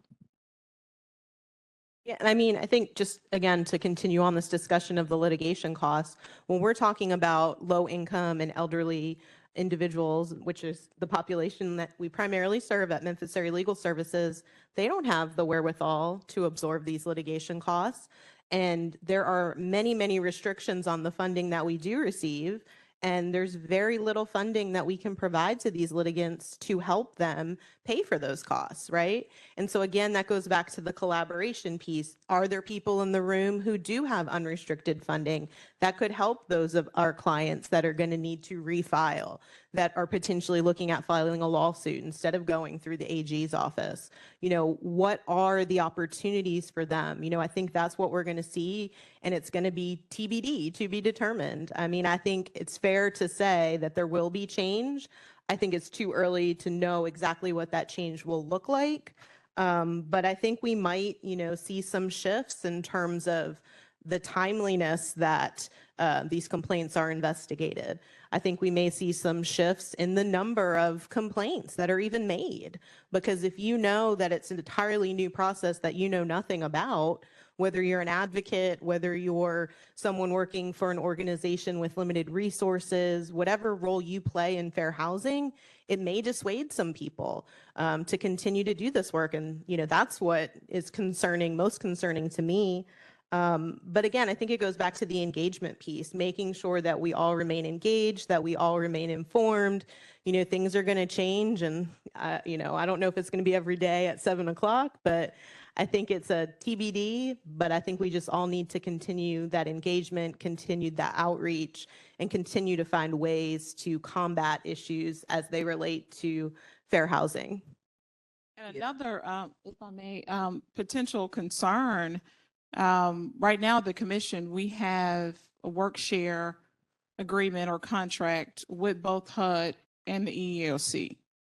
So that means if a complainant comes in our door or they go to one of our federal partners, we know immediately, we share information, complainant only gets one bite at the apple. July 1st, I foresee, I don't know what that would look like, but it could potentially lead to a situation where a respondent is having to, you know, perhaps defend something in federal and at the state level.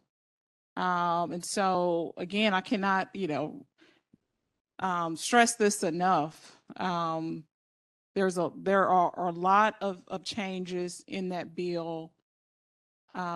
If you can notify, if you know, people that are involved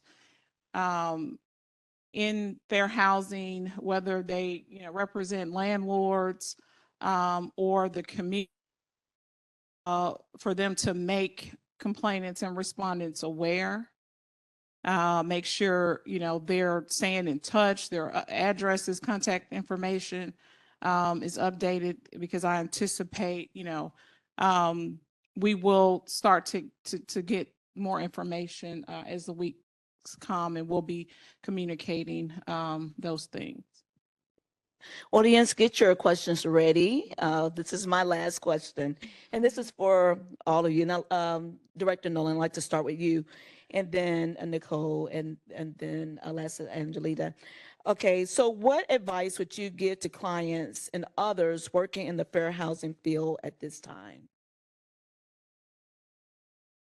Reimagine is what I would say. I think someone spoke at the last panel about just, when you have broken systems, there's no way to patch it up or repair. You have to pull it out from the root.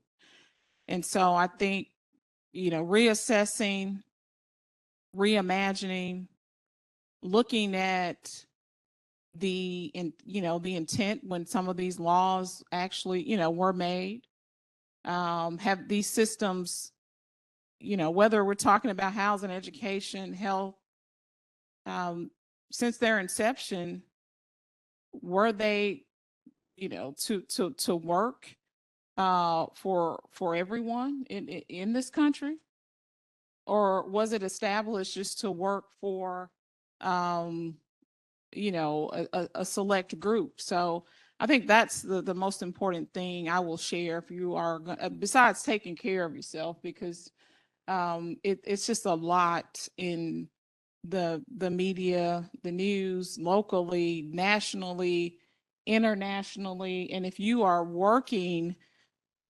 8 to 5 every day, and you are dealing with individuals with problems, whether it's landlords, because their problem, that their problems are real too. They have the potential for, loss of income, increased litigation problems. But if you're taking that in daily, and then you're coming home, in the evening, and you see it, and your family members, are asking you questions, make sure you're kind of spending some time separating from that. But absolutely, we need to just, I mean, I want to say just start over from 1776. Is that the anniversary?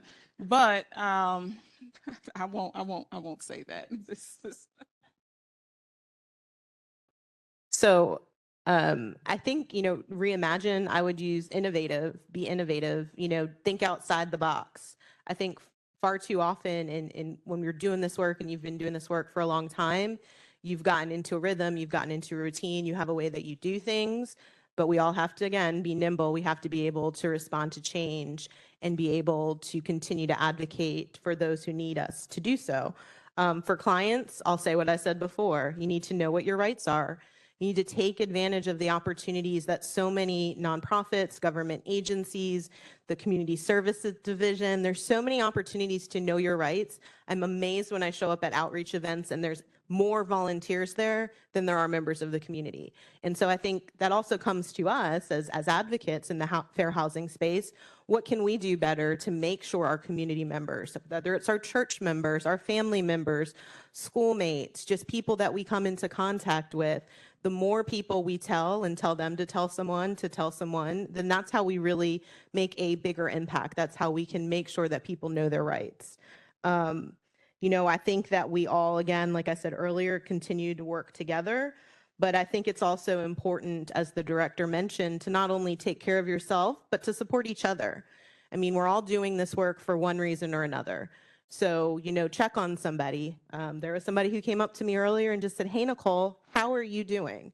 I think we sometimes get stuck behind our screens. We get stuck in the crisis of the day, the Mondayest of Mondays you've had. And sometimes I think we just forget about that human interaction and that impact. That's something that I've carried with me all day.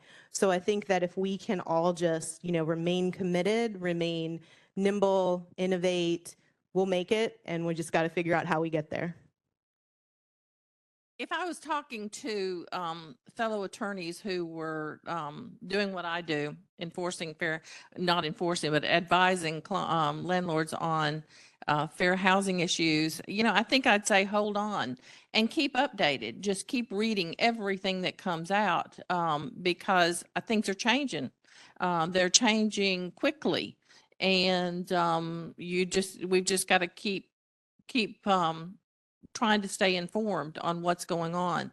If I was going to say to a landlord, what's the state of fair housing or what should you do now? I think I'd say hold status quo. Don't change your policies. Don't change what you're doing. Let's just keep doing what we're doing. And then if things change down the line, don't anticipate they're going to change and start making early changes, but just hold the line and keep moving forward with what you've got. Yearly, I attend a meeting with the National Apartment Association has a meeting for attorneys. It's a legal summit and it's attorneys that do what I do and represent landlords. And we're meeting in Colorado this year in the end of July. And I'm very interested to see what's happening in some of their states and some of the things that they have seen or the things that they have experienced since January. And, that's just one of those things. We've got to keep updated on everything. You've got to just keep reading everything that comes out on it. Find a good source of information. And if you don't know what a good source is, just keep reading every source until you figure out, who's actually giving you the facts as opposed to their opinion. Thank you so much. And so we want to open the floor for questions right now. And so just please come forward to the mic if you have any questions. And if I could add, Attorney Fisher has a great newsletter, resourceful newsletter. I even though she represents landlords. So, if you guys, kind of want to keep updated, don't really have time to, look at, the various sources, I would say check out her website. Several of us subscribe, and it has been the most helpful. The problem is, and this is where I've got a real problem, is HUD seems to be dysfunctional right now. And I don't mean that, nothing's coming out from HUD. They've changed the website. It's all pretty and changed and new, but there's no cases that have come out. And I know this, and Department of Justice, same thing.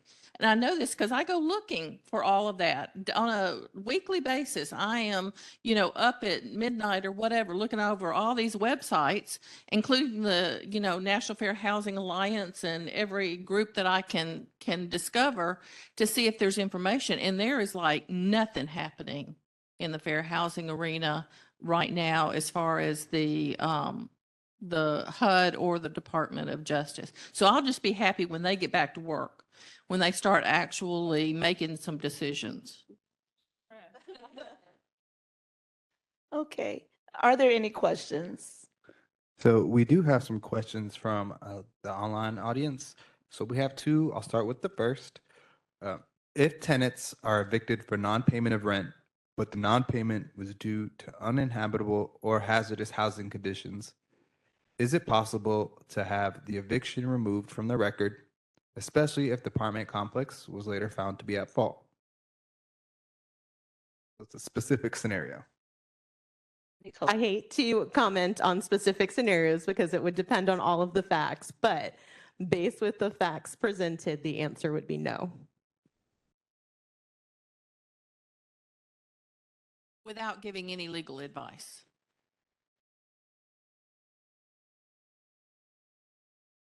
Okay. Disclaimer at the top that this is not to take the place of legal advice. If not, that answer was not to take the place of legal advice.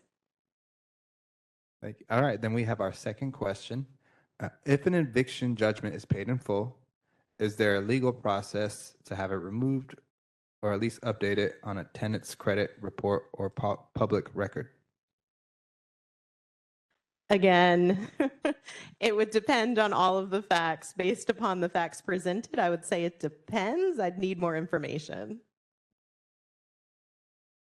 I'll add, it never hurts just to call. You have, great legal service providers, legal aides across the state.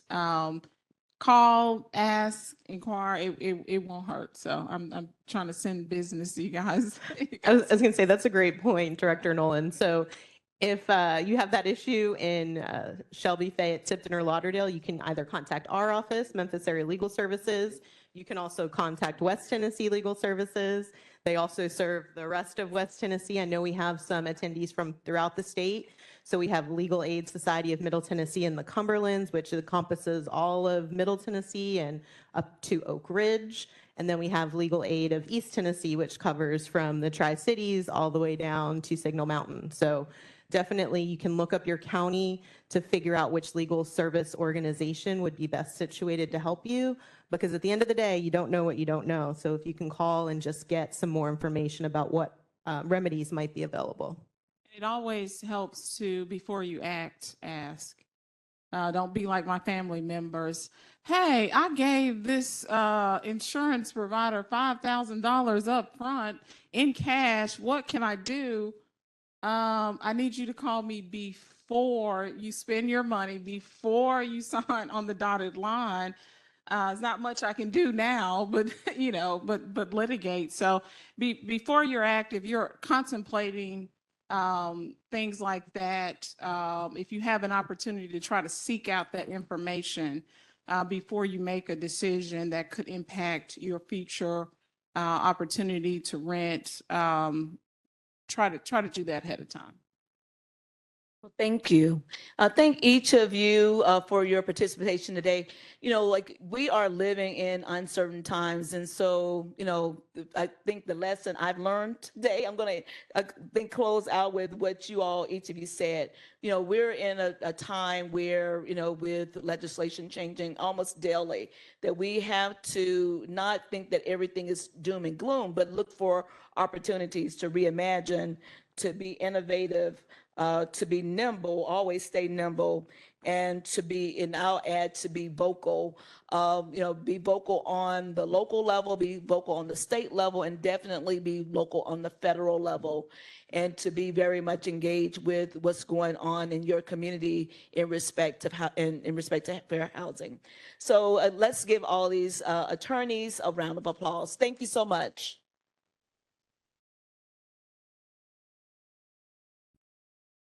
Thank you, everyone. Can we give another round of applause to our moderator, Ms. Harris, attorneys Fisher and Greta.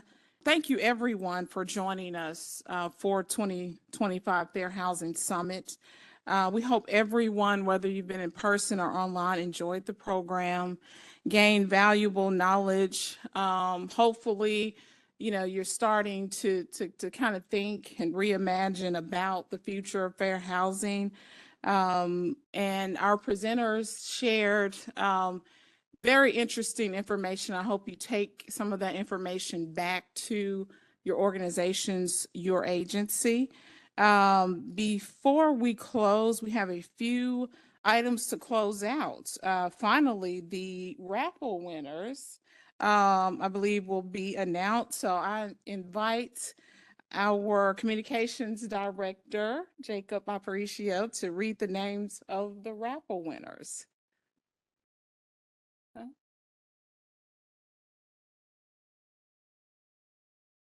All right. Good afternoon, everyone. Thank you all for sticking with us and being active listeners throughout today's panels. Right now, we're going to do our our raffle winners. So we're going to do 4 rounds of raffle. The first round will be for our pre-survey takers. So for everybody who responded to the pre-survey a couple weeks ago, thank you again for sharing your insights, because we shared those with our panel moderators. And they were able to kind of craft our sessions to meet the needs of the attendees. So I'm going to read it off. Some folks are in person, some folks are online. So if you are online, just say present in the chat. And if Seth gives me a heads up that you are present, we'll mail you the raffle items. If not, we're just going to move on to the next person. And sorry for the anticlimactic kind of setting. I didn't do the raffle here live because I didn't know how much time we had. So I pre-selected the raffle winners, but I promise you, I used an online app. I did not choose them myself. Totally ethical here. So can I get a drum roll, please, for our first raffle winner? All right. So the first raffle winner who will receive a swag bag on behalf of the Human Rights Commission is Philip Trenum. Is Philip Trenum here in person?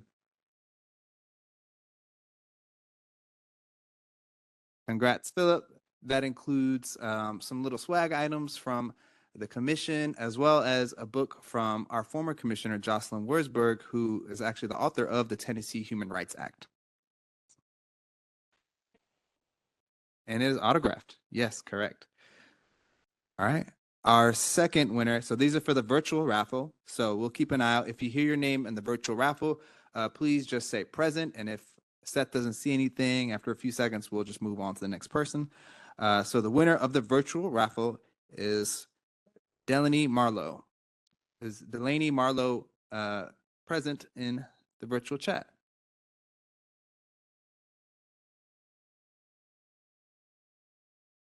All right, everybody give it up for Miss Marlowe.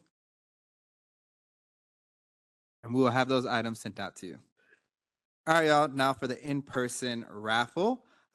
This will be another swag bag from the commission before we get on to our grand prize. So, drum roll for the in-person winner. And the winner of the in-person raffle is Dana Poteet. Is Dana here? Everyone give it up for Dana. That's the excitement we like to see. Congratulations, Miss Poteet. I hope you enjoy the items there. Now that brings us to our grand prize raffle winner. This includes both in-person, online, and the pre-survey participants. These are an assortment of items on behalf of the City of Memphis Division on Community and Development, Housing and Community Development, sorry. HCD, it includes a Swiffer wet jet, a toolkit, and a fire extinguisher. So all your household needs. It's a nice package. Grand prize winner. All right. This raffle's for everybody in participation. Can we get our final drum roll? All right. And the winner of the grand prize raffle is Julie Barnett. Is Julie here?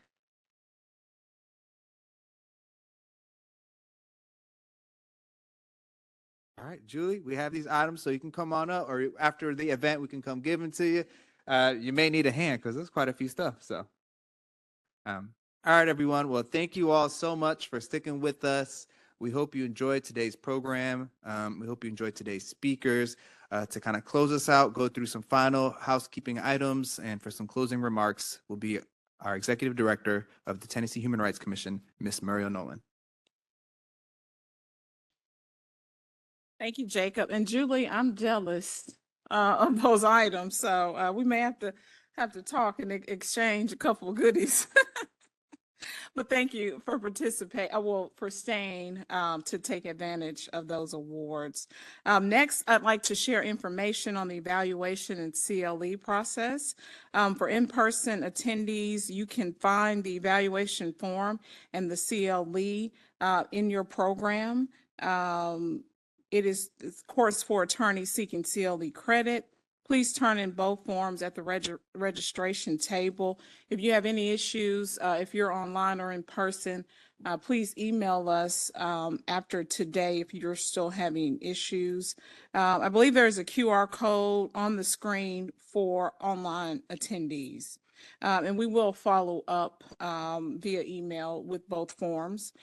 Thank you again to all the presenters who made the time to join us to share your professional insights and educate us on the pressing fair housing issues of today. Thank you to the audience for your insightful questions, thoughtful questions.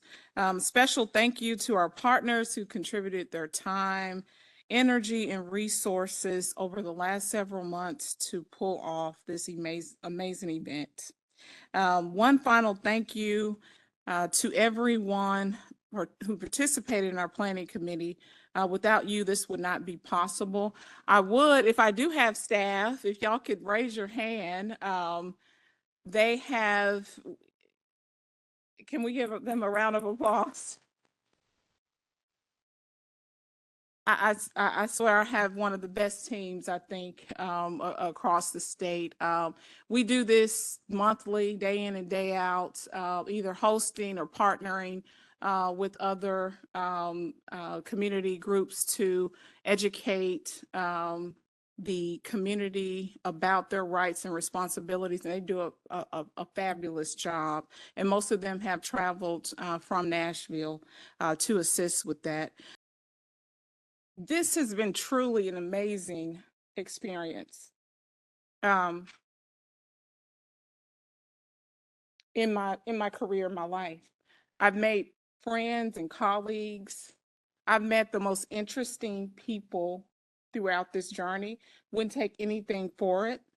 Although this may be our final summit for now, that does not mean fair housing will end in Tennessee. We will continue to collaborate and have our voices heard. As seen in our conversations today, we have an incredible, capable, and passionate leaders who are championing equal access to housing across the state and the nation. And so I feel like we are in good hands, and we will find our way back to some semblance of I guess, peace and not being in this chaotic space. And I look forward to that day. I hope you guys leave inspired by your words and continue to carry the torch of fair housing and justice into the future. And I'm sorry for getting emotional. Looking and going through the museum, which I have been to several times, I'm reminded, Tent City, my grandmother is actually in the museum. She's pictured with her voter registration card. My father actually lived in Tent City at 4 years old. So if you guys are not familiar with Tent City, and how even before Dr. Martin Luther King came, we in Fayette County, we were entrenched in the movement, grassroots. So it's just it's coming full circle. And I've had a fantastic time, and I look forward to continuing working with you all. Thank you again for being here.